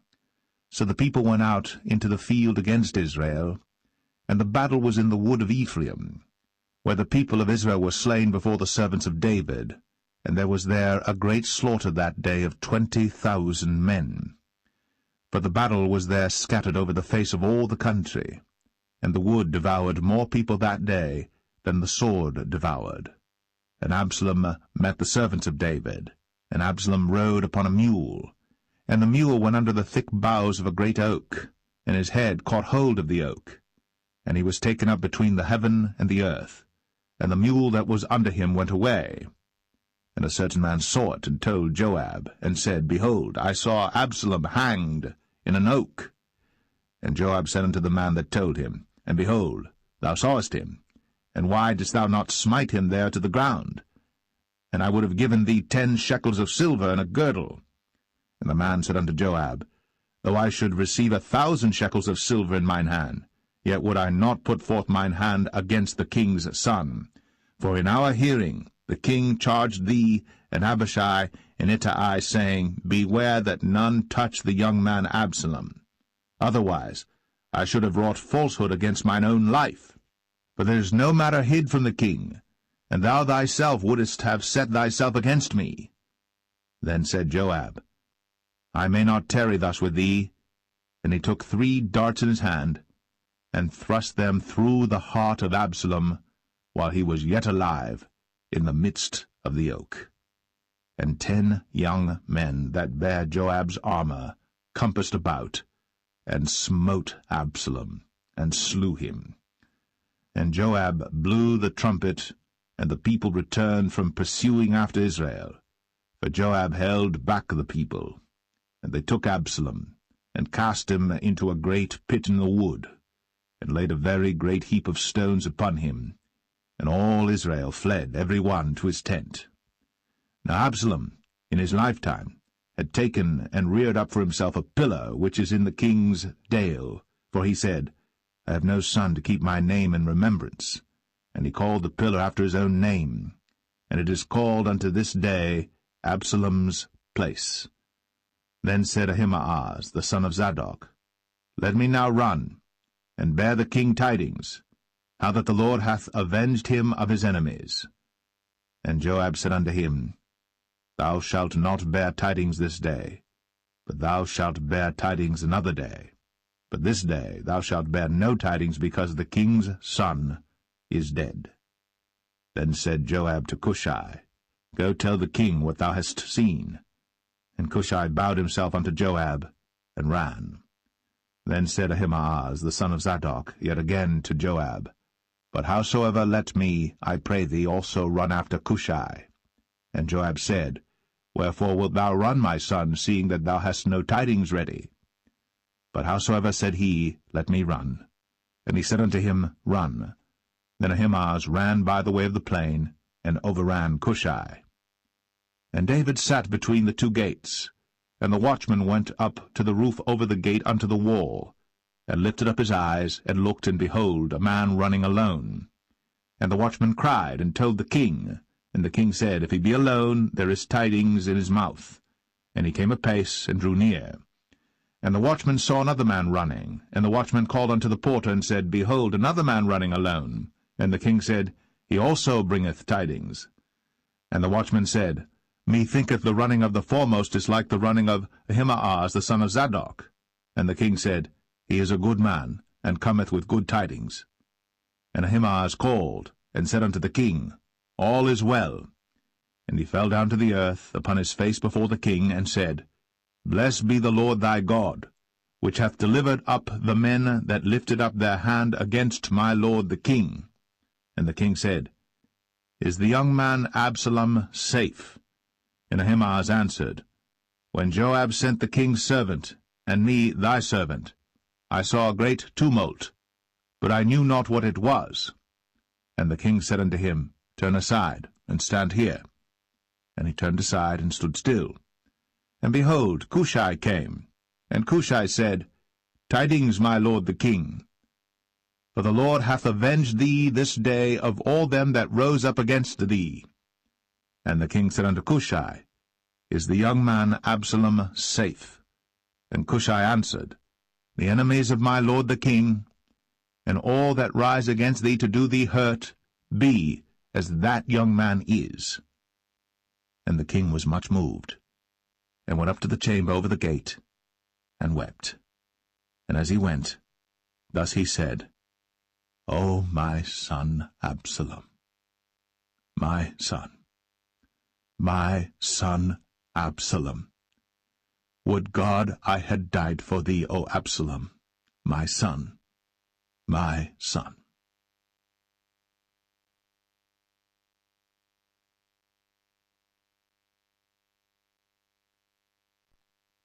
2 Samuel 19. And it was told Joab, Behold, the king weepeth and mourneth for Absalom. And the victory that day was turned into mourning unto all the people, for the people heard say that day how the king was grieved for his son. And the people gat them by stealth that day into the city, as people being ashamed steal away when they flee in battle. But the king covered his face. And the king cried with a loud voice, O my son Absalom! O Absalom, my son, my son!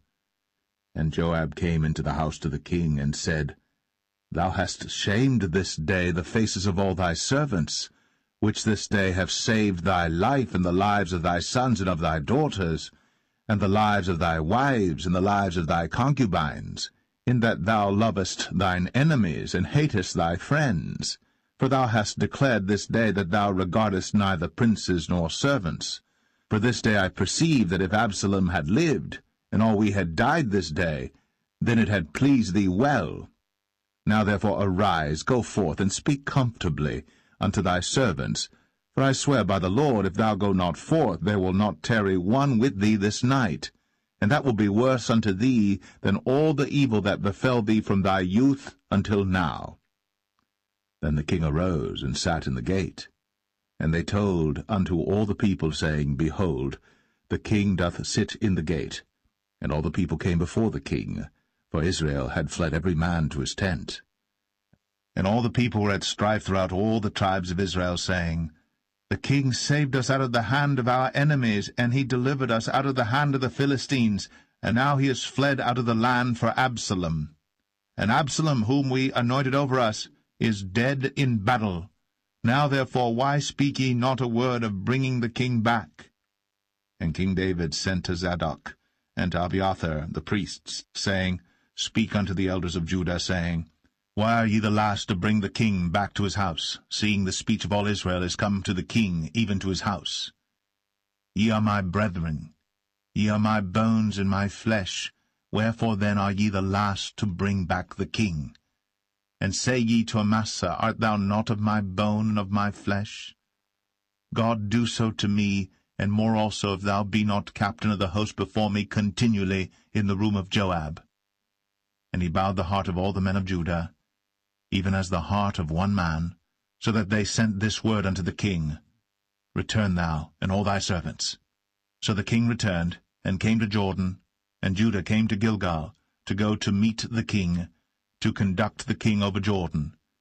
And Shimei the son of Gera, a Benjamite, which was of Bahurim, hasted and came down with the men of Judah to meet King David. And there were 1,000 men of Benjamin with him, and Ziba the servant of the house of Saul, and his 15 sons and his 20 servants with him. And they went over Jordan before the king. And there went over a ferry boat to carry over the king's household, and to do what he thought good. And Shimei the son of Gera fell down before the king, as he was come over Jordan, and said unto the king, Let not my lord impute iniquity unto me, neither do thou remember that which thy servant did perversely the day that my lord the king went out of Jerusalem, that the king should take it to his heart.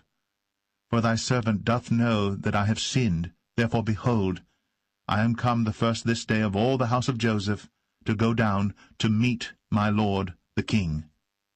But Abishai the son of Zeruiah answered and said, Shall not Shimei be put to death for this, because he cursed the Lord's anointed?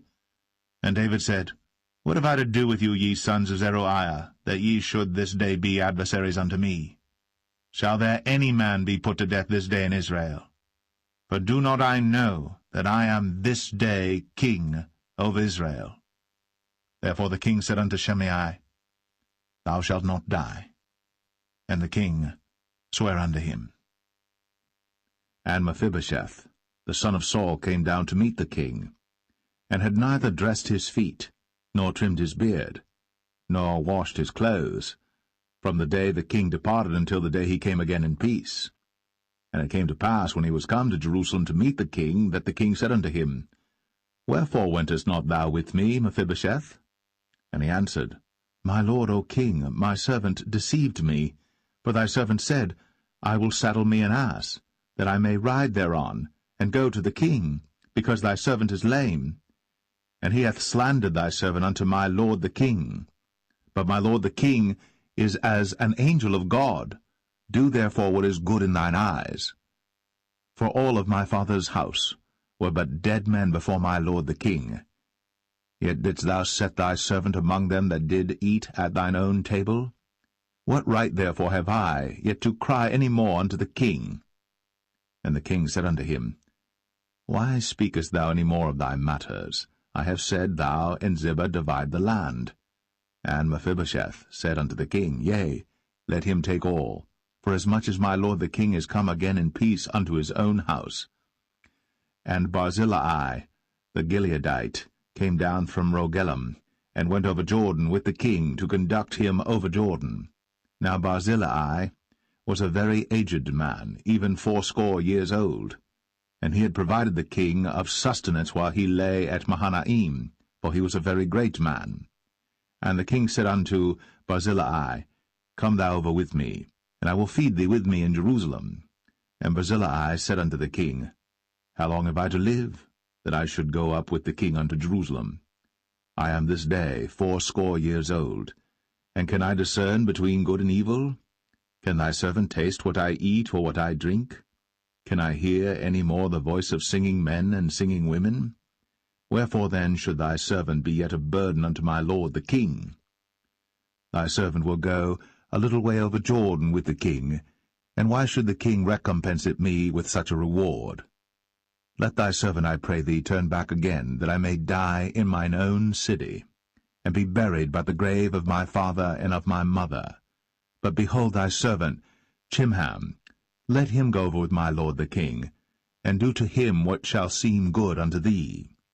And the king answered, Chimham shall go over with me, and I will do to him that which shall seem good unto thee. And whatsoever thou shalt require of me, that will I do for thee. And all the people went over Jordan. And when the king was come over, the king kissed Barzillai, and blessed him, and he returned unto his own place. Then the king went on to Gilgal, and Chimham went on with him. And all the people of Judah conducted the king, and also half the people of Israel. And behold, all the men of Israel came to the king, and said unto the king, Why have our brethren the men of Judah stolen thee away, and have brought the king and his household and all David's men with him over Jordan?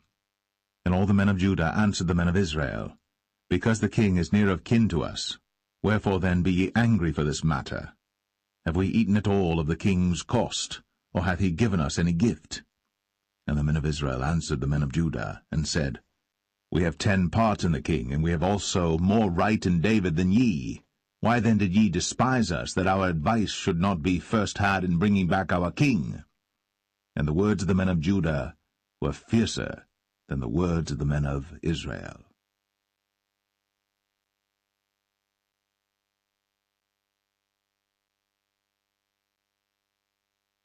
2 Samuel 20.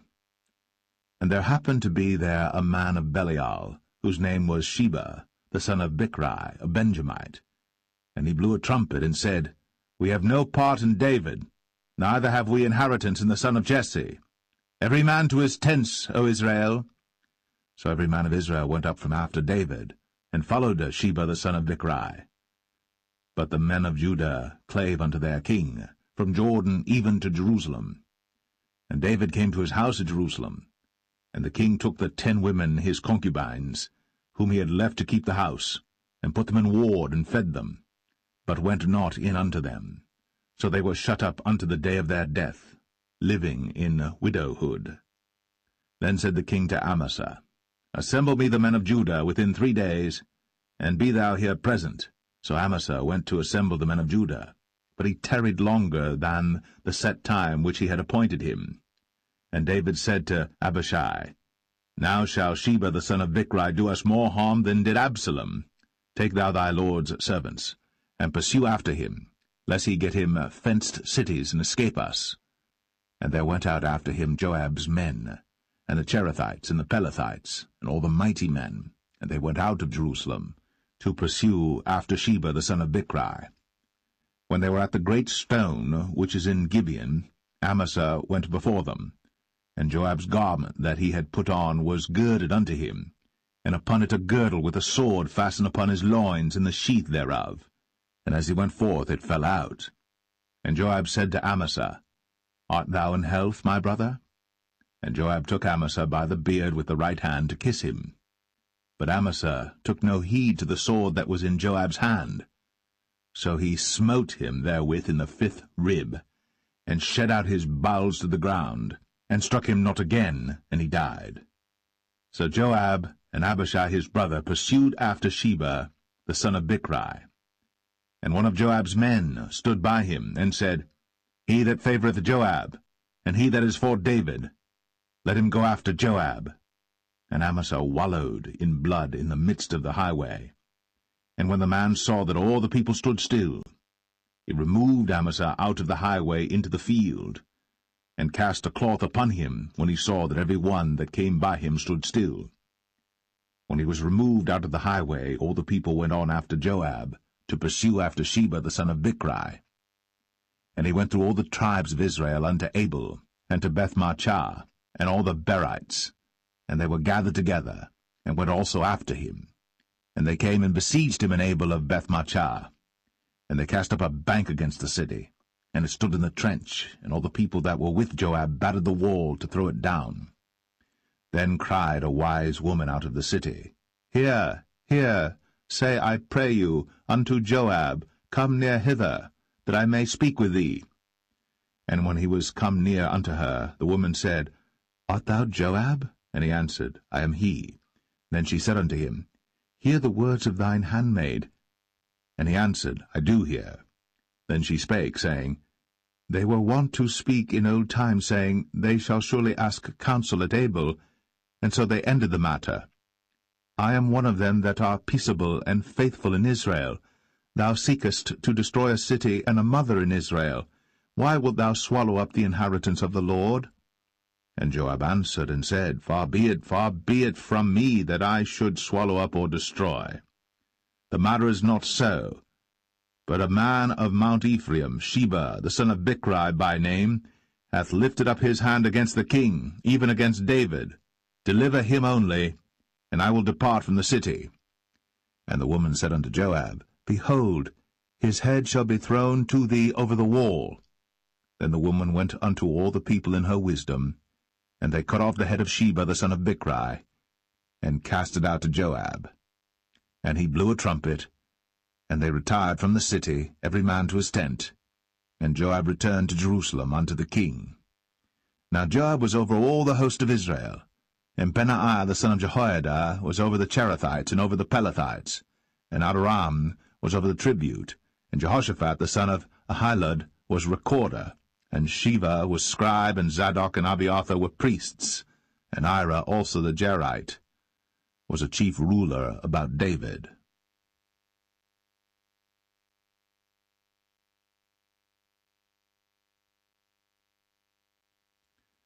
Second Samuel 21. Then there was a famine in the days of David 3 years, year after year. And David inquired of the Lord.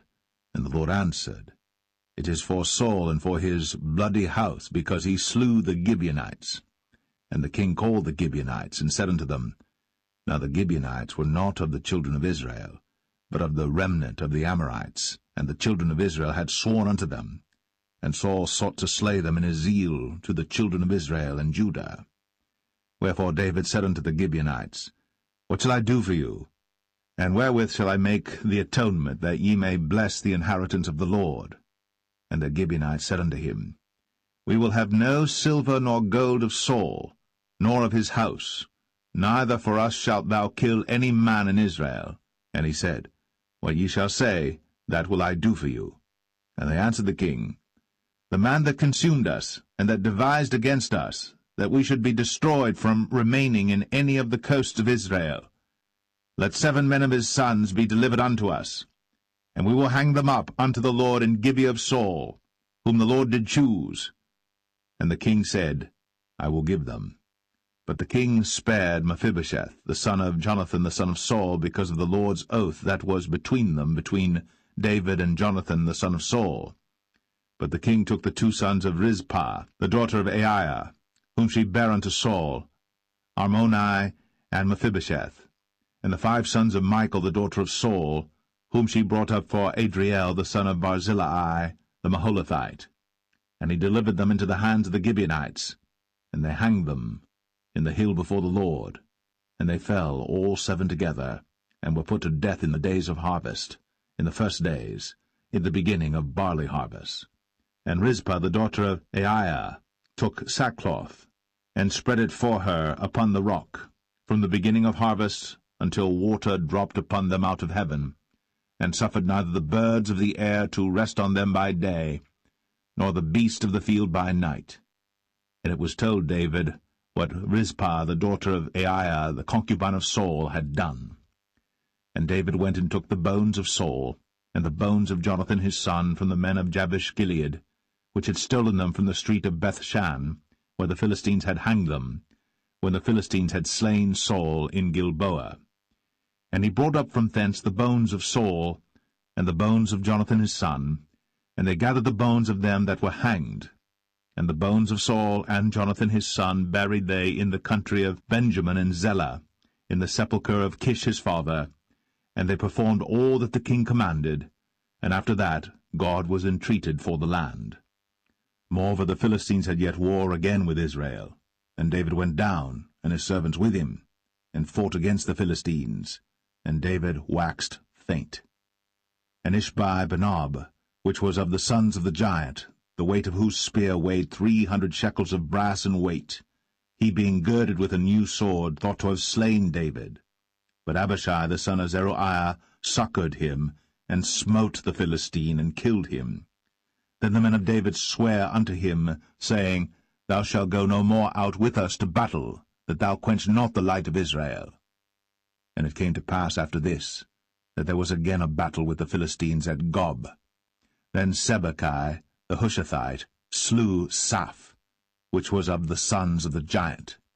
And there was again a battle in Gob with the Philistines, where Elhanan the son of Jaare-Oregim, a Bethlehemite, slew the brother of Goliath the Gittite, the staff of whose spear was like a weaver's beam. And there was yet a battle in Gath, where was a man of great stature, that had on every hand 6 fingers, and on every foot 6 toes, 24 in number. And he also was born to the giant. And when he defied Israel, Jonathan the son of Shemaiah, the brother of David, slew him. These 4 were born to the giant in Gath, and fell by the hand of David, and by the hand of his servants.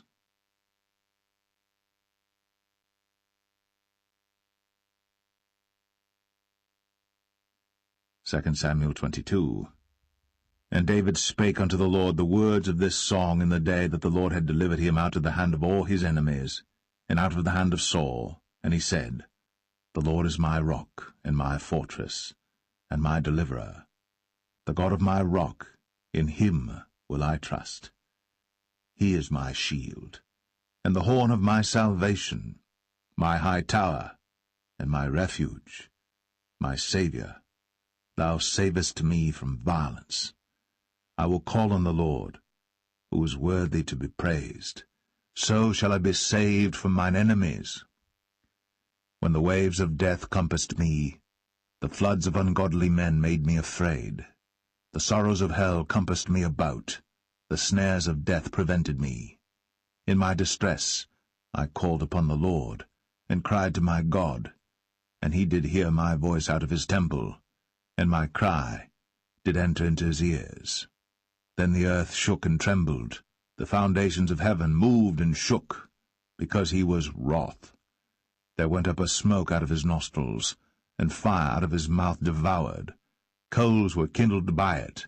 He bowed the heavens also, and came down, and darkness was under his feet. And he rode upon a cherub, and did fly, and he was seen upon the wings of the wind. And he made darkness pavilions round about him, dark waters, and thick clouds of the skies. Through the brightness before him were coals of fire kindled. The Lord thundered from heaven, and the Most High uttered his voice. And he sent out arrows, and scattered them, lightning, and discomfited them. And the channels of the sea appeared. The foundations of the world were discovered, at the rebuking of the Lord, at the blast of the breath of his nostrils. He sent from above, he took me, he drew me out of many waters. He delivered me from my strong enemy, and from them that hated me, for they were too strong for me. They prevented me in the day of my calamity. But the Lord was my stay. He brought me forth also into a large place. He delivered me because he delighted in me.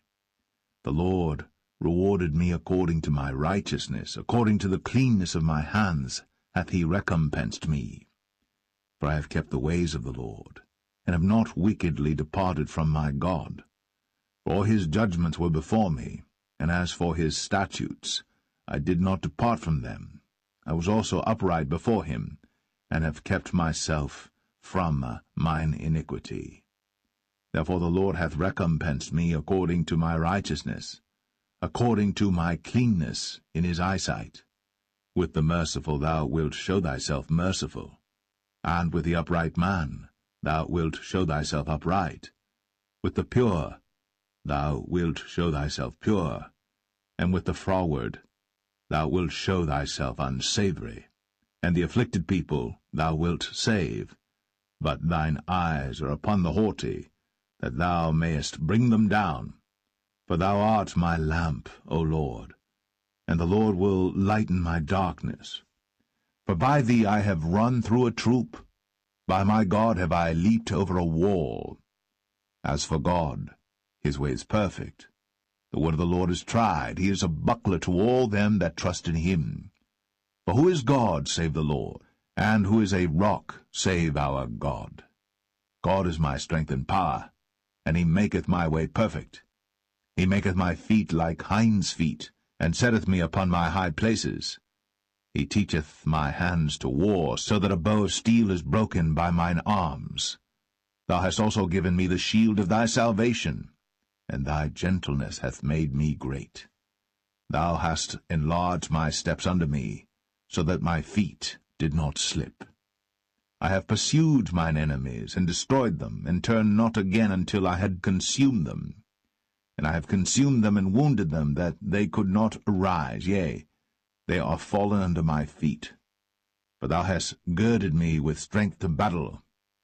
Them that rose up against me hast thou subdued under me. Thou hast also given me the necks of mine enemies, that I might destroy them that hate me. They looked, but there was none to save, even unto the Lord. But he answered them not. Then did I beat them as small as the dust of the earth. I did stamp them as the mire of the street, and did spread them abroad. Thou also hast delivered me from the strivings of my people. Thou hast kept me to be head of the heathen. A people which I knew not shall serve me. Strangers shall submit themselves unto me. As soon as they hear, they shall be obedient unto me. Strangers shall fade away, and they shall be afraid out of their close places. The Lord liveth, and blessed be my rock, and exalted be the God of the rock of my salvation. It is God that avengeth me, and that bringeth down the people unto me, and that bringeth me forth from mine enemies. Thou also hast lifted me up on high above them that rose up against me. Thou hast delivered me from the violent man. Therefore I will give thanks unto thee, O Lord, among the heathen, and I will sing praises unto thy name. He is the tower of salvation for his king, and showeth mercy to his anointed, unto David, and to his seed for evermore.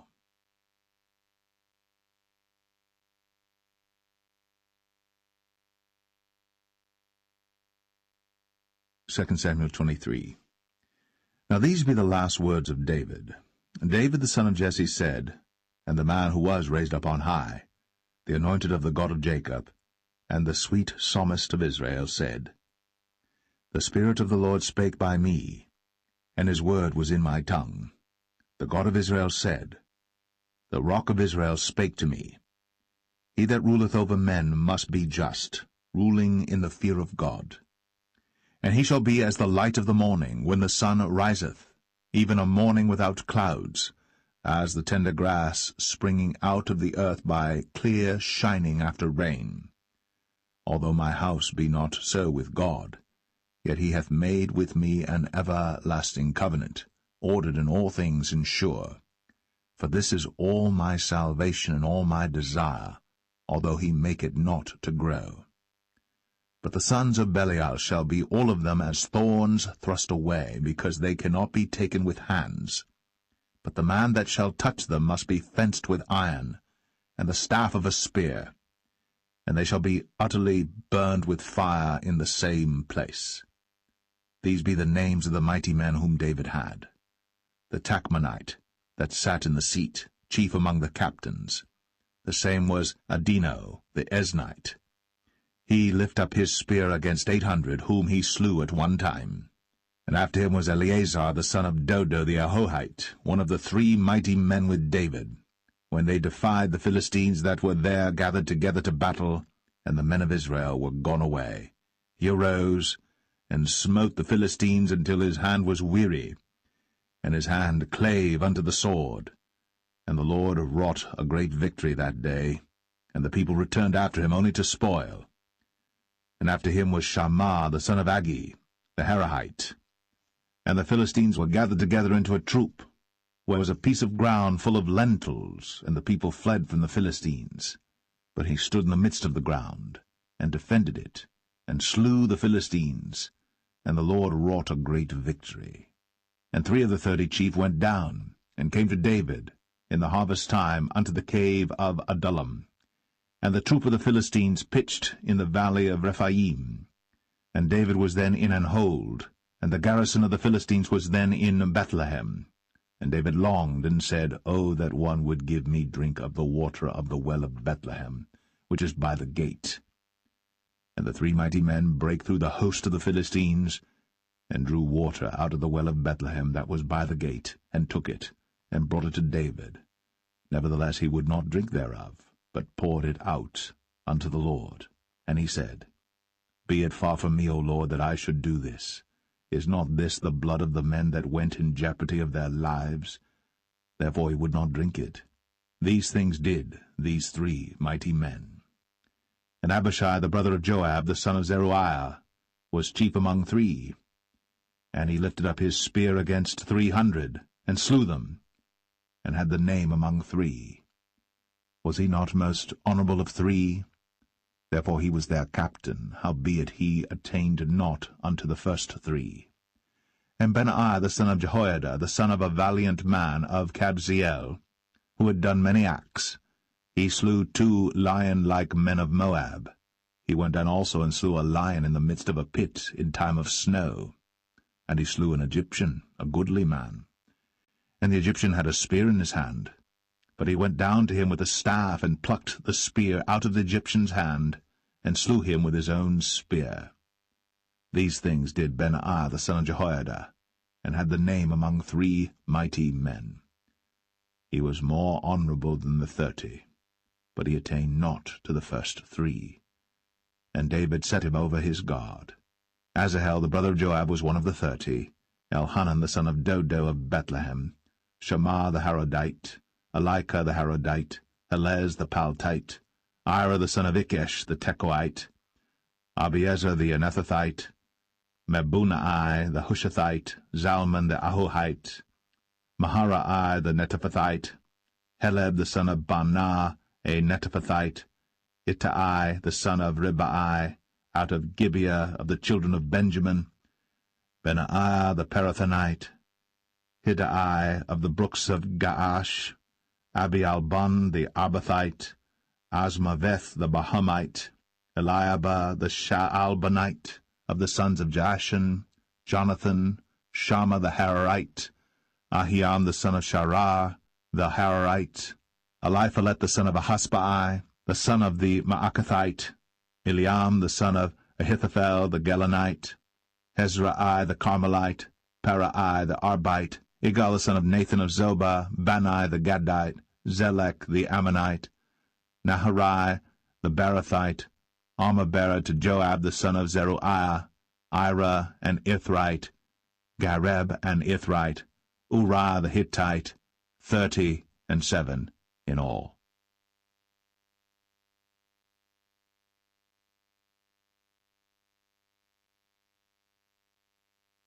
2 Samuel 24. And again the anger of the Lord was kindled against Israel. And he moved David against them to say, Go, number Israel and Judah. For the king said to Joab, the captain of the host, which was with him, Go now through all the tribes of Israel, from Dan even to Beersheba, and number ye the people, that I may know the number of the people.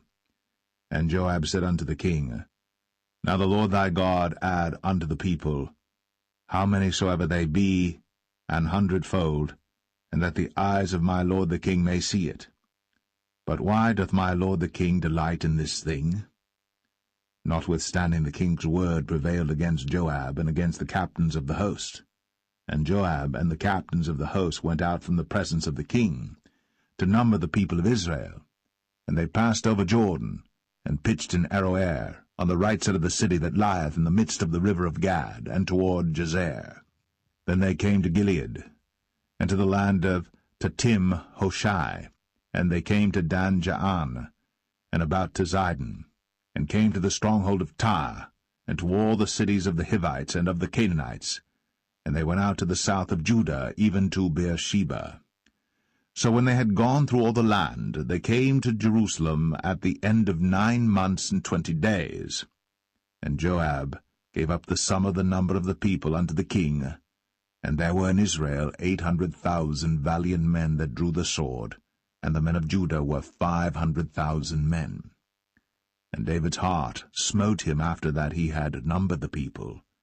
And David said unto the Lord, I have sinned greatly in that I have done. And now, I beseech thee, O Lord, take away the iniquity of thy servant, for I have done very foolishly. For when David was up in the morning, the word of the Lord came unto the prophet Gad, David's seer, saying, Go and say unto David, Thus saith the Lord, I offer thee 3 things. Choose thee one of them, that I may do it unto thee. So Gad came to David and told him, and said unto him, Shall 7 years of famine come unto thee in thy land? Or wilt thou flee 3 months before thine enemies, while they pursue thee? Or that there be 3 days' pestilence in thy land? Now advise, and see what answer I shall return to him that sent me. And David said unto Gad, I am in a great strait. Let us fall now into the hand of the Lord, for his mercies are great, and let me not fall into the hand of man.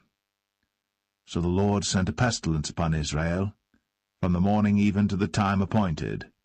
And there died of the people from Dan even to Beersheba 70,000 men. And when the angel stretched out his hand upon Jerusalem to destroy it, the Lord repented him of the evil, and said to the angel that destroyed the people, It is enough.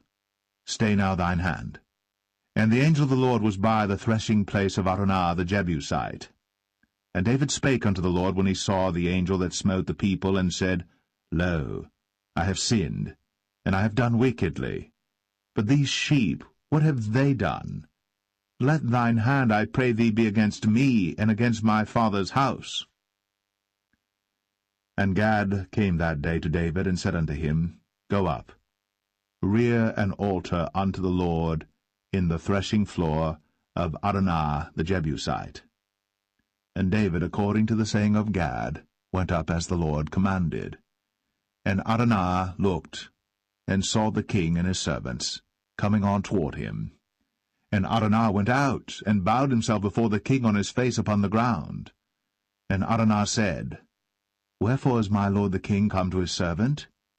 And David said, To buy the threshing floor of thee, to build an altar unto the Lord, that the plague may be stayed from the people.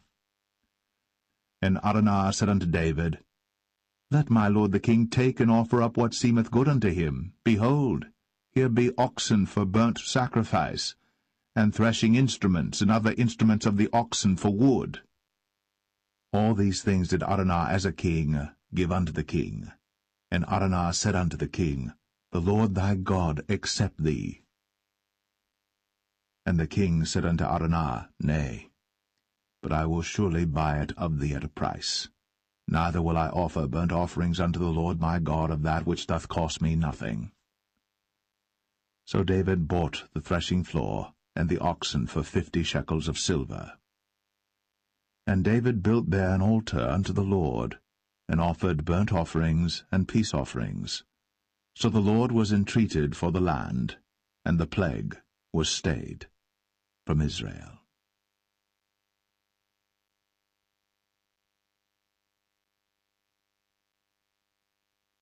The First Book of Kings, chapter 1.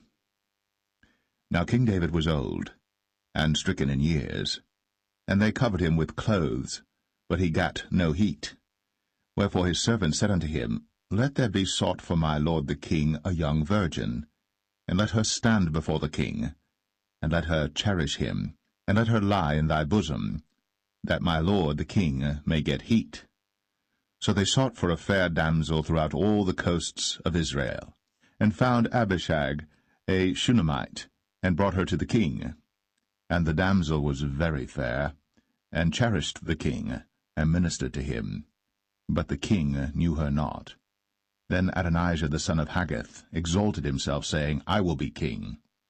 And he prepared him chariots and horsemen, and 50 men to run before him.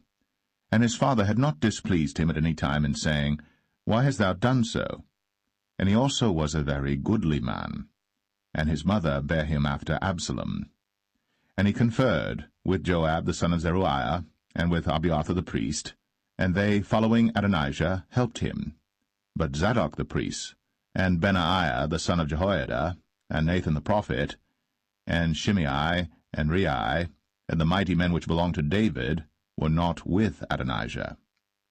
And Adonijah slew sheep and oxen and fat cattle by the stone of Zoheleth, which is by En-rogel, and called all his brethren the king's sons, and all the men of Judah the king's servants. But Nathan the prophet, and Benaiah, and the mighty men, and Solomon his brother, he called not. Wherefore Nathan spake unto Bathsheba, the mother of Solomon, saying, Hast thou not heard that Adonijah the son of Haggith doth reign, and David our Lord knoweth it not? Now therefore come, let me, I pray thee, give thee counsel, that thou mayest save thine own life, and the life of thy son Solomon. Go and get thee in unto King David, and say unto him, Didst not thou, my lord, O king, swear unto thine handmaid, saying, Assuredly Solomon thy son shall reign after me, and he shall sit upon my throne. Why then doth Adonijah reign?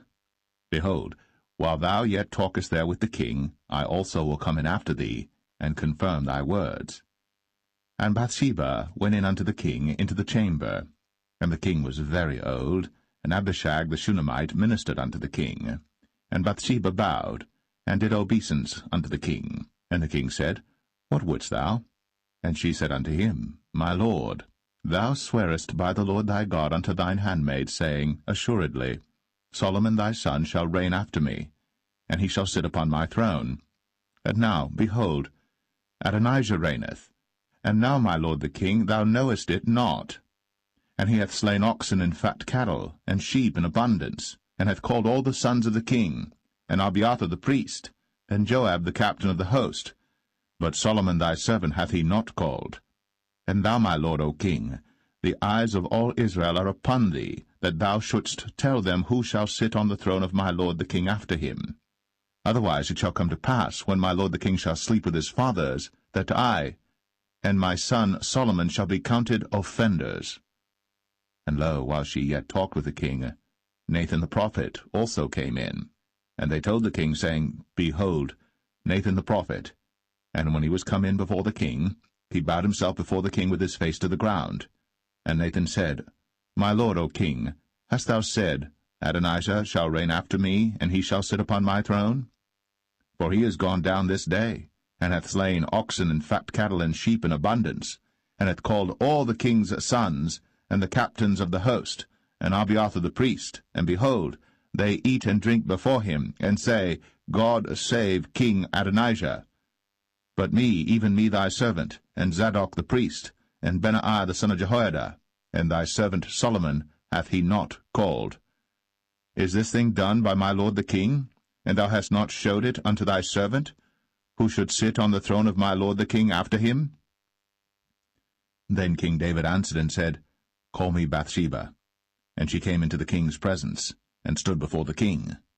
And the king sware, and said, As the Lord liveth, that hath redeemed my soul out of all distress, even as I swear unto thee by the Lord God of Israel, saying, Assuredly Solomon thy son shall reign after me, and he shall sit upon my throne in my stead, even so will I certainly do this day. Then Bathsheba bowed with her face to the earth, and did reverence to the king, and said, Let my lord King David live for ever. And King David said, Call me Zadok the priest, and Nathan the prophet, and Benaiah the son of Jehoiada. And they came before the king. The king also said unto them, Take with you the servants of your lord, and cause Solomon my son to ride upon mine own mule, and bring him down to Gihon.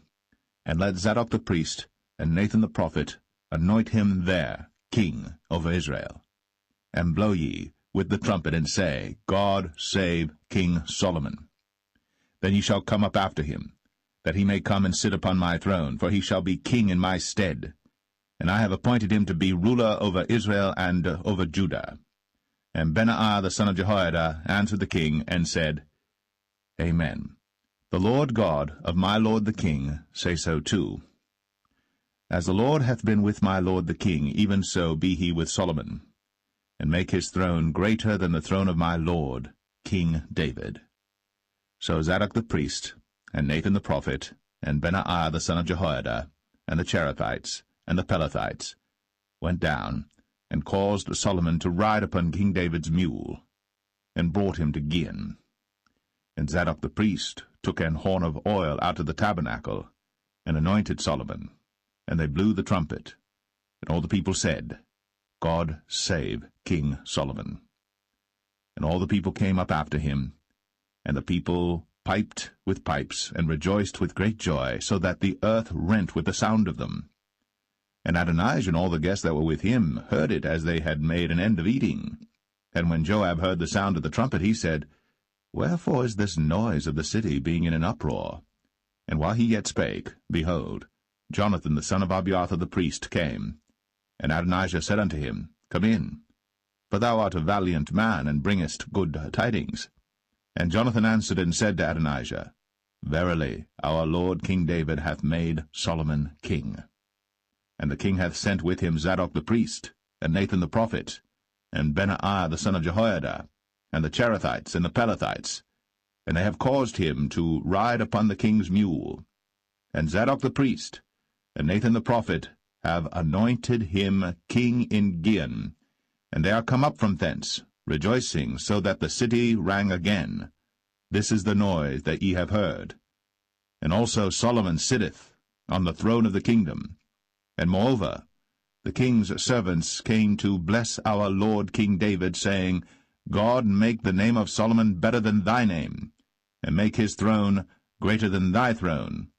And the king bowed himself upon the bed. And also thus said the king, Blessed be the Lord God of Israel, which hath given one to sit on my throne this day, mine eyes even seeing it.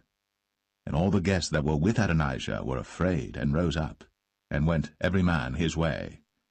And Adonijah feared because of Solomon, and arose, and went, and caught hold on the horns of the altar. And it was told Solomon, saying, Behold, Adonijah feareth King Solomon, for lo, he hath caught hold on the horns of the altar, saying, Let King Solomon swear unto me today, that he will not slay his servant with the sword. And Solomon said, If he will show himself a worthy man, there shall not an hair of him fall to the earth. But if wickedness shall be found in him, he shall die. So King Solomon sent, and they brought him down from the altar, and he came, and bowed himself to King Solomon. And Solomon said unto him, Go to thine house.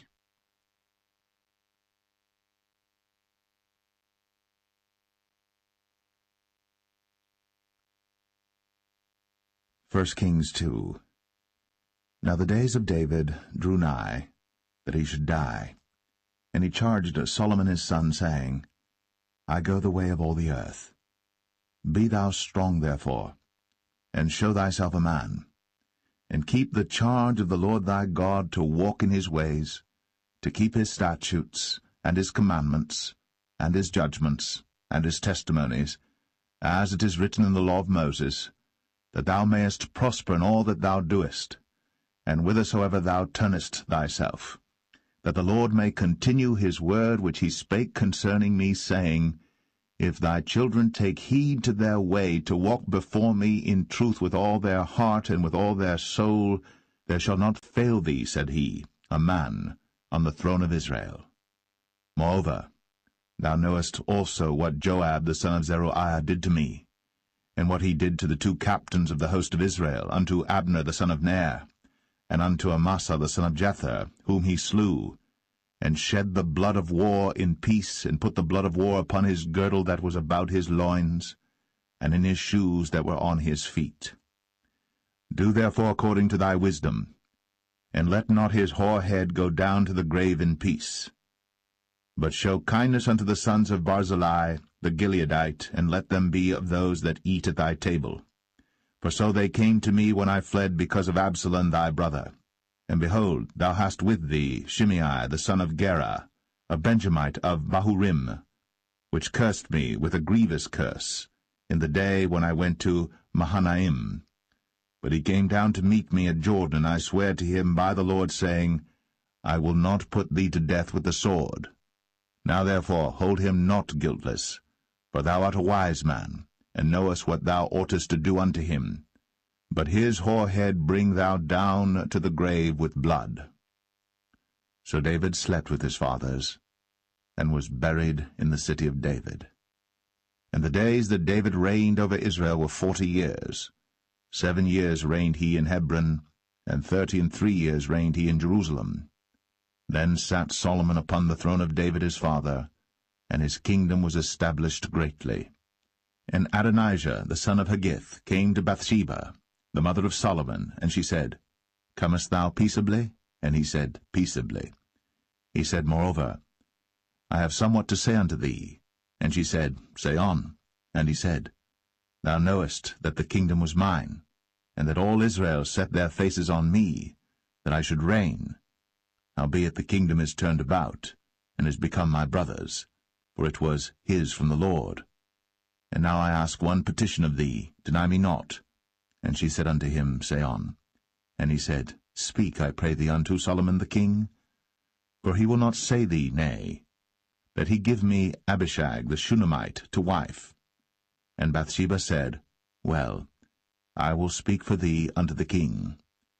Bathsheba therefore went unto King Solomon, to speak unto him for Adonijah. And the king rose up to meet her, and bowed himself unto her, and sat down on his throne, and caused a seat to be set for the king's mother. And she sat on his right hand. Then she said, I desire one small petition of thee. I pray thee, say me not nay. And the king said unto her, Ask on, my mother, for I will not say thee nay. And she said, Let Abishag the Shunammite be given to Adonijah thy brother to wife. And King Solomon answered and said unto his mother, And why dost thou ask Abishag the Shunammite for Adonijah? Ask for him the kingdom also? For he is mine elder brother, even for him, and for Abiathar the priest, and for Joab the son of Zeruiah. Then King Solomon sware by the Lord, saying, God do so to me, and more also, if Adonijah have not spoken this word against his own life. Now therefore, as the Lord liveth, which hath established me, and set me on the throne of David my father, and who hath made me an house, as he promised, Adonijah shall be put to death this day. And King Solomon sent by the hand of Benaiah the son of Jehoiada, and he fell upon him, that he died. And unto Abiathar the priest said the king, Get thee to Anathoth, unto thine own fields, for thou art worthy of death. But I will not at this time put thee to death, because thou bearest the ark of the Lord God before David my father, and because thou hast been afflicted in all wherein my father was afflicted. So Solomon thrust out Abiathar from being priest unto the Lord, that he might fulfill the word of the Lord, which he spake concerning the house of Eli in Shiloh. Then tidings came to Joab. For Joab had turned after Adonijah, though he turned not after Absalom. And Joab fled unto the tabernacle of the Lord, and caught hold on the horns of the altar. And it was told King Solomon that Joab was fled unto the tabernacle of the Lord, and behold, he is by the altar. Then Solomon sent Benaiah the son of Jehoiada, saying, Go, fall upon him. And Benaiah came to the tabernacle of the Lord, and said unto him, Thus saith the king, Come forth. And he said, Nay, but I will die here. And Benaiah brought the king word again, saying, Thus said Joab. And thus he answered me. And the king said unto him, Do as he hath said, and fall upon him, and bury him, that thou mayest take away the innocent blood, which Joab shed from me, and from the house of my father. And the Lord shall return his blood upon his own head, who fell upon 2 men more righteous and better than he, and slew them with the sword. My father David, not knowing thereof, to wit, Abner the son of Ner, captain of the host of Israel, and Amasa the son of Jether, captain of the host of Judah. Their blood shall therefore return upon the head of Joab, and upon the head of his seed for ever. But upon David, and upon his seed, and upon his house, and upon his throne, shall there be peace for ever from the Lord. So Benaiah the son of Jehoiada went up, and fell upon him, and slew him. And he was buried in his own house, in the wilderness. And the king put Benaiah the son of Jehoiada in his room over the host, and Zadok the priest did the king put in the room of Abiathar.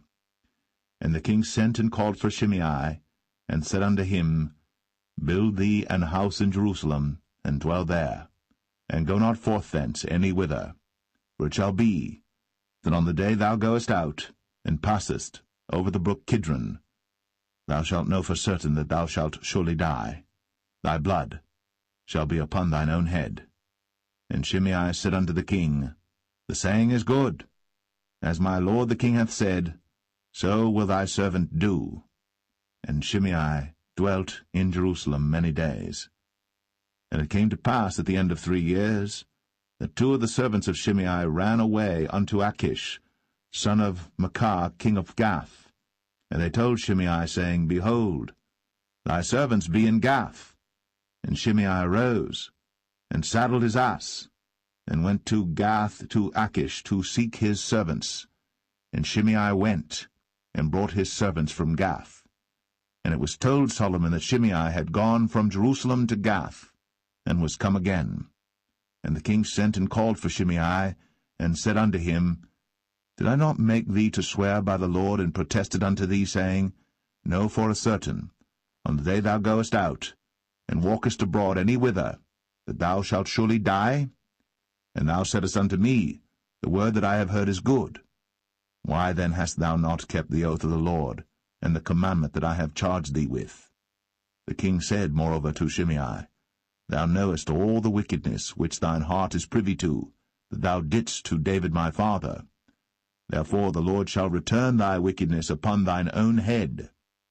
And King Solomon shall be blessed, and the throne of David shall be established before the Lord for ever.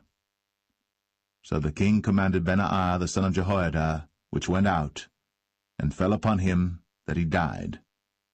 And the kingdom was established in the hand of Solomon.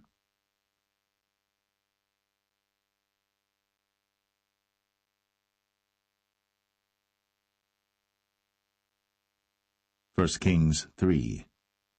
And Solomon made affinity with Pharaoh king of Egypt, and took Pharaoh's daughter, and brought her into the city of David, until he had made an end of building his own house, and the house of the Lord, and the wall of Jerusalem round about. Only the people sacrificed in high places, because there was no house built unto the name of the Lord, until those days. And Solomon loved the Lord, walking in the statutes of David his father. Only he sacrificed and burnt incense in high places. And the king went to Gibeon to sacrifice there, for that was the great high place. 1,000 burnt offerings did Solomon offer upon that altar. In Gibeon the Lord appeared to Solomon in a dream by night, and God said, Ask what I shall give thee. And Solomon said, Thou hast shown unto thy servant David my father great mercy, according as he walked before thee in truth, and in righteousness, and in uprightness of heart with thee. And thou hast kept for him this great kindness, that thou hast given him a son, to sit on his throne, as it is this day. And now, O Lord my God, thou hast made thy servant king, instead of David my father. And I am but a little child. I know not how to go out or come in. And thy servant is in the midst of thy people, which thou hast chosen, a great people, that cannot be numbered nor counted for multitude. Give therefore thy servant an understanding heart to judge thy people, that I may discern between good and bad. For who is able to judge this, thy so great a people? And the speech pleased the Lord, that Solomon had asked this thing. And God said unto him, Because thou hast asked this thing, and hast not asked for thyself long life, neither hast asked riches for thyself, nor hast asked the life of thine enemies, but hast asked for thyself understanding, to discern judgment. Behold, I have done according to thy words. Lo, I have given thee a wise and an understanding heart, so that there was none like thee before thee, neither after thee shall any arise like unto thee. And I have also given thee that which thou hast not asked, both riches and honour, so that there shall not be any among the kings like unto thee all thy days. and if thou wilt walk in my ways, to keep my statutes and my commandments, as thy father David did walk, then I will lengthen thy days. And Solomon awoke, and behold, it was a dream. And he came to Jerusalem, and stood before the ark of the covenant of the Lord, and offered up burnt offerings, and offered peace offerings, and made a feast to all his servants. Then came there 2 women that were harlots unto the king, and stood before him. And the one woman said, O my lord, I and this woman dwell in one house, and I was delivered of a child with her in the house. And it came to pass, the 3rd day after that I was delivered, that this woman was delivered also, and we were together. There was no stranger with us in the house, save we 2 in the house.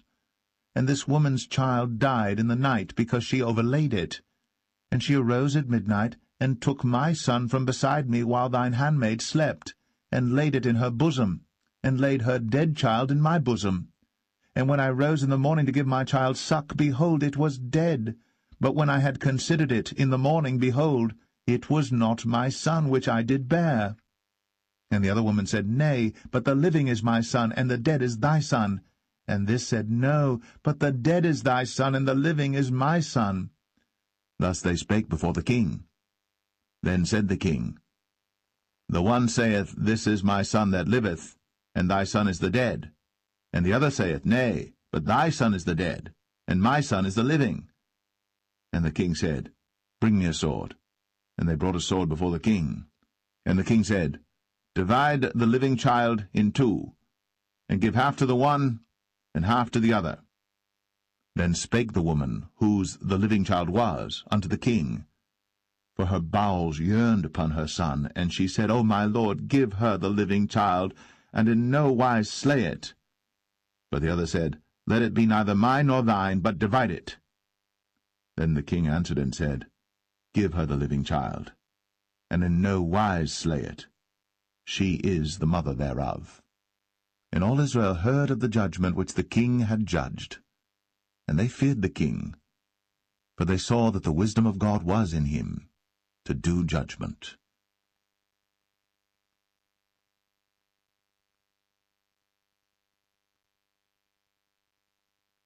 1 Kings 4. So King Solomon was king over all Israel.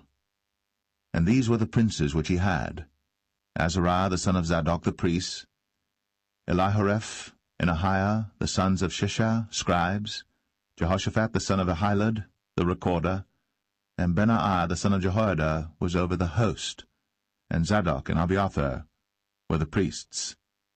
And Azariah the son of Nathan was over the officers, and Zabud the son of Nathan was principal officer, and the king's friend. And Ahisha was over the household, and Adoniram the son of Abda was over the tribute.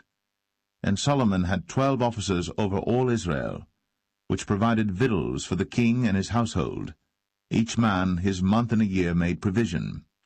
And these are their names: the son of Hur, in Mount Ephraim, the son of Dekar, in Makaz, and in Shaalbim, and in Beth-Shemesh, and Elon Bethhanan, the son of Hesed, in Arabath.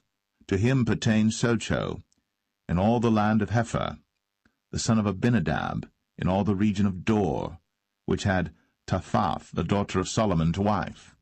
Baanah, the son of Ahilud, to him pertained Tanakh and Megiddo, in all Bethshan, which is by Zartanah beneath Jezreel, from Bethshan to Abel-Meholah, even unto the place that is beyond Jokneam. The son of Geber, in Ramoth-Gilead, to him pertain the towns of Jair the son of Manasseh, which are in Gilead. To him also pertain the region of Argob, which is in Bashan, 80 great cities with walls and brazen bars. Ahinadab the son of Edo had Mahanaim. Ahimaaz was in Naphtali. He also took Basmath, the daughter of Solomon, to wife. Baanah the son of Hushai was in Asher and in Aloth. Jehoshaphat the son of Paruah in Issachar. Shimei the son of Elah in Benjamin. Geber the son of Uri was in the country of Gilead, in the country of Sihon the king of the Amorites, and of Og the king of Bashan, and he was the only officer which was in the land. Judah and Israel were many as the sand which is by the sea in multitude, eating and drinking and making merry. And Solomon reigned over all kingdoms, from the river unto the land of the Philistines, and unto the border of Egypt. They brought presents, and served Solomon all the days of his life. And Solomon's provisions for one day was 30 measures of fine flour, and 80 measures of meal, 10 fat oxen, and 20 oxen out of the pastures, and 100 sheep beside harts and roebucks, and fallow deer and fatted fowl, for he had dominion over all the region on this side the river, from Tiphsah even to Azar, over all the kings on this side the river, and he had peace on all sides round about him.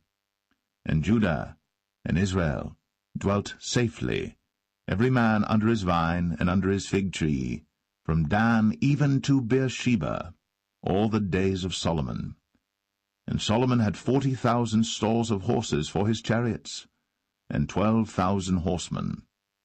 And those officers provided victual for King Solomon, and for all that came unto King Solomon's table every man in his month, they lacked nothing.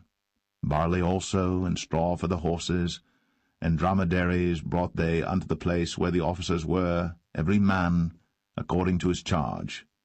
And God gave Solomon wisdom and understanding exceeding much, and largeness of heart, even as the sand that is on the seashore. And Solomon's wisdom excelled the wisdom of all the children of the east country, and all the wisdom of Egypt. For he was wiser than all men, than Ethan the Ezrahite, and Heman, and Chalcol, and Darda, the sons of Mahol, and his fame was in all nations round about. And he spake 3,000 proverbs, and his songs were 1,005. And he spake of trees, from the cedar tree that is in Lebanon even unto the hyssop that springeth out of the wall. He spake also of beasts, and of fowl, and of creeping things, and of fishes. And there came of all people to hear the wisdom of Solomon, from all kings of the earth, which had heard of his wisdom.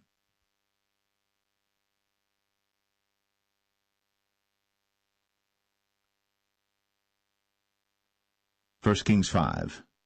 And Hiram king of Tyre sent his servants unto Solomon, for he had heard that they had anointed him king in the room of his father, for Hiram was ever a lover of David. And Solomon sent to Hiram, saying, Thou knowest how that David my father could not build an house unto the name of the Lord his God for the wars which were about him on every side, until the Lord put them under the soles of his feet.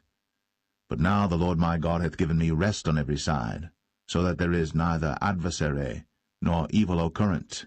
And behold, I purpose to build an house unto the name of the Lord my God, as the Lord spake unto David my father, saying, Thy son, whom I will set upon thy throne in thy room, he shall build an house unto my name.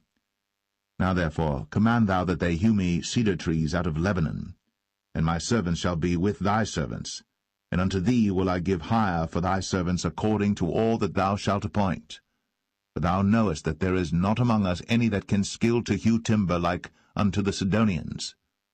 And it came to pass, when Hiram heard the words of Solomon, that he rejoiced greatly, and said, Blessed be the Lord this day, which hath given unto David a wise son over this great people.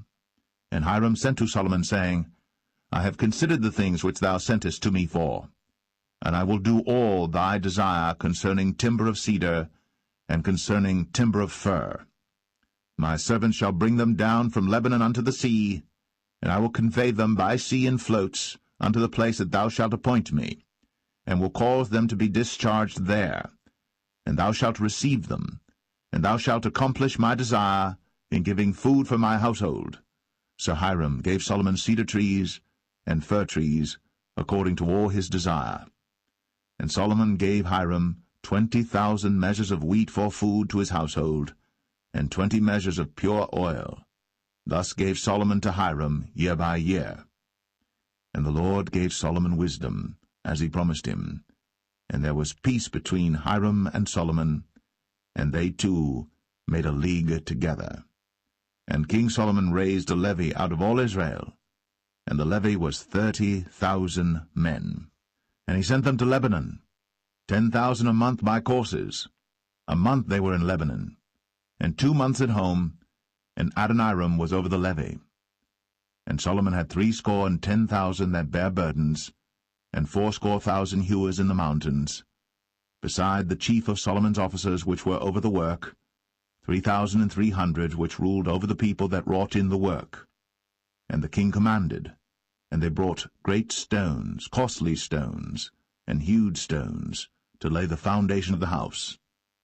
And Solomon's builders and Hiram's builders did hew them, and the stone squarers, so they prepared timber and stones to build the house.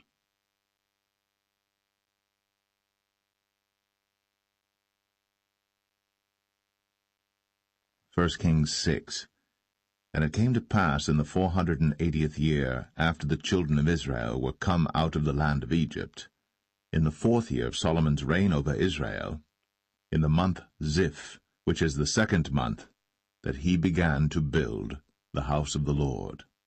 And the house which King Solomon built for the Lord, the length thereof was 80 cubits, and the breadth thereof 20 cubits, and the height thereof 30 cubits. And the porch before the temple of the house 20 cubits was the length thereof, according to the breadth of the house, and 10 cubits was the breadth thereof before the house. And for the house he made windows of narrow lights. And against the wall of the house he built chambers round about, against the walls of the house round about, both of the temple and of the oracle, and he made chambers round about.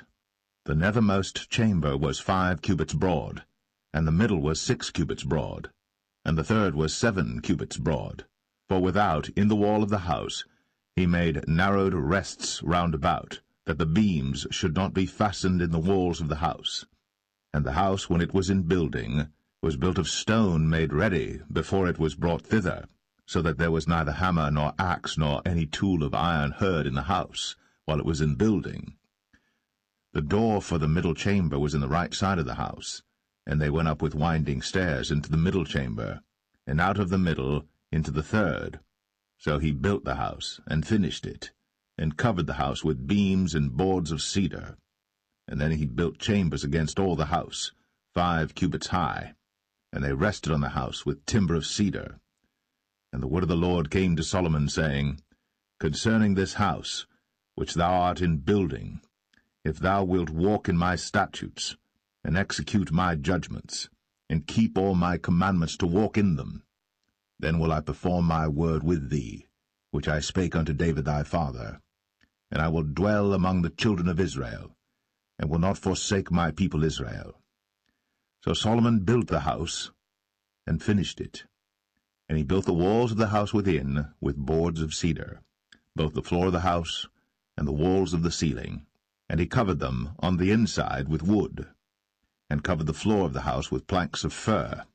And he built 20 cubits on the sides of the house, both the floor and the walls with boards of cedar, even built them for it within, even for the oracle, even for the most holy place.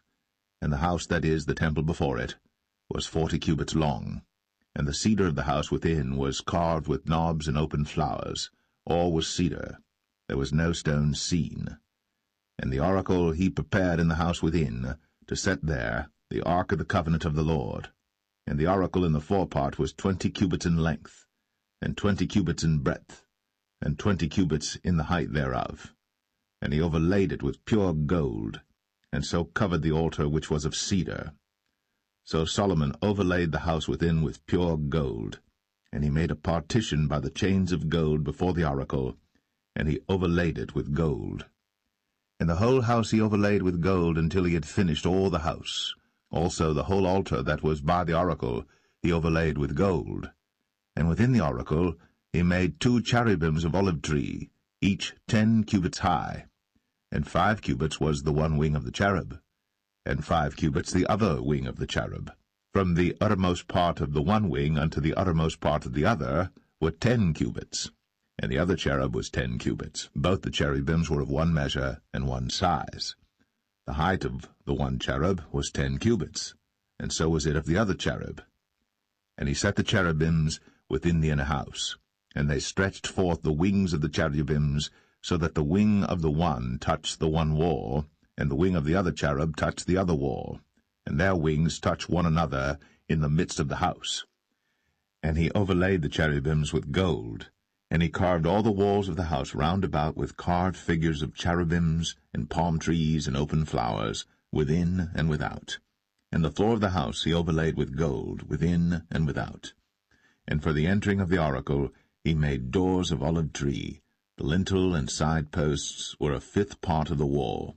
The 2 doors also were of olive tree, and he carved upon them carvings of cherubims and palm trees and open flowers, and overlaid them with gold, and spread gold upon the cherubims and upon the palm trees. So also made he for the door of the temple posts of olive tree, a 4th part of the wall. And the 2 doors were of fir tree. The 2 leaves of the one door were folding, and the 2 leaves of the other door were folding.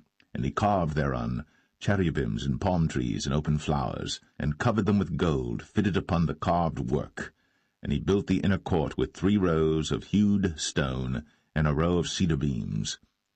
In the 4th year was the foundation of the house of the Lord laid, in the month Ziph. And in the 11th year, in the month Bul, which is the 8th month, was the house finished throughout all the parts thereof. And according to all the fashion of it, so was he 7 years in building it.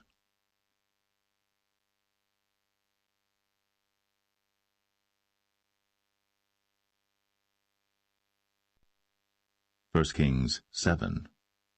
But Solomon was building his own house 13 years, and he finished all his house. He built also the house of the forest of Lebanon.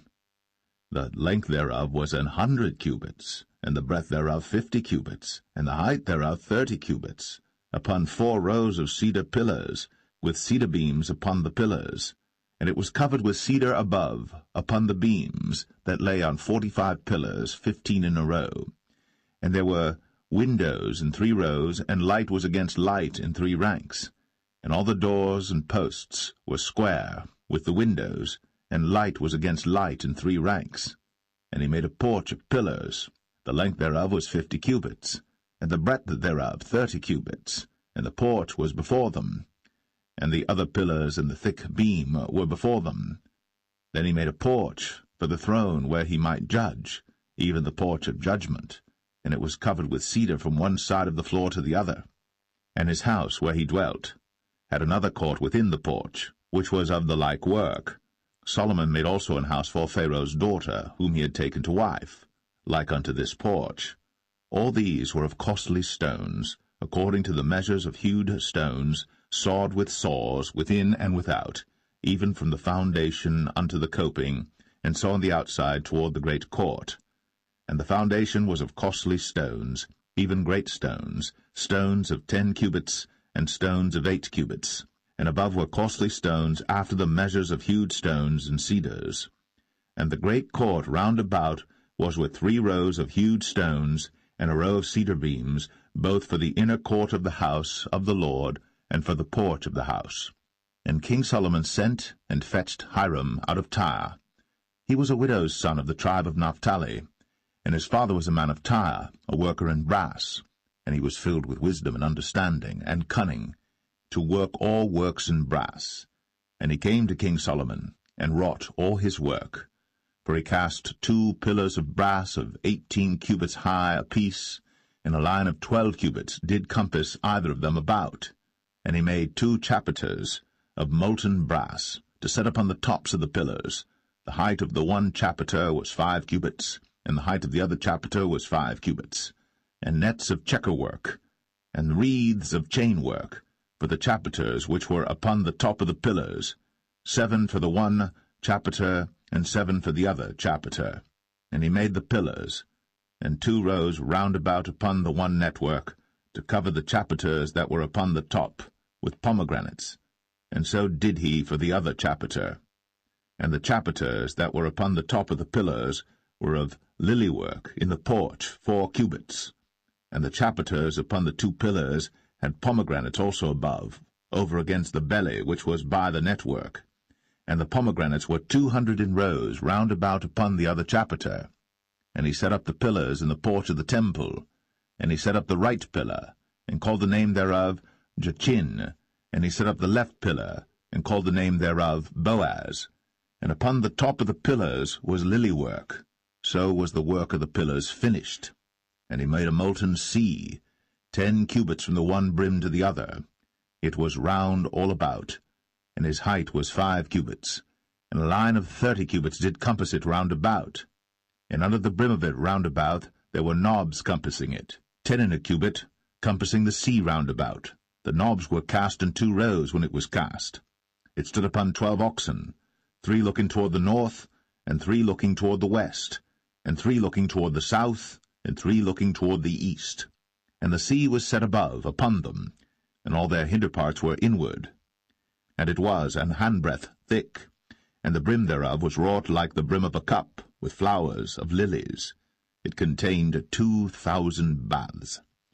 And he made 10 bases of brass. 4 cubits was the length of one base, and 4 cubits the breadth thereof, and 3 cubits the height of it. And the work of the bases was on this manner. They had borders, and the borders were between the ledges. And on the borders that were between the ledges were lions, oxen, and cherubims.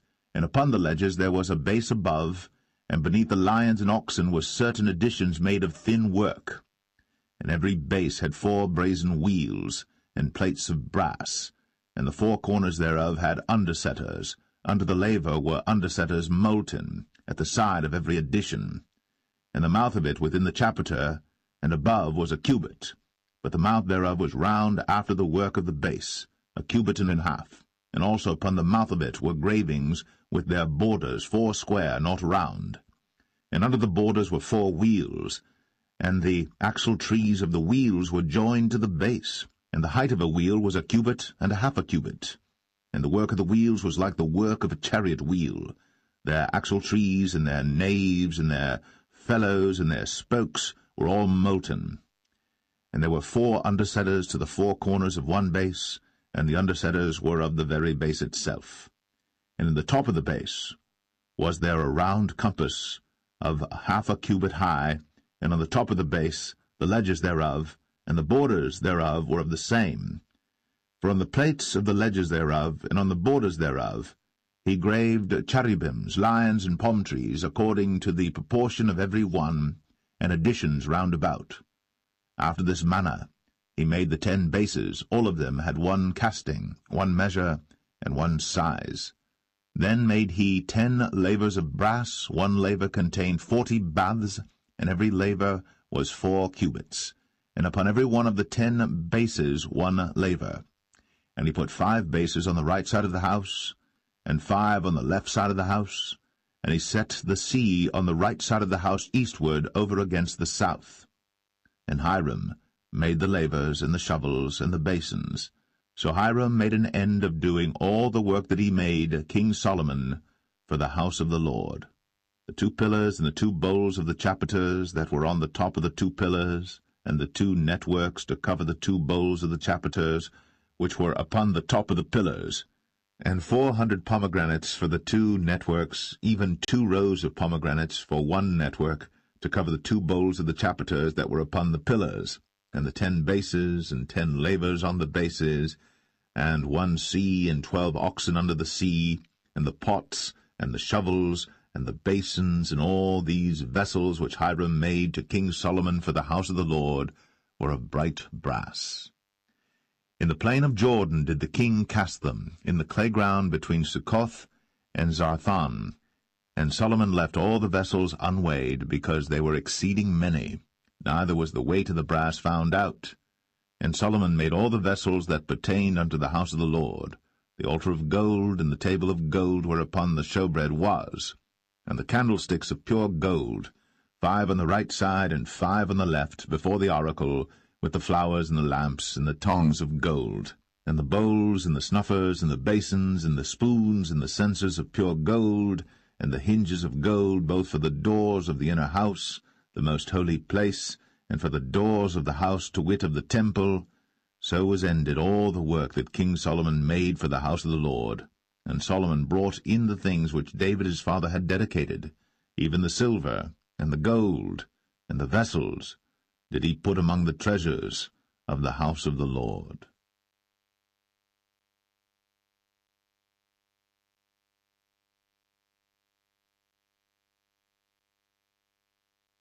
1 1 Kings 8.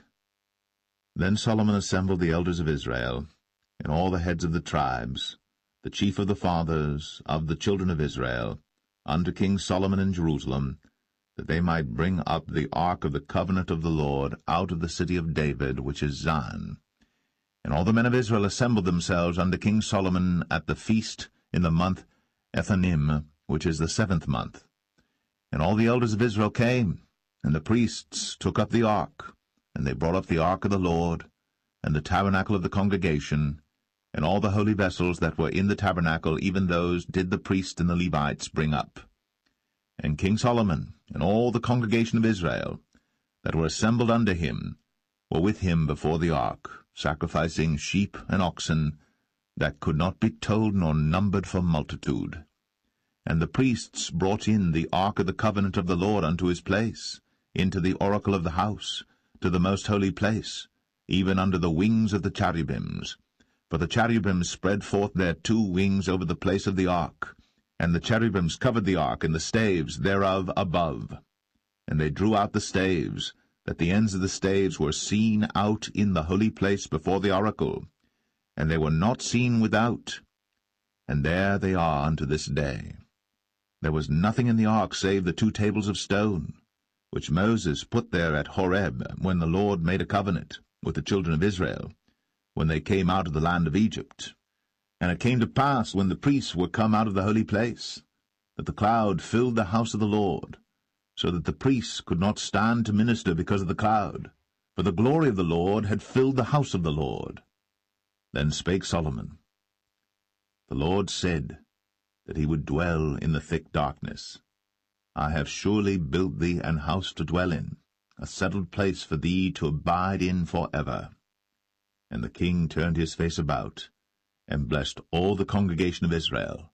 And all the congregation of Israel stood, and he said, Blessed be the Lord God of Israel, which spake with his mouth unto David my father, and hath with his hand fulfilled it, saying, Since the day that I brought forth my people Israel out of Egypt, I chose no city out of all the tribes of Israel to build an house, that my name might be therein. But I chose David to be over my people Israel. And it was in the heart of David my father to build an house for the name of the Lord God of Israel. And the Lord said unto David my father, Whereas it was in thine heart to build an house unto my name, thou didst well that it was in thine heart. Nevertheless thou shalt not build the house, but thy son that shall come forth out of thy loins, he shall build the house unto my name.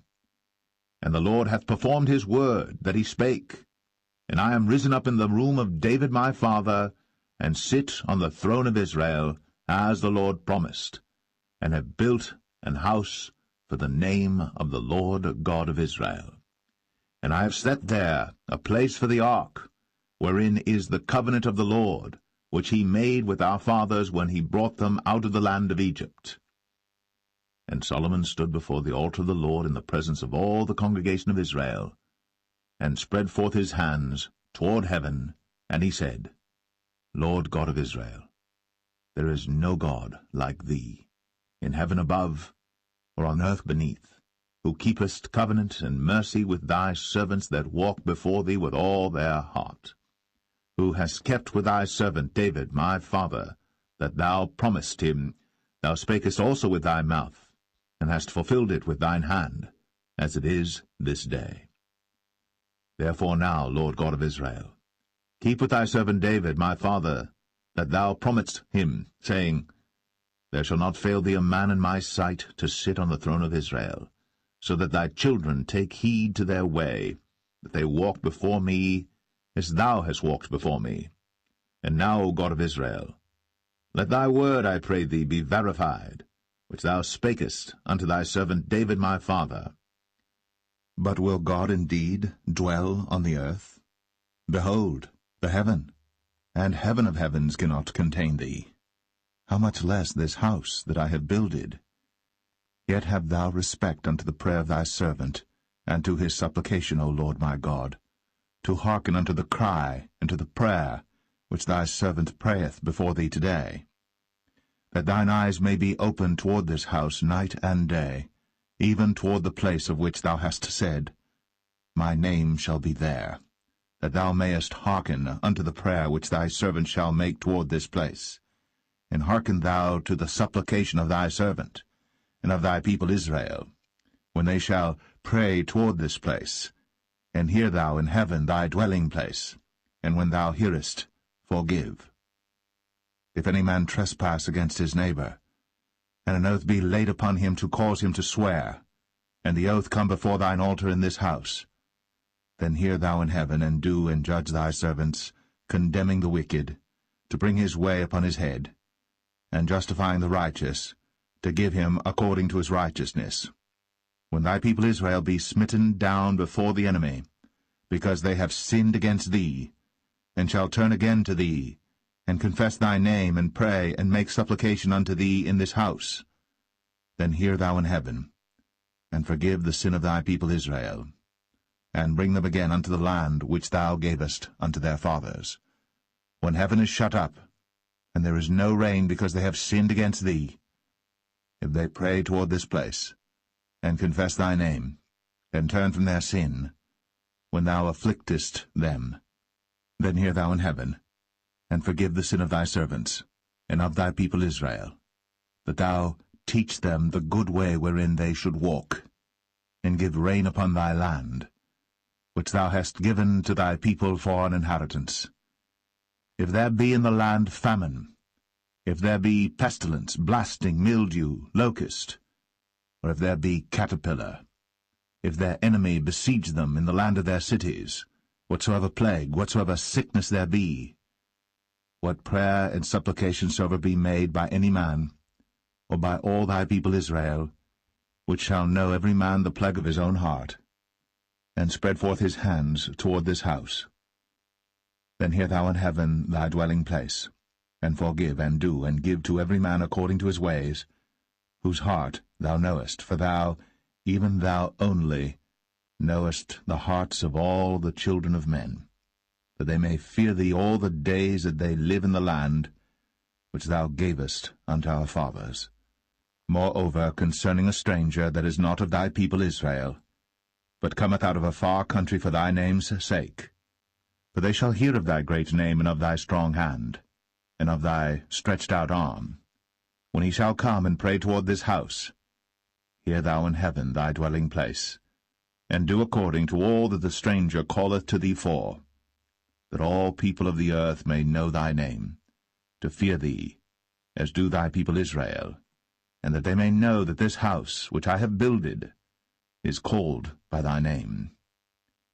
If thy people go out to battle against their enemy, whithersoever thou shalt send them, and shall pray unto the Lord toward the city which thou hast chosen, and toward the house that I have built for thy name, then hear thou in heaven their prayer, and their supplication, and maintain their cause.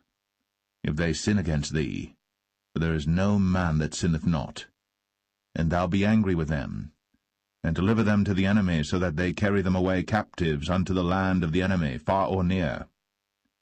Yet, if they shall bethink themselves in the land whither they were carried captives, and repent, and make supplication unto thee in the land of them that carried them captives, saying, We have sinned, and have done perversely, we have committed wickedness, and so return unto thee with all their heart, and with all their soul, in the land of their enemies, which led them away captive, and pray unto thee toward their land, which thou gavest unto their fathers, the city which thou hast chosen, and the house which I have built for thy name.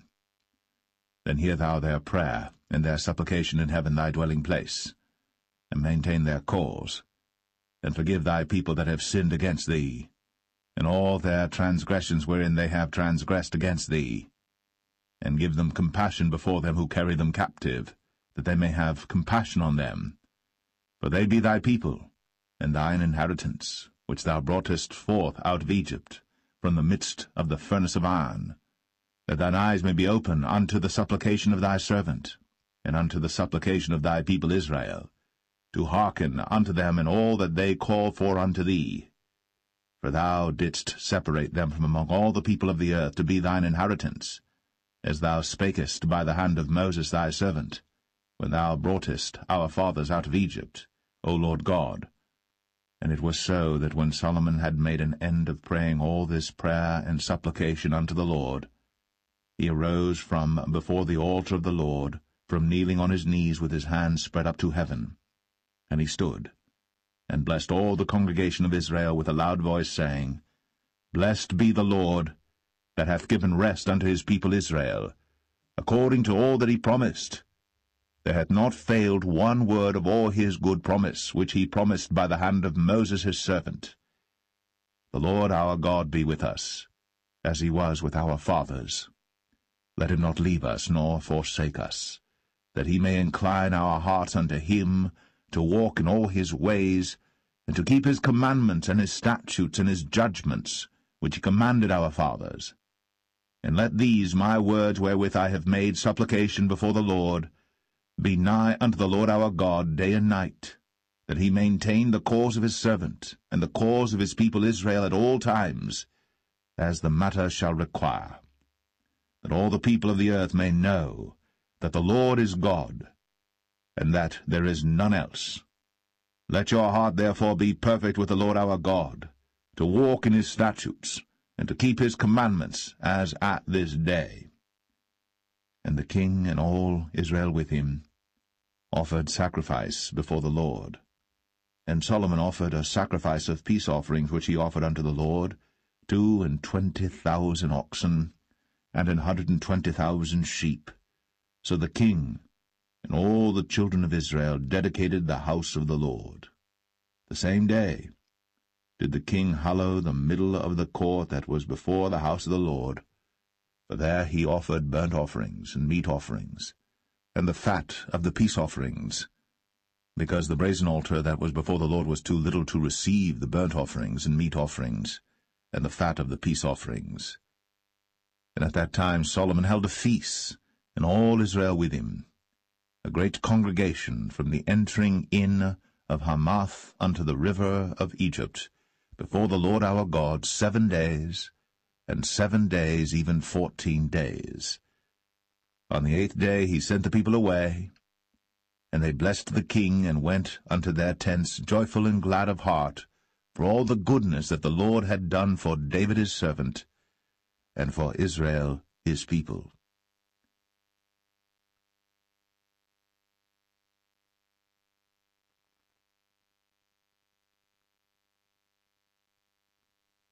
First Kings 9. And it came to pass, when Solomon had finished the building of the house of the Lord, and the king's house, and all Solomon's desire which he was pleased to do, that the Lord appeared to Solomon the second time, as he had appeared unto him at Gibeon. And the Lord said unto him, I have heard thy prayer and thy supplication that thou hast made before me. I have hallowed this house which thou hast built, to put my name there for ever, and mine eyes and mine heart shall be there perpetually. And if thou wilt walk before me, as David thy father walked, in integrity of heart, and in uprightness, to do according to all that I have commanded thee, and wilt keep my statutes and my judgments, then I will establish the throne of thy kingdom upon Israel forever, as I promised to David thy father, saying, There shall not fail thee a man upon the throne of Israel. But if ye shall at all turn from following me, ye or your children, and will not keep my commandments and my statutes which I have set before you, but go and serve other gods, and worship them, then will I cut off Israel out of the land which I have given them, and this house which I have hallowed for my name will I cast out of my sight, and Israel shall be a proverb and a byword among all people. And at this house which is high, every one that passeth by it shall be astonished, and shall hiss, and they shall say, Why hath the Lord done thus unto this land, and to this house? And they shall answer, Because they forsook the Lord their God, who brought forth their fathers out of the land of Egypt, and had taken hold upon other gods, and have worshipped them, and served them. Therefore hath the Lord brought upon them all this evil. And it came to pass at the end of 20 years, when Solomon had built the 2 houses, the house of the Lord, and the king's house. Now Hiram the king of Tyre had furnished Solomon with cedar trees and fir trees, and with gold according to all his desire. that then King Solomon gave Hiram 20 cities in the land of Galilee. And Hiram came out from Tyre to see the cities which Solomon had given him, and they pleased him not. And he said, What cities are these which thou hast given me, my brother? And he called them the land of Cabul unto this day. And Hiram sent to the king 60 talents of gold. And this is the reason of the levy which King Solomon raised, for to build the house of the Lord and his own house, and Millo, and the wall of Jerusalem, and Hazor, and Megiddo, and Gezer. For Pharaoh king of Egypt had gone up and taken Gezer, and burnt it with fire, and slain the Canaanites that dwelt in the city, and given it for a present unto his daughter Solomon's wife. And Solomon built Gezer, and Beth-horon the nether, and Baalath, and Tadmor in the wilderness in the land, and all the cities of store that Solomon had, and cities for his chariots, and cities for his horsemen, and that which Solomon desired to build in Jerusalem, and in Lebanon, and in all the land of his dominion. And all the people that were left of the Amorites, Hittites, Perizzites, Hivites, and Jebusites, which were not of the children of Israel, their children that were left after them in the land, whom the children of Israel also were not able utterly to destroy, upon those did Solomon levy a tribute of bondservice unto this day. But of the children of Israel did Solomon make no bondmen, but they were men of war, and his servants, and his princes, and his captains, and rulers of his chariots, and his horsemen. These were the chief of the officers that were over Solomon's work, 550, which bare rule over the people that wrought in the work. But Pharaoh's daughter came up out of the city of David unto her house, which Solomon had built for her. Then did he build Millo. And 3 times in a year did Solomon offer burnt offerings and peace offerings upon the altar which he built unto the Lord. And he burnt incense upon the altar that was before the Lord. So he finished the house. And King Solomon made a navy of ships in Ezion-Geber, which is beside Eloth, on the shore of the Red Sea, in the land of Edom.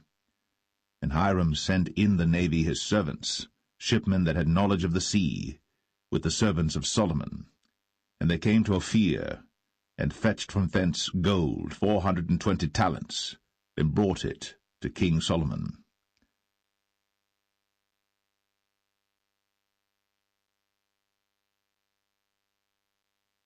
1 Kings 10.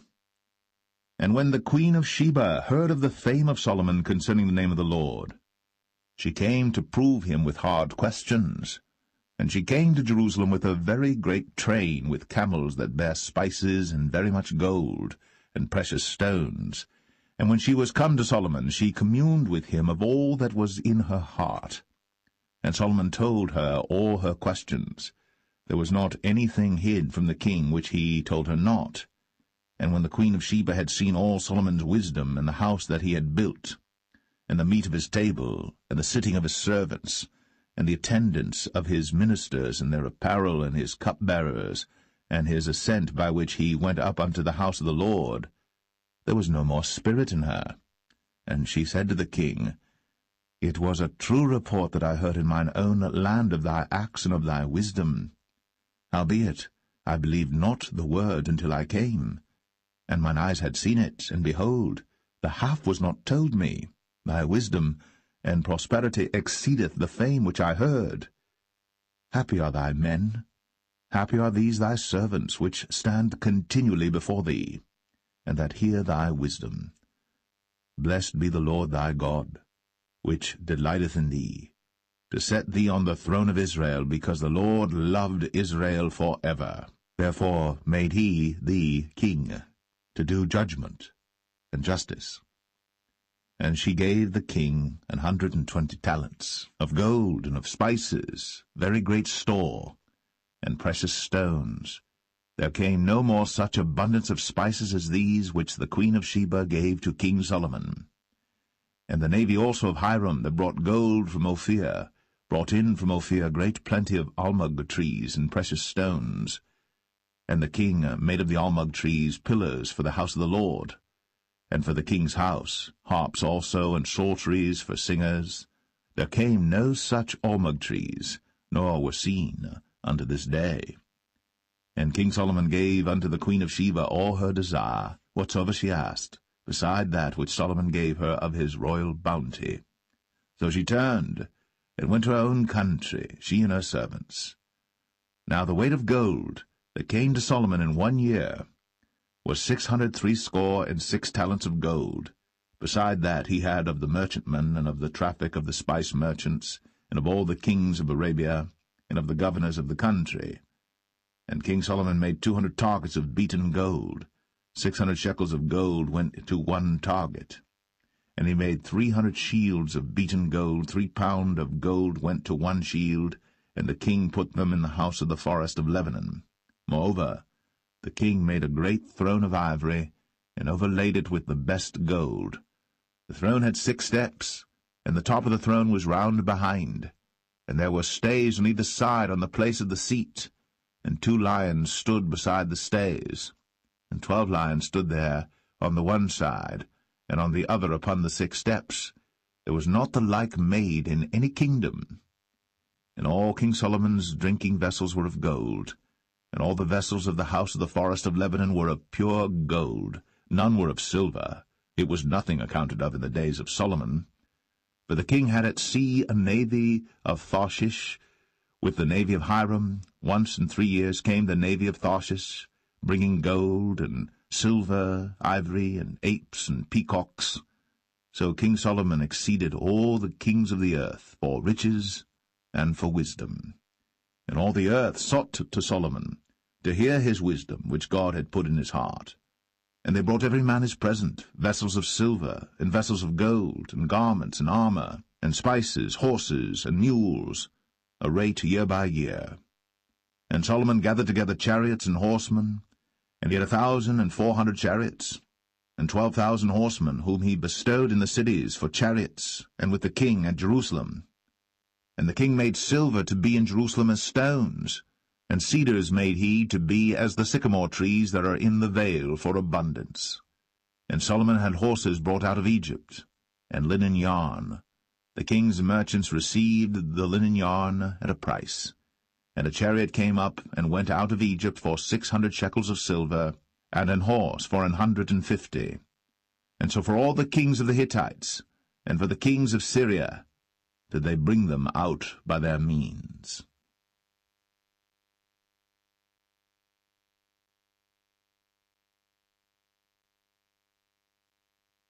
1 Kings 11. But King Solomon loved many strange women, together with the daughter of Pharaoh, women of the Moabites, Ammonites, Edomites, Zidonians, and Hittites. Of the nations concerning which the Lord said unto the children of Israel, Ye shall not go in to them, neither shall they come in unto you, for surely they will turn away your heart after their gods. Solomon clave unto these in love. And he had 700 wives, princesses, and 300 concubines, and his wives turned away his heart.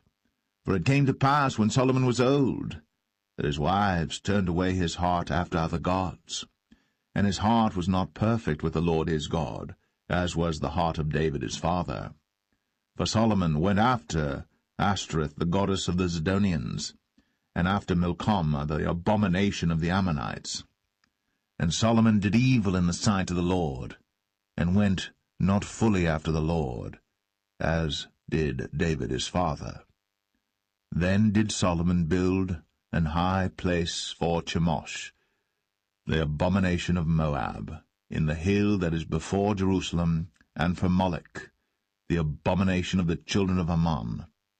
And likewise did he for all his strange wives, which burnt incense, and sacrificed unto their gods. And the Lord was angry with Solomon, because his heart was turned from the Lord God of Israel, which had appeared unto him twice, and had commanded him concerning this thing, that he should not go after other gods. But he kept not that which the Lord commanded. Wherefore the Lord said unto Solomon, Forasmuch as this is done of thee, and thou hast not kept my covenant and my statutes, which I have commanded thee, I will surely rend the kingdom from thee, and will give it to thy servant. Notwithstanding, in thy days, I will not do it for David thy father's sake, but I will rend it out of the hand of thy son. Howbeit, I will not rend away all the kingdom, but will give one tribe to thy son, for David my servant's sake, and for Jerusalem's sake, which I have chosen. And the Lord stirred up an adversary unto Solomon, Hadad the Edomite. He was of the king's seed in Edom. For it came to pass, when David was in Edom, and Joab, the captain of the host, was gone up to bury the slain, after he had smitten every male in Edom.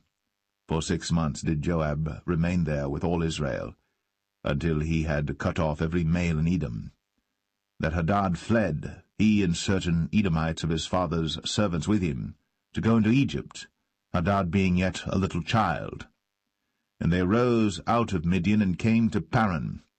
And they took men with them out of Paran, and they came to Egypt, unto Pharaoh king of Egypt, which gave him an house, and appointed him victuals, and gave him land. And Hadad found great favour in the sight of Pharaoh, so that he gave him to wife the sister of his own wife, the sister of Tahpenes the queen. And the sister of Tahpenes bare him Genubath his son, whom Tahpenes weaned in Pharaoh's house. And Genubath was in Pharaoh's household among the sons of Pharaoh. And when Hadad heard in Egypt that David slept with his fathers, and that Joab the captain of the host was dead, Hadad said to Pharaoh, Let me depart, that I may go to mine own country. Then Pharaoh said unto him, But what hast thou lacked with me, that, behold, thou seekest to go to thine own country? And he answered, Nothing. Howbeit, let me go in any wise. And God stirred him up another adversary, Rezon the son of Eliadah, which fled from his lord Hadadezer king of Zobah. And he gathered men unto him, and became captain over a band, when David slew them of Zobah. And they went to Damascus, and dwelt therein, and reigned in Damascus. And he was an adversary to Israel all the days of Solomon, beside the mischief that Hadad did. And he abhorred Israel, and reigned over Syria. And Jeroboam the son of Nebat, an Ephrathite of Zeradah, Solomon's servant, whose mother's name was Zeruiah, a widow woman, even he lifted up his hand against the king. And this was the cause that he lifted up his hand against the king. Solomon built Millo, and repaired the breaches of the city of David his father. And the man Jeroboam was a mighty man of valour. And Solomon, seeing the young man that he was industrious, he made him ruler over all the charge of the house of Joseph.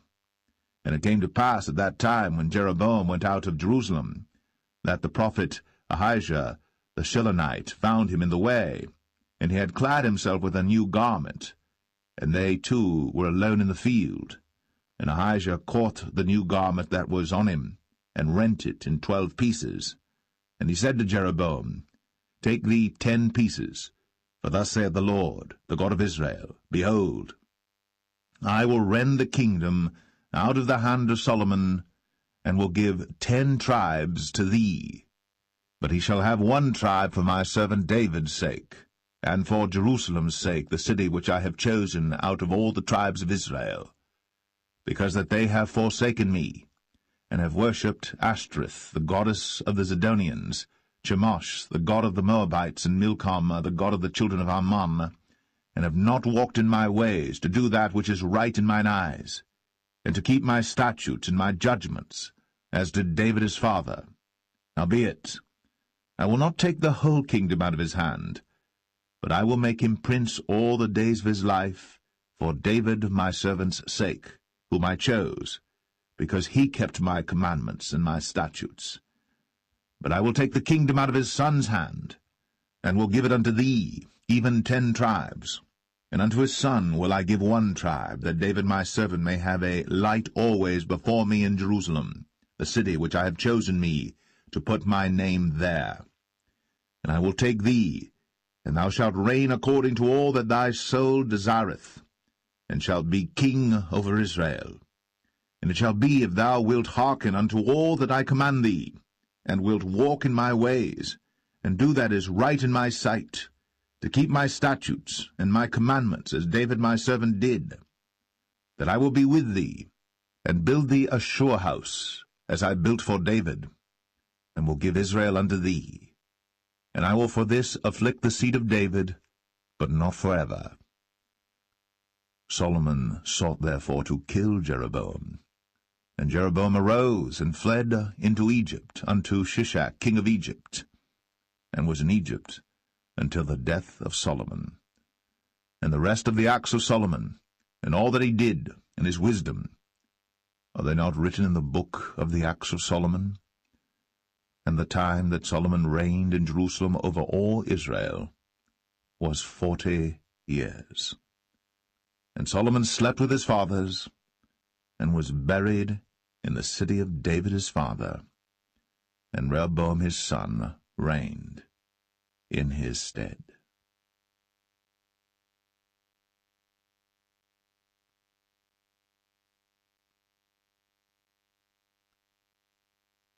First Kings 12.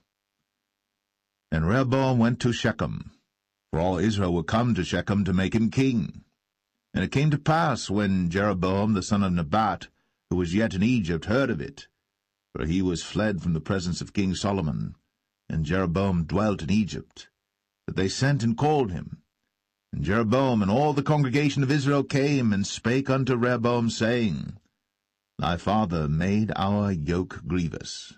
Now therefore make thou the grievous service of thy father, and his heavy yoke which he put upon us lighter, and we will serve thee. And he said unto them, Depart yet for 3 days, then come again to me. And the people departed.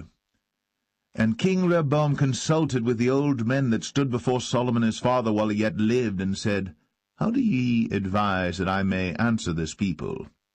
And they spake unto him, saying, If thou wilt be a servant unto this people this day, and wilt serve them, and answer them, and speak good words to them, then they will be thy servants forever. But he forsook the counsel of the old men which they had given him, and consulted with the young men that were grown up with him, and which stood before him. And he said unto them, What counsel give ye that we may answer this people who have spoken to me, saying, Make the yoke which thy father did put upon us lighter? And the young men that were grown up with him spake unto him, saying, Thus shalt thou speak unto this people that spake unto thee, saying, Thy father made our yoke heavy, but make thou it lighter unto us. Thus shalt thou say unto them, My little finger shall be thicker than my father's loins. And now, whereas my father did lade you with a heavy yoke, I will add to your yoke. My father hath chastised you with whips, but I will chastise you with scorpions. So Jeroboam and all the people came to Rehoboam the 3rd day, as the king had appointed, saying, Come to me again the 3rd day. And the king answered the people roughly, and forsook the old men's counsel that they gave him, and spake to them after the counsel of the young men, saying, My father made your yoke heavy, and I will add to your yoke. My father also chastised you with whips, but I will chastise you with scorpions. Wherefore the king hearkened not unto the people, for the cause was from the Lord, that he might perform his saying, which the Lord spake by Ahijah the Shilonite unto Jeroboam the son of Nebat. So when all Israel saw that the king hearkened not unto them, the people answered the king, saying, What portion have we in David?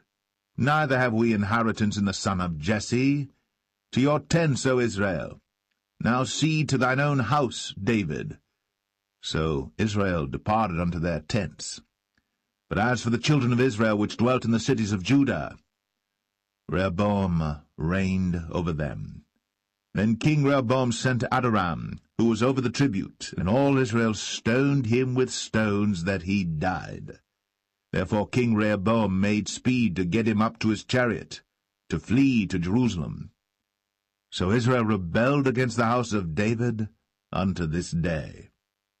And it came to pass, when all Israel heard that Jeroboam was come again, that they sent and called him unto the congregation, and made him king over all Israel. There was none that followed the house of David, but the tribe of Judah only. And when Rehoboam was come to Jerusalem, he assembled all the house of Judah with the tribe of Benjamin, 180,000 chosen men which were warriors, to fight against the house of Israel, to bring the kingdom again to Rehoboam the son of Solomon. But the word of God came unto Shemaiah the man of God, saying, Speak unto Rehoboam the son of Solomon, king of Judah, and unto all the house of Judah and Benjamin, and to the remnant of the people, saying, Thus saith the Lord, Ye shall not go up, nor fight against your brethren the children of Israel. Return every man to his house, for this thing is from me. They hearkened therefore to the word of the Lord, and returned to depart according to the word of the Lord. Then Jeroboam built Shechem in Mount Ephraim, and dwelt therein, and went out from thence, and built Penuel. And Jeroboam said in his heart, Now shall the kingdom return to the house of David. If this people go up to do sacrifice in the house of the Lord at Jerusalem, then shall the heart of this people turn again unto their Lord, even unto Rehoboam king of Judah, and they shall kill me, and go again to Rehoboam king of Judah. Whereupon the king took counsel, and made 2 calves of gold, and said unto them, It is too much for you to go up to Jerusalem. Behold thy gods, O Israel, which brought thee up out of the land of Egypt. And he set the one in Bethel, and the other put he in Dan. And this thing became a sin, for the people went to worship before the one, even unto Dan. And he made an house of high places, and made priests of the lowest of the people, which were not of the sons of Levi. And Jeroboam ordained a feast in the 8th month, on the 15th day of the month, like unto the feast that is in Judah. And he offered upon the altar. So did he in Bethel, sacrificing unto the calves that he had made.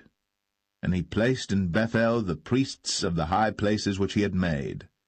So he offered upon the altar which he had made in Bethel the 15th day of the 8th month, even in the month which he had devised of his own heart, and ordained a feast unto the children of Israel. And he offered upon the altar, and burnt incense.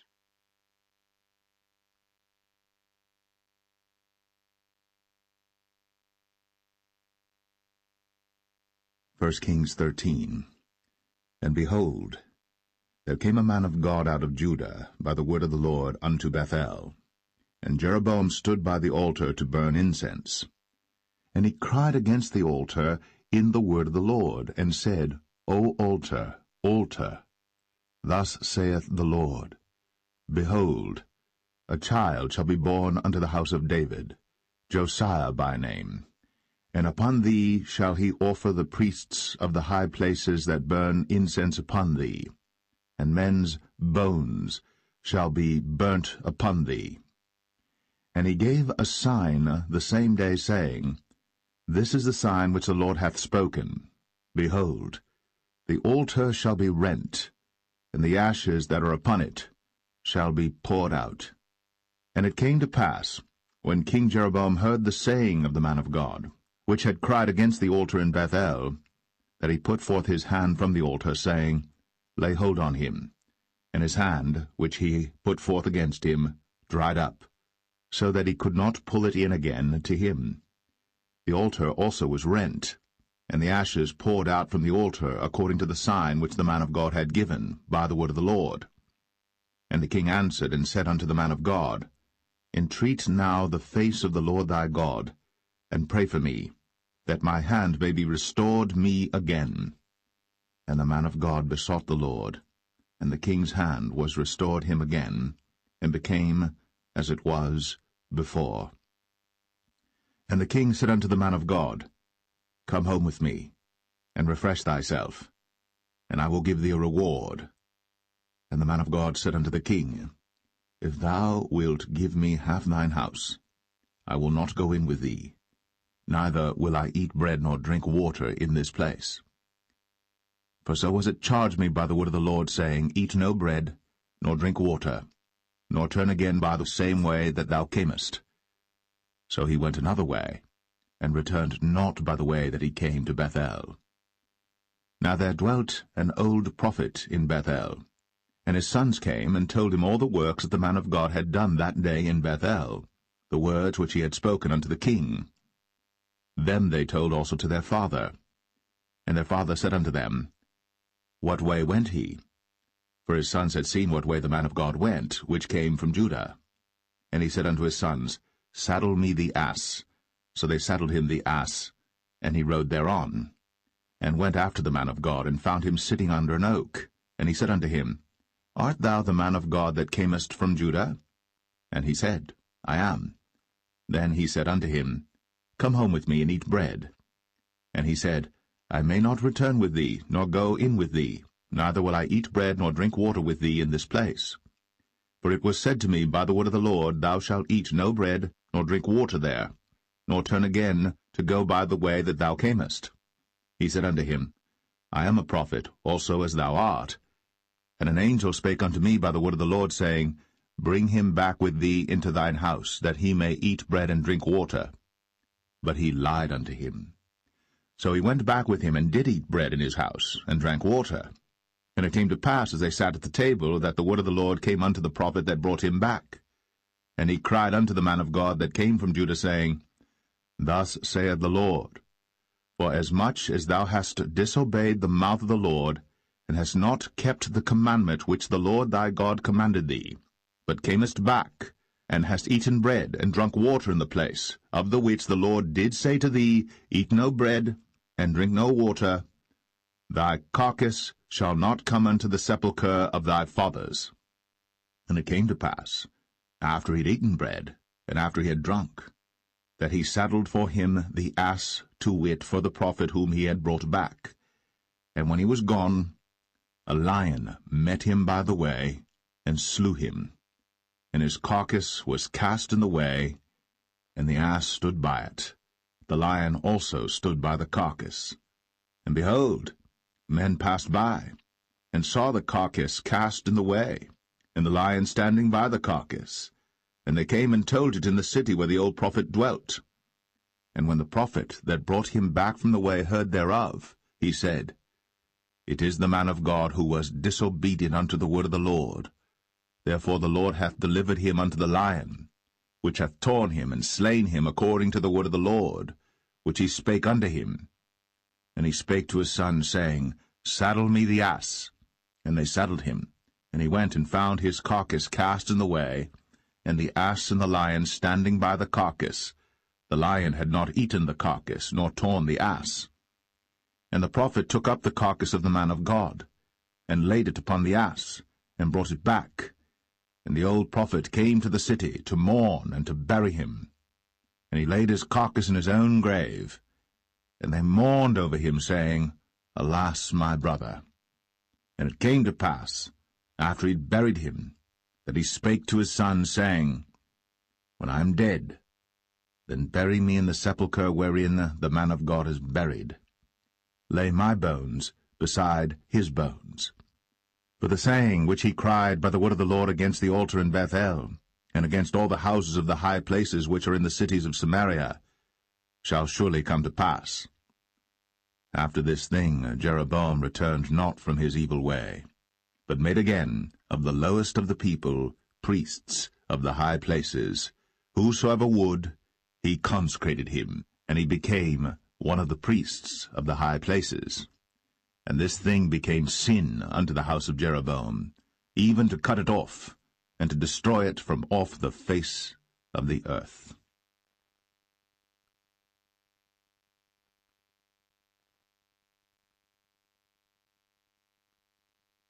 1 Kings 14. At that time Abijah, the son of Jeroboam, fell sick. And Jeroboam said to his wife, Arise, I pray thee, and disguise thyself, that thou be not known to be the wife of Jeroboam, and get thee to Shiloh. Behold, there is Ahijah the prophet, which told me that I should be king over this people. And take with thee 10 loaves and cracknels, and a cruse of honey, and go to him. He shall tell thee what shall become of the child. And Jeroboam's wife did so, and arose, and went to Shiloh, and came to the house of Ahijah.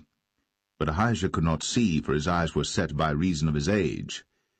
And the Lord said unto Ahijah, Behold, the wife of Jeroboam cometh to ask a thing of thee for her son, for he is sick. Thus and thus shalt thou say unto her, for it shall be, when she cometh in, that she shall feign herself to be another woman. And it was so, when Ahijah heard the sound of her feet, as she came in at the door, that he said, Come in, thou wife of Jeroboam. Why feignest thou thyself to be another? For I am sent to thee with heavy tidings. Go, tell Jeroboam, Thus saith the Lord God of Israel, Forasmuch as I exalted thee from among the people, and made thee prince over my people Israel, and rent the kingdom away from the house of David, and gave it thee, and yet thou hast not been as my servant David, who kept my commandments, and who followed me with all his heart, to do that only which was right in mine eyes, but hast done evil above all that were before thee. For thou hast gone and made thee other gods, and molten images, to provoke me to anger, and hast cast me behind thy back. Therefore, behold, I will bring evil upon the house of Jeroboam, and will cut off from Jeroboam him that pisseth against the wall, and him that is shut up and left in Israel, and will take away the remnant of the house of Jeroboam as a man taketh away dung, till it be all gone. Him that dieth of Jeroboam in the city shall the dogs eat, and him that dieth in the field shall the fowls of the air eat. For the Lord hath spoken it.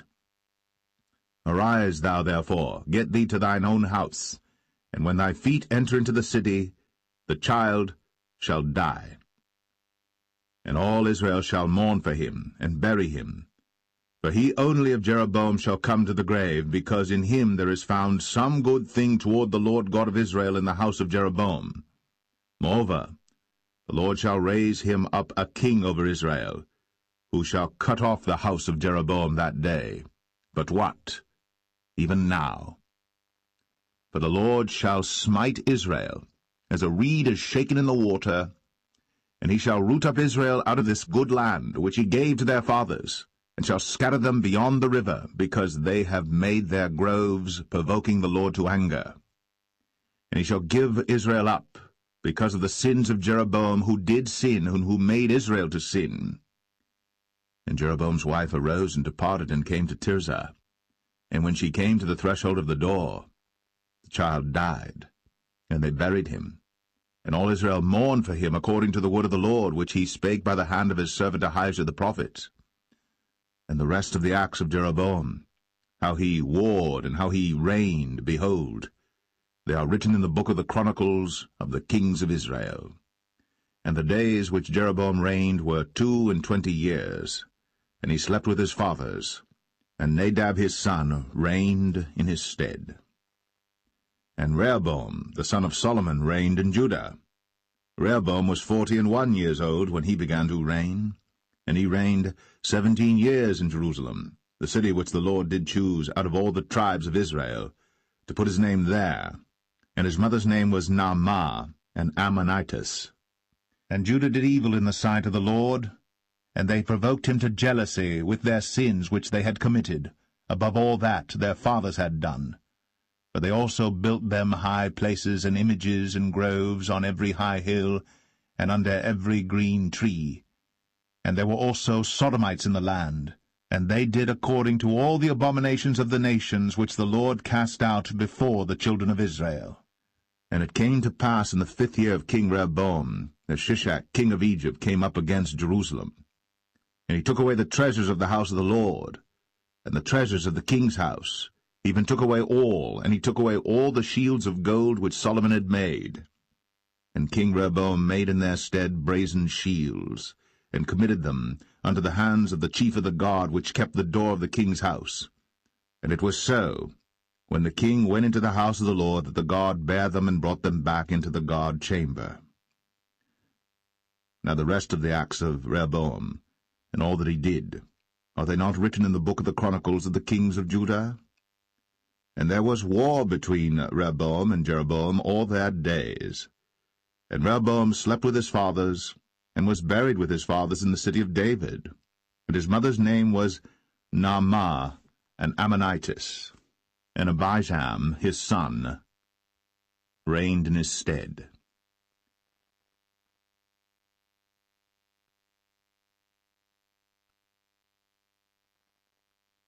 1 Kings 15.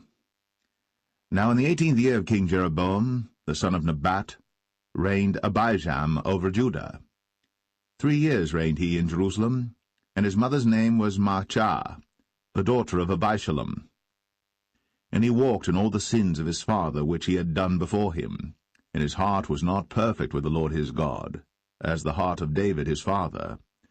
Nevertheless, for David's sake did the Lord his God give him a lamp in Jerusalem to set up his son after him, and to establish Jerusalem, because David did that which was right in the eyes of the Lord, and turned not aside from anything that he commanded him all the days of his life, save only in the matter of Uriah the Hittite. And there was war between Rehoboam and Jeroboam all the days of his life. Now the rest of the acts of Abijam, and all that he did, are they not written in the book of the Chronicles of the kings of Judah? And there was war between Abijam and Jeroboam. And Abijam slept with his fathers, and they buried him in the city of David, and Asa, his son, reigned in his stead. And in the 20th year of Jeroboam, king of Israel, reigned Asa over Judah. And 41 years reigned he in Jerusalem, and his mother's name was Maachah, the daughter of Abishalom. And Asa did that which was right in the eyes of the Lord, as did David his father. And he took away the Sodomites out of the land, and removed all the idols that his fathers had made. And also Maachah his mother, even her he removed from being queen, because she had made an idol in the grove. And Asa destroyed her idol, and burned it by the brook Kidron. But the high places were not removed. Nevertheless Asa's heart was perfect with the Lord all his days. And he brought in the things which his father had dedicated, and the things which himself had dedicated, into the house of the Lord, silver and gold and vessels. And there was war between Asa and Baasha, king of Israel, all their days. And Baasha, king of Israel, went up against Judah, and built Ramah, that he might not suffer any to go out or come in to Asa, king of Judah. Then Asa took all the silver and the gold that were left in the treasures of the house of the Lord, and the treasures of the king's house, and delivered them into the hand of his servants. And King Asa sent them to Ben-Hadad, the son of Tabrimon, the son of Hezion, king of Syria, that dwelt at Damascus, saying, There is a league between me and thee, and between my father and thy father. Behold, I have sent unto thee a present of silver and gold. Come, and break thy league with Baasha king of Israel, that he may depart from me. So Ben-Hadad hearkened unto King Asa, and sent the captains of the hosts which he had against the cities of Israel, and smote Ijon and Dan and Abel-Beth-Maachah and all Cinneroth, with all the land of Naphtali. And it came to pass, when Baasha heard thereof, that he left off building of Ramah, and dwelt in Tirzah. Then King Asa made a proclamation throughout all Judah, none was exempted. And they took away the stones of Ramah, and the timber thereof, wherewith Baasha had builded. And King Asa built with them Geba of Benjamin, and Mizpah. The rest of all the acts of Asa, and all his might, and all that he did, and the cities which he built, are they not written in the book of the Chronicles of the kings of Judah? Nevertheless, in the time of his old age, he was diseased in his feet. And Asa slept with his fathers, and was buried with his fathers in the city of David his father, and Jehoshaphat his son reigned in his stead. And Nadab the son of Jeroboam began to reign over Israel in the 2nd year of Asa king of Judah, and reigned over Israel 2 years. And he did evil in the sight of the Lord, and walked in the way of his father, and in his sin wherewith he made Israel to sin. And Baasha the son of Ahijah of the house of Issachar conspired against him. And Baasha smote him at Gibbethon, which belonged to the Philistines, for Nadab and all Israel laid siege to Gibbethon. Even in the 3rd year of Asa king of Judah did Baasha slay him, and reigned in his stead. And it came to pass when he reigned, that he smote all the house of Jeroboam. He left not to Jeroboam any that breathed, until he had destroyed him, according unto the saying of the Lord, which he spake by his servant Ahijah the Shilonite. Because of the sins of Jeroboam which he sinned, and which he made Israel sin, by his provocation wherewith he provoked the Lord God of Israel to anger. Now the rest of the acts of Nadab, and all that he did, are they not written in the book of the Chronicles of the kings of Israel? And there was war between Asa and Baasha, king of Israel, all their days. In the 3rd year of Asa, king of Judah, began Baasha the son of Ahijah to reign over all Israel in Tirzah 24 years. And he did evil in the sight of the Lord, and walked in the way of Jeroboam, and in his sin wherewith he made Israel to sin.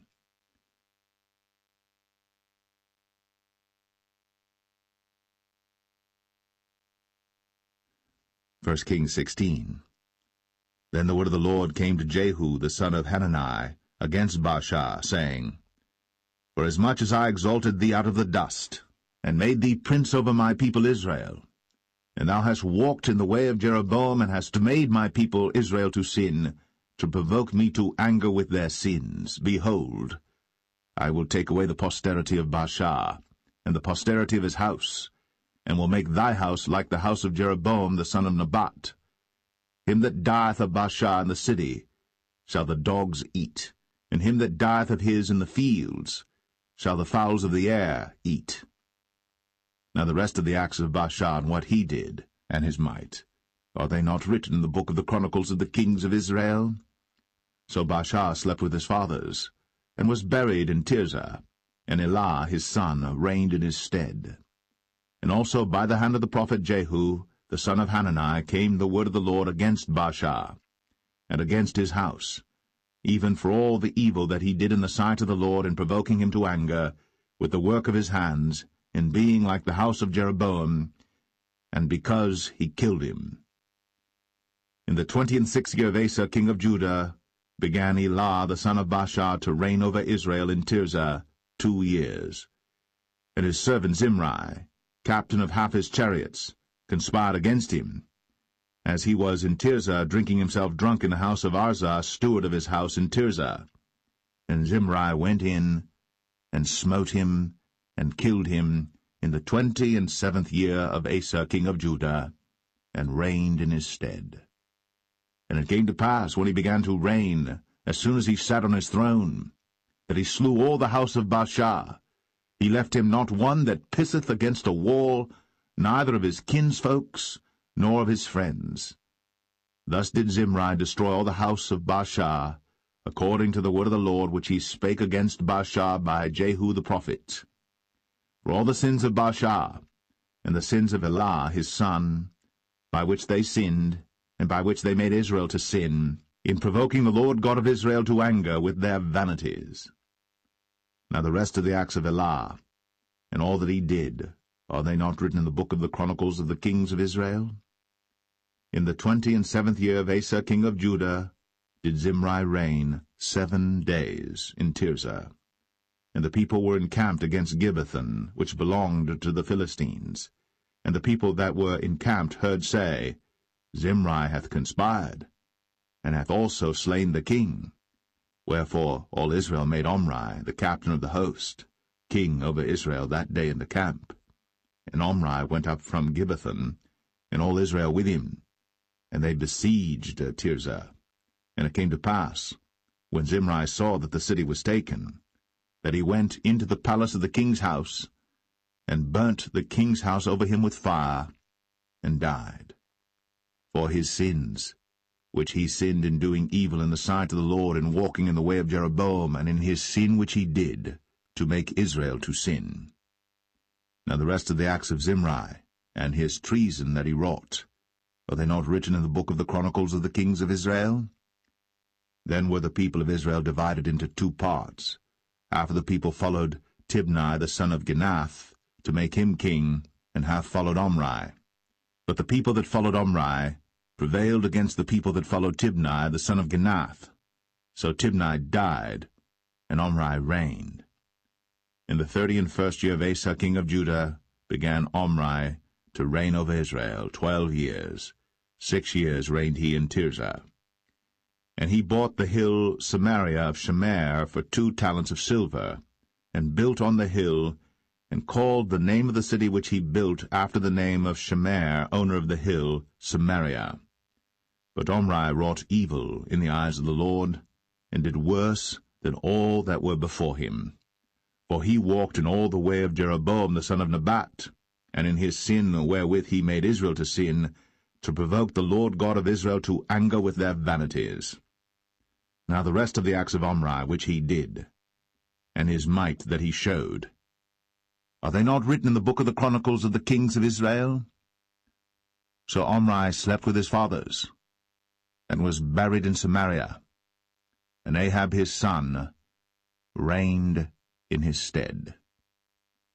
And in the 38th year of Asa king of Judah began Ahab the son of Omri to reign over Israel. And Ahab the son of Omri reigned over Israel in Samaria 22 years. And Ahab the son of Omri did evil in the sight of the Lord above all that were before him.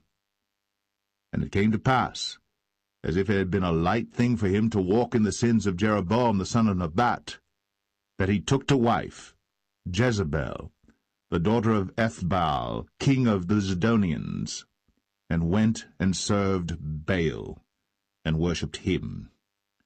And he reared up an altar for Baal in the house of Baal, which he had built in Samaria.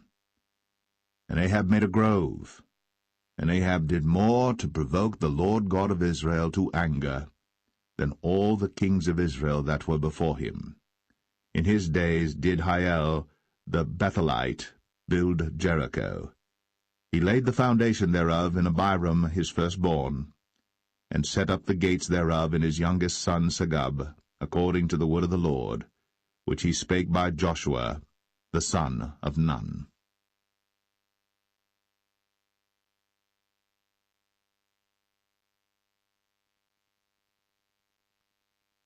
1 Kings 17. And Elijah the Tishbite, who was of the inhabitants of Gilead, said unto Ahab, As the Lord God of Israel liveth, before whom I stand, there shall not be dew nor rain these years, but according to my word. And the word of the Lord came unto him, saying, Get thee hence, and turn thee eastward, and hide thyself by the brook Cherith, that is before Jordan. And it shall be that thou shalt drink of the brook, and I have commanded the ravens to feed thee there. So he went and did according unto the word of the Lord, for he went and dwelt by the brook Cherith, that is before Jordan. And the ravens brought him bread and flesh in the morning, and bread and flesh in the evening, and he drank of the brook. And it came to pass after a while that the brook dried up, because there had been no rain in the land. And the word of the Lord came unto him, saying, Arise, get thee to Zarephath, which belongeth to Zidon, and dwell there. Behold, I have commanded a widow woman there to sustain thee. So he arose and went to Zarephath. And when he came to the gate of the city, behold, the widow woman was there gathering of sticks. And he called to her, and said, Fetch me, I pray thee, a little water in a vessel, that I may drink. And as she was going to fetch it, he called to her, and said, Bring me, I pray thee, a morsel of bread in thine hand. And she said, As the Lord thy God liveth, I have not a cake, but an handful of meal in a barrel, and a little oil in a cruse, and behold, I am gathering 2 sticks, that I may go in and dress it for me, and my son, that we may eat it, and die. And Elijah said unto her, Fear not, go and do as thou hast said, but make me thereof a little cake first, and bring it unto me, and after make for thee and for thy son. For thus saith the Lord God of Israel, The barrel of meal shall not waste, neither shall the cruse of oil fail, until the day that the Lord sendeth rain upon the earth. And she went and did according to the saying of Elijah, and she and he and her house did eat many days. And the barrel of meal wasted not, neither did the cruse of oil fail, according to the word of the Lord, which he spake by Elijah. And it came to pass after these things, that the son of the woman, the mistress of the house, fell sick, and his sickness was so sore, that there was no breath left in him. And she said unto Elijah, What have I to do with thee, O thou man of God? Art thou come unto me to call my sin to remembrance, and to slay my son? And he said unto her, give me thy son. And he took him out of her bosom, and carried him up into a loft, where he abode, and laid him upon his own bed. And he cried unto the Lord, and said, O Lord my God, hast thou also brought evil upon the widow with whom I sojourn by slaying her son? And he stretched himself upon the child 3 times, and cried unto the Lord, and said, O Lord my God, I pray thee, let this child's soul come into him again. And the Lord heard the voice of Elijah, and the soul of the child came into him again, and he revived. And Elijah took the child, and brought him down out of the chamber into the house, and delivered him unto his mother.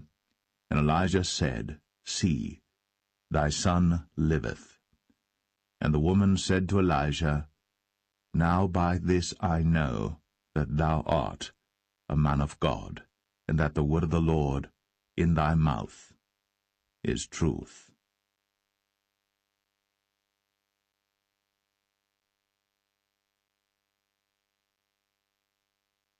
1 Kings 18. And it came to pass, after many days, that the word of the Lord came to Elijah in the 3rd year, saying, Go, show thyself unto Ahab, and I will send rain upon the earth. And Elijah went to show himself unto Ahab. And there was a sore famine in Samaria. And Ahab called Obadiah, which was the governor of his house. Now Obadiah feared the Lord greatly. For it was so, when Jezebel cut off the prophets of the Lord, that Obadiah took 100 prophets, and hid them by 50 in a cave, and fed them with bread and water. And Ahab said unto Obadiah, Go into the land, unto all fountains of water, and unto all brooks. Peradventure we may find grass to save the horses and mules alive, that we lose not all the beasts. So they divided the land between them to pass throughout it. Ahab went one way by himself, and Obadiah went another way by himself. And as Obadiah was in the way, behold, Elijah met him, and he knew him, and fell on his face, and said, Art thou that my lord Elijah? And he answered him, I am. Go tell thy lord, Behold, Elijah is here. And he said, What have I sinned that thou wouldst deliver thy servant into the hand of Ahab, to slay me? As the Lord thy God liveth, there is no nation or kingdom whither my lord hath not sent to seek thee. And when they said, He is not there, he took an oath of the kingdom and nation that they found thee not. And now thou sayest, Go, tell thy lord, Behold, Elijah is here. And it shall come to pass, as soon as I am gone from thee, that the Spirit of the Lord shall carry thee whither I know not. And so when I come and tell Ahab, and he cannot find thee, he shall slay me. But I thy servant fear the Lord from my youth. Was it not told my lord what I did when Jezebel slew the prophets of the Lord, how I hid 100 men of the Lord's prophets by 50 in a cave, and fed them with bread and water? And now thou sayest, Go tell thy lord, Behold, Elijah is here, and he shall slay me? And Elijah said, As the Lord of hosts liveth, before whom I stand, I will surely show myself unto him today. So Obadiah went to meet Ahab, and told him. And Ahab went to meet Elijah. And it came to pass, when Ahab saw Elijah, that Ahab said unto him, Art thou he that troubleth Israel? And he answered, I have not troubled Israel, but thou and thy father's house, in that ye have forsaken the commandment of the Lord, and thou hast followed Baalim. Now therefore send and gather to me all Israel unto Mount Carmel, and the prophets of Baal 450, and the prophets of the groves 400, which eat at Jezebel's table. So Ahab sent unto all the children of Israel, and gathered the prophets together unto Mount Carmel. And Elijah came unto all the people, and said, How long halt ye between 2 opinions? If the Lord be God, follow him. But if Baal, then follow him. And the people answered him not a word. Then said Elijah unto the people, I, even I only, remain a prophet of the Lord. But Baal's prophets are 450 men. Let them therefore give us 2 bullocks. And let them choose 1 bullock from themselves, and cut it in pieces, and lay it on wood, and put no fire under. And I will dress the other bullock, and lay it on wood, and put no fire under. And call ye on the name of your gods, and I will call on the name of the Lord, and the God that answereth by fire, let him be God. And all the people answered and said, It is well spoken. And Elijah said unto the prophets of Baal, Choose you one bullock for yourselves, and dress it first, for ye are many, and call on the name of your gods, but put no fire under. And they took the bullock which was given them, and they dressed it, and called on the name of Baal from morning even until noon, saying, O Baal, hear us! But there was no voice, nor any that answered, and they leaped upon the altar which was made. And it came to pass at noon that Elijah mocked them, and said, Cry aloud, for he is a god. Either he is talking, or he is pursuing, or he is in a journey, or peradventure he sleepeth, and must be awaked. And they cried aloud, and cut themselves after their manner with knives and lancets, till the blood gushed out upon them. And it came to pass, when midday was past, and they prophesied until the time of the offering of the evening sacrifice, that there was neither voice, nor any to answer, nor any that regarded. And Elijah said unto all the people, Come near unto me. And all the people came near unto him, and he repaired the altar of the Lord that was broken down. And Elijah took 12 stones, according to the number of the tribes of the sons of Jacob, unto whom the word of the Lord came, saying, Israel shall be thy name. And with the stones he built an altar in the name of the Lord, and he made a trench about the altar, as great as would contain 2 measures of seed. And he put the wood in order, and cut the bullock in pieces, and laid him on the wood, and said, Fill 4 barrels with water, and pour it on the burnt sacrifice, and on the wood. And he said, Do it the 2nd time. And they did it the 2nd time. And he said, Do it the 3rd time. And they did it the 3rd time. And the water ran round about the altar, and he filled the trench also with water. And it came to pass, at the time of the offering of the evening sacrifice, that Elijah the prophet came near and said, Lord God of Abraham, Isaac, and of Israel, let it be known this day that thou art God in Israel, and that I am thy servant, and that I have done all these things at thy word. Hear me, O Lord, hear me, that this people may know that thou art the Lord God, and that thou hast turned their heart back again. Then the fire of the Lord fell, and consumed the burnt sacrifice, and the wood, and the stones, and the dust, and licked up the water that was in the trench. And when all the people saw it, they fell on their faces, and they said, The Lord, he is the God, the Lord, he is the God. And Elijah said unto them, Take the prophets of Baal, let not one of them escape. And they took them. And Elijah brought them down to the brook Kishon, and slew them there. And Elijah said unto Ahab, Get thee up, eat and drink, for there is a sound of abundance of rain. So Ahab went up to eat and to drink. And Elijah went up to the top of Carmel, and he cast himself down upon the earth, and put his face between his knees, and said to his servant, Go up now, look toward the sea.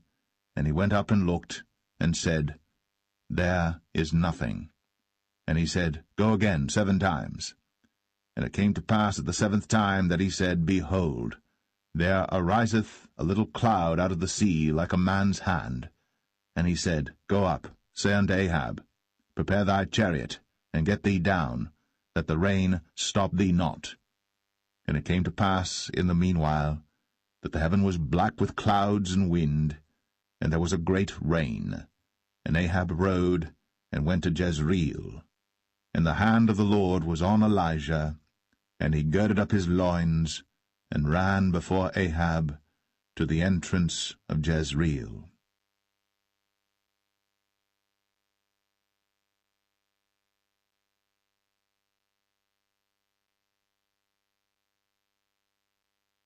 First Kings 19. And Ahab told Jezebel all that Elijah had done, and withal how he had slain all the prophets with the sword. Then Jezebel sent a messenger unto Elijah, saying, So let the gods do to me, and more also, if I make not thy life as the life of one of them by tomorrow about this time. And when he saw that, he arose, and went for his life, and came to Beersheba, which belongeth to Judah, and left his servant there.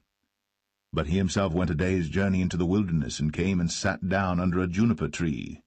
And he requested for himself that he might die, and said, It is enough. Now, O Lord, take away my life, for I am not better than my fathers. And as he lay and slept under a juniper tree, behold, then an angel touched him, and said unto him, Arise and eat. And he looked, and behold, there was a cake baked on the coals, and a cruse of water at his head. And he did eat and drink, and laid him down again. And the angel of the Lord came again the second time, and touched him, and said, Arise and eat, because the journey is too great for thee. And he arose, and did eat and drink, and went in the strength of that meat 40 days, and 40 nights, unto Horeb the mount of God. And he came thither unto a cave, and lodged there. And behold, the word of the Lord came to him, and he said unto him, What doest thou here, Elijah? And he said, I have been very jealous for the Lord God of hosts, for the children of Israel have forsaken thy covenant, thrown down thine altars, and slain thy prophets with the sword, and I, even I only am left, and they seek my life to take it away. And he said, Go forth, and stand upon the mount before the Lord. And behold, the Lord passed by, and a great and strong wind rent the mountains, and brake in pieces the rocks before the Lord. But the Lord was not in the wind. And after the wind an earthquake. But the Lord was not in the earthquake. And after the earthquake a fire. But the Lord was not in the fire. And after the fire a still small voice. And it was so, when Elijah heard it, that he wrapped his face in his mantle, and went out, and stood in the entering in of the cave. And behold, there came a voice unto him, and said, What doest thou here, Elijah? And he said, I have been very jealous for the Lord God of hosts, because the children of Israel have forsaken thy covenant, thrown down thine altars, and slain thy prophets with the sword, and I, even I only, am left. And they seek my life, to take it away. And the Lord said unto him, Go, return on thy way to the wilderness of Damascus, and when thou comest, anoint Hazael to be king over Syria. And Jehu, the son of Nimshi, shalt thou anoint to be king over Israel. And Elisha, the son of Shaphat, of Abel-Meholah, shalt thou anoint to be prophet in thy room. And it shall come to pass that him that escapeth the sword of Hazael shall Jehu slay, and him that escapeth from the sword of Jehu shall Elisha slay. Yet I have left me 7,000 in Israel, all the knees which have not bowed unto Baal, and every mouth which hath not kissed him. So he departed thence, and found Elisha the son of Shaphat, who was plowing with 12 yoke of oxen before him, and he with the 12th. And Elijah passed by him, and cast his mantle upon him. And he left the oxen, and ran after Elijah, and said, Let me, I pray thee, kiss my father and my mother, and then I will follow thee. And he said unto him, Go back again, for what have I done to thee? And he returned back from him, and took a yoke of oxen, and slew them, and boiled their flesh with the instruments of the oxen, and gave unto the people, and they did eat. Then he arose, and went after Elijah, and ministered unto him.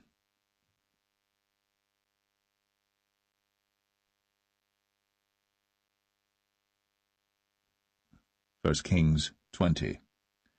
And Ben-Hadad the king of Syria gathered all his host together, and there were 32 kings with him, and horses and chariots, and he went up and besieged Samaria, and warred against it. And he sent messengers to Ahab king of Israel into the city, and said unto him, Thus saith Ben-Hadad, Thy silver and thy gold is mine, thy wives also and thy children, even the goodliest, are mine. And the king of Israel answered and said, My lord, O king, according to thy saying, I am thine, and all that I have. And the messengers came again and said, Thus speaketh Ben-Hadad, saying, Although I have sent unto thee, saying, Thou shalt deliver me thy silver and thy gold and thy wives and thy children, Yet I will send my servants unto thee tomorrow about this time, and they shall search thine house, and the houses of thy servants. And it shall be that whatsoever is pleasant in thine eyes, they shall put it in their hand, and take it away. Then the king of Israel called all the elders of the land, and said, Mark, I pray you, and see how this man seeketh mischief, for he sent unto me for my wives, and for my children, and for my silver, and for my gold, and I denied him not. And all the elders and all the people said unto him, Hearken not unto him, nor consent. Wherefore he said unto the messengers of Ben-hadad, Tell my lord the king, all that thou didst send for to thy servant at the first, I will do, but this thing I may not do. And the messengers departed, and brought him word again. And Ben-hadad sent unto him, and said, The gods do so unto me, and more also, if the dust of Samaria shall suffice for handfuls for all the people that follow me. And the king of Israel answered and said, Tell him, Let not him that girdeth on his harness boast himself, as he that putteth it off. And it came to pass, when Ben-hadad heard this message, as he was drinking, he and the kings in the pavilions, that he said unto his servants, Set yourselves in array. And they set themselves in array against the city. And behold, there came a prophet unto Ahab king of Israel, saying, Thus saith the Lord, Hast thou seen all this great multitude? Behold, I will deliver it into thine hand this day, and thou shalt know that I am the Lord. And Ahab said, By whom? And he said, Thus saith the Lord, Even by the young men of the princes of the provinces. Then he said, Who shall order the battle? And he answered, Thou. Then he numbered the young men of the princes of the provinces, and they were 232, and after them he numbered all the people, even all the children of Israel, being 7,000. And they went out at noon. But Ben-hadad was drinking himself drunk in the pavilions, he and the kings, the 32 kings that helped him. And the young men of the princes of the provinces went out first, and Ben-hadad sent out, and they told him, saying, There are men come out of Samaria. And he said, Whether they be come out for peace, take them alive, or whether they be come out for war, take them alive. So these young men of the princes of the provinces came out of the city, and the army which followed them, and they slew every one his man, and the Syrians fled. And Israel pursued them, and Ben-hadad the king of Syria escaped on an horse with the horsemen. And the king of Israel went out, and smote the horses and chariots, and slew the Syrians with a great slaughter. And the prophet came to the king of Israel, and said unto him, Go, strengthen thyself, and mark and see what thou doest. For at the return of the year the king of Syria will come up against thee. And the servants of the king of Syria said unto him, Their gods are gods of the hills, therefore they were stronger than we. But let us fight against them in the plain, and surely we shall be stronger than they. And do this thing, take the kings away, every man out of his place, and put captains in their rooms. And number thee an army like the army that thou hast lost, horse for horse, and chariot for chariot, and we will fight against them in the plain, and surely we shall be stronger than they. And he hearkened unto their voice, and did so. And it came to pass, at the return of the year, that Ben-hadad numbered the Syrians, and went up to Aphek to fight against Israel. And the children of Israel were numbered, and were all present, and went against them. And the children of Israel pitched before them like 2 little flocks of kids, but the Syrians filled the country. And there came a man of God, and spake unto the king of Israel, and said, Thus saith the Lord, Because the Syrians have said, The Lord is God of the hills, but he is not God of the valleys. Therefore will I deliver all this great multitude into thine hand, and ye shall know that I am the Lord. And they pitched one over against the other 7 days, and so it was, that in the 7th day the battle was joined, and the children of Israel slew of the Syrians 100,000 footmen in 1 day. But the rest fled to Aphek into the city, and there a wall fell upon 27,000 of the men that were left. And Ben-hadad fled, and came into the city, into an inner chamber. And his servants said unto him, Behold now, we have heard that the kings of the house of Israel are merciful kings. Let us, I pray thee, put sackcloth on our loins, and ropes upon our heads, and go out to the king of Israel. Peradventure he will save thy life. So they girded sackcloth on their loins, and put ropes on their heads, and came to the king of Israel, and said, Thy servant Ben-hadad saith, I pray thee, let me live. And he said, Is he yet alive? He is my brother. Now the men did diligently observe whether anything would come from him, and did hastily catch it. And they said, Thy brother Ben-hadad. Then he said, Go ye, bring him. Then Ben-hadad came forth to him, and he caused him to come up into the chariot. And Ben-hadad said unto him, The cities which my father took from thy father I will restore, and thou shalt make streets for thee in Damascus, as my father made in Samaria. Then said Ahab, I will send thee away with this covenant.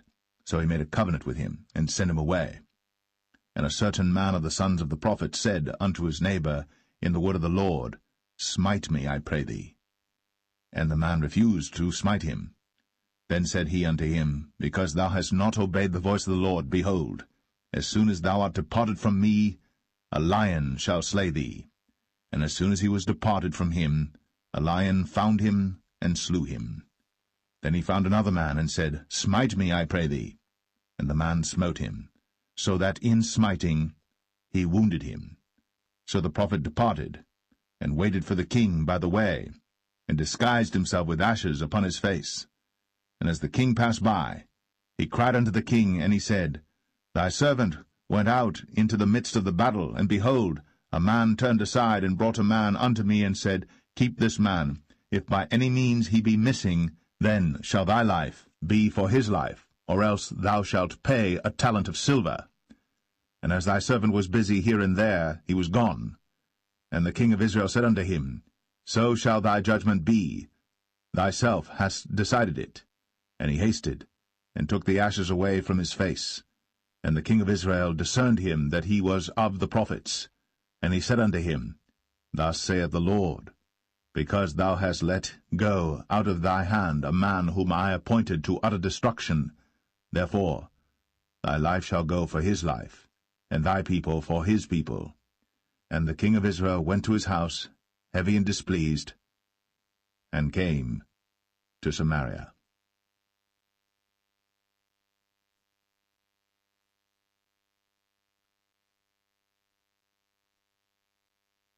First Kings 21.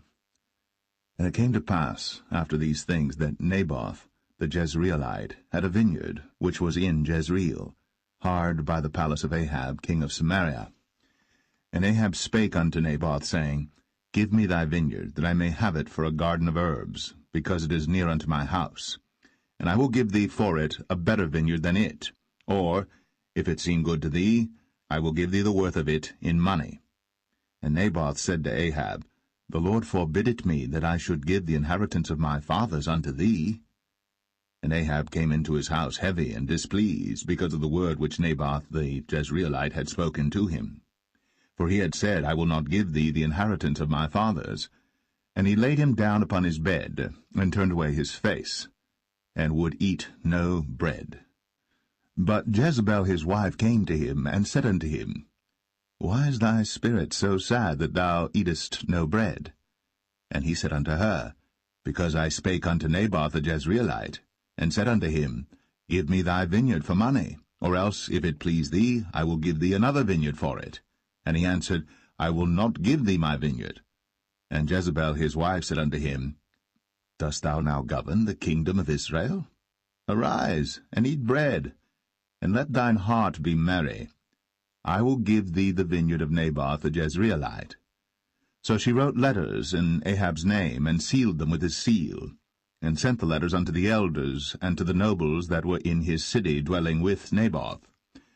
And she wrote in the letters, saying, Proclaim a fast, and set Naboth on high among the people. And set 2 men, sons of Belial, before him, to bear witness against him, saying, Thou didst blaspheme God and the king. And then carry him out, and stone him, that he may die. And the men of his city, even the elders and the nobles, who were the inhabitants in his city, did as Jezebel had sent unto them, and as it was written in the letters which she had sent unto them. They proclaimed a fast, and set Naboth on high among the people. And there came in 2 men, children of Belial, and sat before him. And the men of Belial witnessed against him, even against Naboth, in the presence of the people, saying, Naboth did blaspheme God and the king. Then they carried him forth out of the city, and stoned him with stones, that he died. Then they sent to Jezebel, saying, Naboth is stoned, and is dead. And it came to pass, when Jezebel heard that Naboth was stoned, and was dead, that Jezebel said to Ahab, Arise, take possession of the vineyard of Naboth the Jezreelite, which he refused to give thee for money. For Naboth is not alive, but dead. And it came to pass, when Ahab heard that Naboth was dead, that Ahab rose up to go down to the vineyard of Naboth the Jezreelite, to take possession of it. And the word of the Lord came to Elijah the Tishbite, saying, Arise, go down to meet Ahab king of Israel, which is in Samaria. Behold, he is in the vineyard of Naboth, whither he is gone down to possess it. And thou shalt speak unto him, saying, Thus saith the Lord, Hast thou killed and also taken possession? And thou shalt speak unto him, saying, Thus saith the Lord, In the place where dogs licked the blood of Naboth shall dogs lick thy blood, even thine. And Ahab said to Elijah, Hast thou found me, O mine enemy? And he answered, I have found thee, because thou hast sold thyself to work evil in the sight of the Lord. Behold, I will bring evil upon thee, and will take away thy posterity, and will cut off from Ahab him that pisseth against the wall, and him that is shut up and left in Israel, and will make thine house like the house of Jeroboam the son of Nebat, and like the house of Baasha the son of Ahijah, for the provocation wherewith thou hast provoked me to anger, and made Israel to sin. And of Jezebel also spake the Lord, saying, The dogs shall eat Jezebel by the wall of Jezreel. Him that dieth of Ahab in the city the dogs shall eat, and him that dieth in the field shall the fowls of the air eat. But there was none like unto Ahab, which did sell himself to work wickedness in the sight of the Lord, whom Jezebel his wife stirred up. And he did very abominably in following idols, according to all things as did the Amorites, whom the Lord cast out before the children of Israel. And it came to pass, when Ahab heard those words, that he rent his clothes, and put sackcloth upon his flesh, and fasted, and lay in sackcloth, and went softly.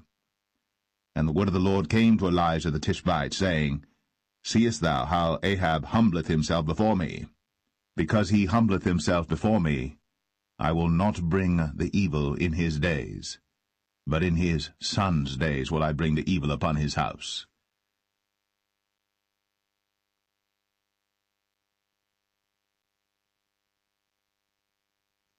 First Kings 22. And they continued 3 years without war between Syria and Israel. And it came to pass in the 3rd year that Jehoshaphat the king of Judah came down to the king of Israel. And the king of Israel said unto his servants, Know ye that Ramoth in Gilead is ours, and we be still, and take it not out of the hand of the king of Syria?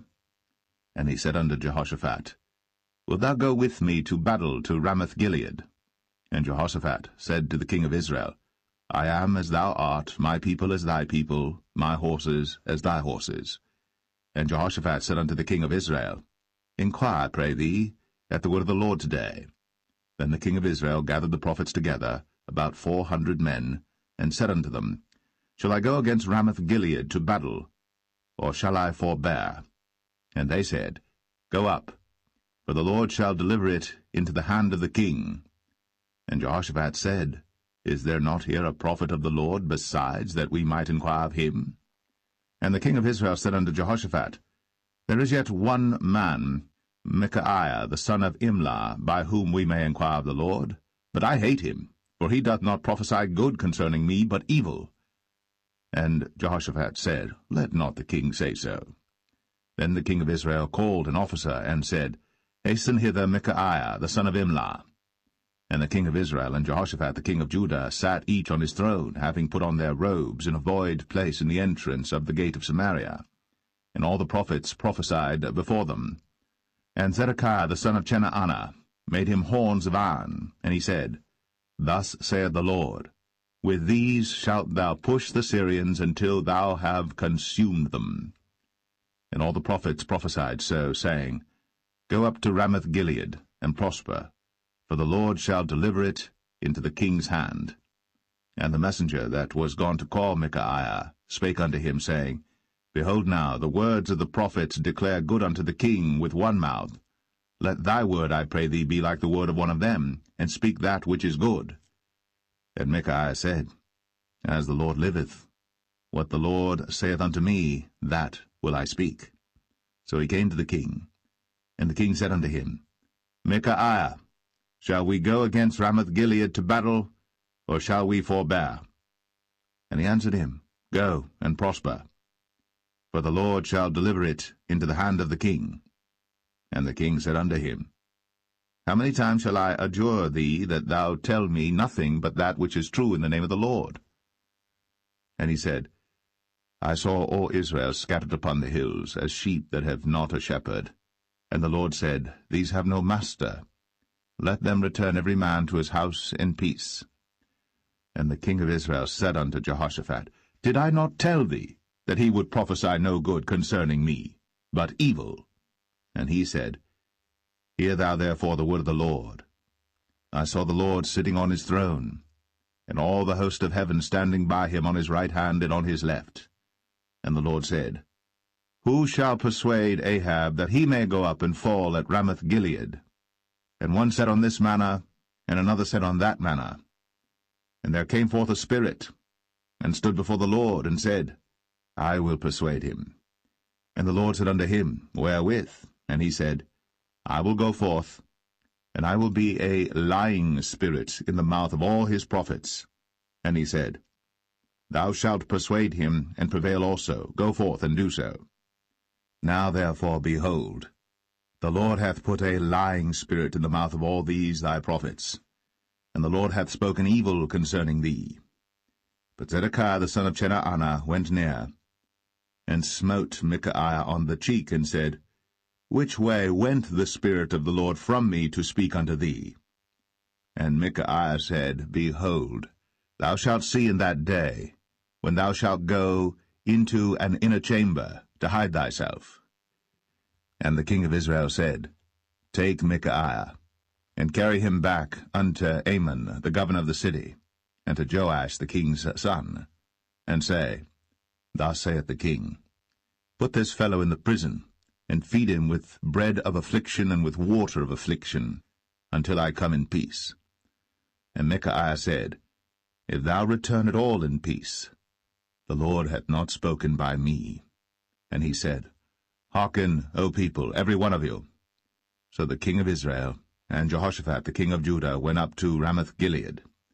And the king of Israel said unto Jehoshaphat, I will disguise myself, and enter into battle, but put thou on thy robes. And the king of Israel disguised himself, and went into the battle. But the king of Syria commanded his 32 captains that had rule over his chariots, saying, Fight neither with small nor great, save only with the king of Israel. And it came to pass, when the captains of the chariots saw Jehoshaphat, that they said, Surely it is the king of Israel. And they turned aside to fight against him. And Jehoshaphat cried out. And it came to pass, when the captains of the chariots perceived that it was not the king of Israel, that they turned back from pursuing him. And a certain man drew a bow at a venture, and smote the king of Israel between the joints of the harness.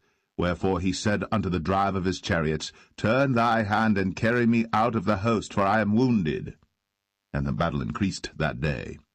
And the king was stayed up in his chariot against the Syrians, and died at even. And the blood ran out of the wound into the midst of the chariot. And there went a proclamation throughout the host about the going down of the sun, saying, Every man to his city, and every man to his own country. So the king died, and was brought to Samaria, and they buried the king in Samaria. And one washed the chariot in the pool of Samaria, and the dogs licked up his blood, and they washed his armor, according unto the word of the Lord which he spake. Now the rest of the acts of Ahab, and all that he did, and the ivory house which he made, and all the cities that he built, are they not written in the book of the Chronicles of the kings of Israel?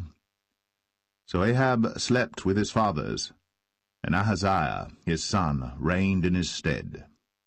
And Jehoshaphat the son of Asa began to reign over Judah in the 4th year of Ahab king of Israel. Jehoshaphat was 35 years old when he began to reign, and he reigned 25 years in Jerusalem. And his mother's name was Azubah, the daughter of Shilhi. And he walked in all the ways of Asa his father. He turned not aside from it, doing that which was right in the eyes of the Lord.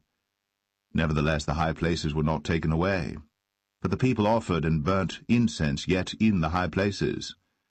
And Jehoshaphat made peace with the king of Israel. Now the rest of the acts of Jehoshaphat, and his might that he showed, and how he warred, are they not written in the book of the Chronicles of the kings of Judah? And the remnant of the Sodomites, which remained in the days of his father Asa, he took out of the land. There was then no king in Edom, a deputy was king. Jehoshaphat made ships of Tarshish to go to Ophir for gold, but they went not, for the ships were broken at Ezion-Geber. Then said Ahaziah the son of Ahab unto Jehoshaphat, Let my servants go with thy servants in the ships. But Jehoshaphat would not. And Jehoshaphat slept with his fathers, and was buried with his fathers in the city of David his father. And Jehoram his son reigned in his stead. Ahaziah the son of Ahab began to reign over Israel in Samaria the 17th year of Jehoshaphat king of Judah, and reigned 2 years over Israel. And he did evil in the sight of the Lord, and walked in the way of his father, and in the way of his mother, and in the way of Jeroboam the son of Nebat, who made Israel to sin. For he served Baal, and worshipped him, and provoked to anger the Lord God of Israel, according to all that his father had done.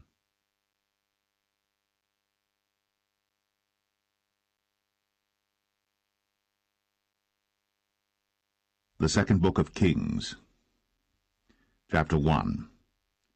Then Moab rebelled against Israel after the death of Ahab.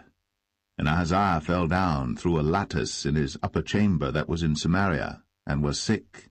And he sent messengers, and said unto them, Go, inquire of Baal-zebub, the god of Ekron, whether I shall recover of this disease. But the angel of the Lord said to Elijah the Tishbite, Arise, go up to meet the messengers of the king of Samaria, and say unto them, Is it not because there is not a God in Israel that ye go to inquire of Baal-zebub, the god of Ekron? Now therefore thus saith the Lord, Thou shalt not come down from that bed on which thou art gone up, but shalt surely die. And Elijah departed. And when the messengers turned back unto him, he said unto them, Why are ye now turned back? And they said unto him, There came a man up to meet us, and said unto us, Go, turn again unto the king that sent you, and say unto him, Thus saith the Lord, Is it not because there is not a God in Israel that thou sendest to inquire of Baal-zebub, the god of Ekron? Therefore thou shalt not come down from that bed on which thou art gone up, but shalt surely die. And he said unto them, What manner of man was he which came up to meet you, and told you these words? And they answered him, He was an hairy man, and girt with a girdle of leather about his loins. And he said, It is Elijah the Tishbite. Then the king sent unto him a captain of 50 with his 50. And he went up to him, and behold, he sat on the top of an hill. And he spake unto him, Thou man of God, the king hath said, Come down. And Elijah answered and said to the captain of 50, If I be a man of God, then let fire come down from heaven, and consume thee and thy 50. And there came down fire from heaven, and consumed him and his 50. Again also he sent unto him another captain of 50 with his 50. And he answered and said unto him, O man of God, thus hath the king said, Come down quickly. And Elijah answered and said unto them, If I be a man of God, let fire come down from heaven, and consume thee and thy 50. And the fire of God came down from heaven, and consumed him and his 50. And he sent again a captain of the third 50 with his 50, And the third captain of the 50 went up and came and fell on his knees before Elijah, and besought him, and said unto him, O man of God, I pray thee, let my life and the life of these 50 thy servants be precious in thy sight. Behold, there came fire down from heaven, and burnt up the 2 captains of the former 50s with their 50s.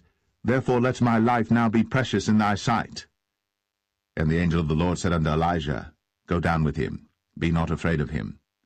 And he arose, and went down with him unto the king.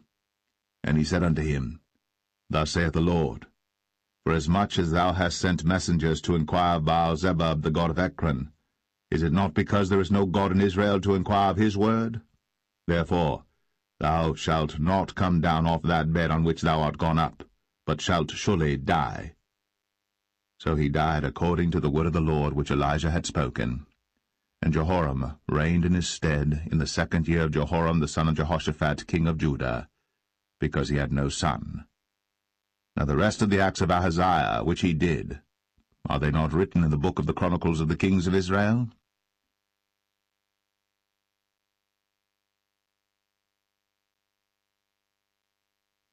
Second Kings 2. And it came to pass, when the Lord would take up Elijah into heaven by a whirlwind, that Elijah went with Elisha from Gilgal. And Elijah said unto Elisha, Tarry here, I pray thee, for the Lord hath sent me to Bethel.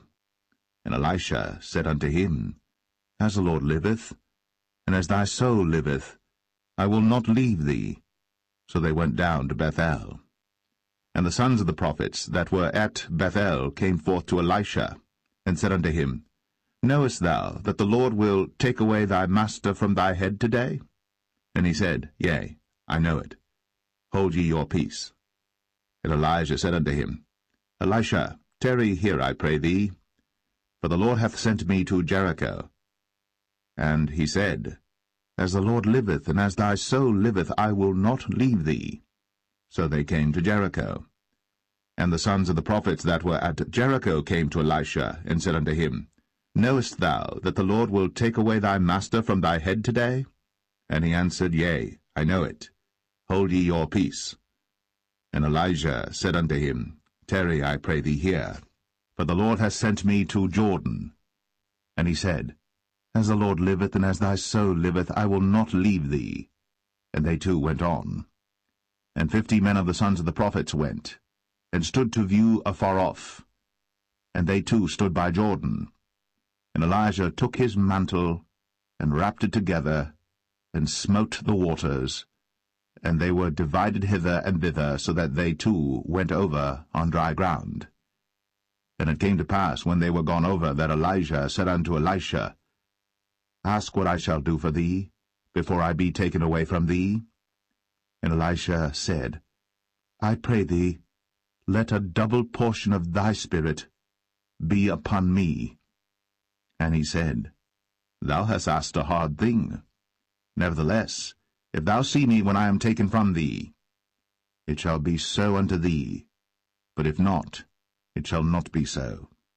And it came to pass, as they still went on and talked, that, behold, there appeared a chariot of fire, and horses of fire, and parted them both asunder. And Elijah went up by a whirlwind into heaven. And Elisha saw it, and he cried, My father, the chariot of Israel, and the horsemen thereof. And he saw him no more. And he took hold of his own clothes, and rent them in 2 pieces. He took up also the mantle of Elijah that fell from him, and went back and stood by the bank of Jordan. And he took the mantle of Elijah that fell from him, and smote the waters, and said, Where is the Lord God of Elijah? And when he also had smitten the waters, they parted hither and thither, and Elisha went over. And when the sons of the prophets which were to view at Jericho saw him, they said, The spirit of Elijah doth rest on Elisha. And they came to meet him, and bowed themselves to the ground before him.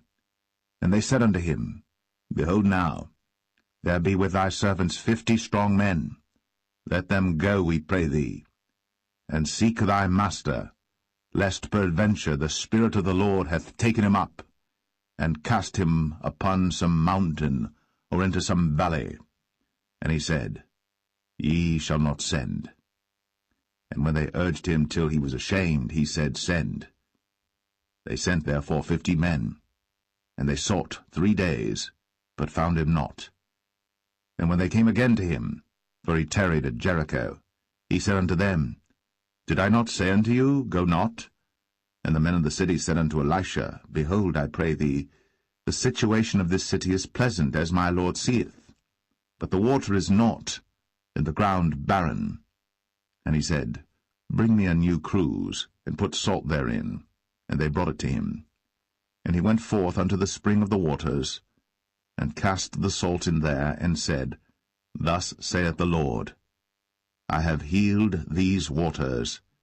There shall not be from thence any more death or barren land. So the waters were healed unto this day, according to the saying of Elisha which he spake.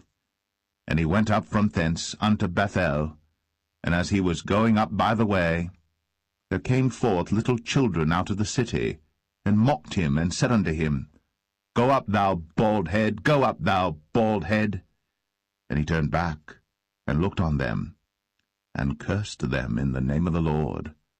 And there came forth 2 she-bears out of the wood, and tare 42 children of them. And he went from thence to Mount Carmel, and from thence he returned to Samaria.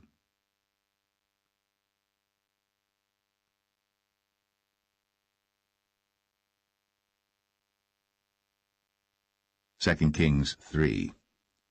Now Jehoram the son of Ahab began to reign over Israel in Samaria the 18th year of Jehoshaphat king of Judah, and reigned 12 years. And he wrought evil in the sight of the Lord, but not like his father and like his mother. For he put away the image of Baal that his father had made. Nevertheless he cleaved unto the sins of Jeroboam the son of Nebat, which made Israel to sin. He departed not therefrom. And Mesha king of Moab was a sheepmaster, and rendered unto the king of Israel 100,000 lambs and 100,000 rams with the wool. But it came to pass, when Ahab was dead, that the king of Moab rebelled against the king of Israel. And King Jehoram went out of Samaria the same time, and numbered all Israel. And he went and sent to Jehoshaphat the king of Judah, saying, The king of Moab hath rebelled against me. Wilt thou go with me against Moab to battle? And he said, I will go up. I am as thou art, my people as thy people, and my horses as thy horses. And he said, Which way shall we go up? And he answered, The way through the wilderness of Edom. So the king of Israel went, and the king of Judah, and the king of Edom, and they fetched a compass of 7 days' journey, and there was no water for the host, and for the cattle that followed them. And the king of Israel said, Alas, that the Lord hath called these 3 kings together to deliver them into the hand of Moab. But Jehoshaphat said, Is there not here a prophet of the Lord, that we may inquire of the Lord by him? And one of the king of Israel's servants answered and said, Here is Elisha the son of Shaphat, which poured water on the hands of Elijah. And Jehoshaphat said, The word of the Lord is with him. So the king of Israel and Jehoshaphat and the king of Edom went down to him. And Elisha said unto the king of Israel, What have I to do with thee? Get thee to the prophets of thy father, and to the prophets of thy mother. And the king of Israel said unto him, Nay, for the Lord hath called these 3 kings together to deliver them into the hand of Moab. And Elisha said, As the Lord of hosts liveth, before whom I stand, surely, were it not that I regard the presence of Jehoshaphat the king of Judah, I would not look toward thee, nor see thee. But now bring me a minstrel. And it came to pass, when the minstrel played, that the hand of the Lord came upon him. And he said, Thus saith the Lord, Make this valley full of ditches. For thus saith the Lord, Ye shall not see wind, neither shall ye see rain, yet that valley shall be filled with water, that ye may drink, both ye, and your cattle, and your beasts. And this is but a light thing in the sight of the Lord. he will deliver the Moabites also into your hand. And ye shall smite every fenced city and every choice city, and shall fell every good tree, and stop all wells of water, and mar every good piece of land with stones. And it came to pass in the morning, when the meat offering was offered, that, behold, there came water by the way of Edom, and the country was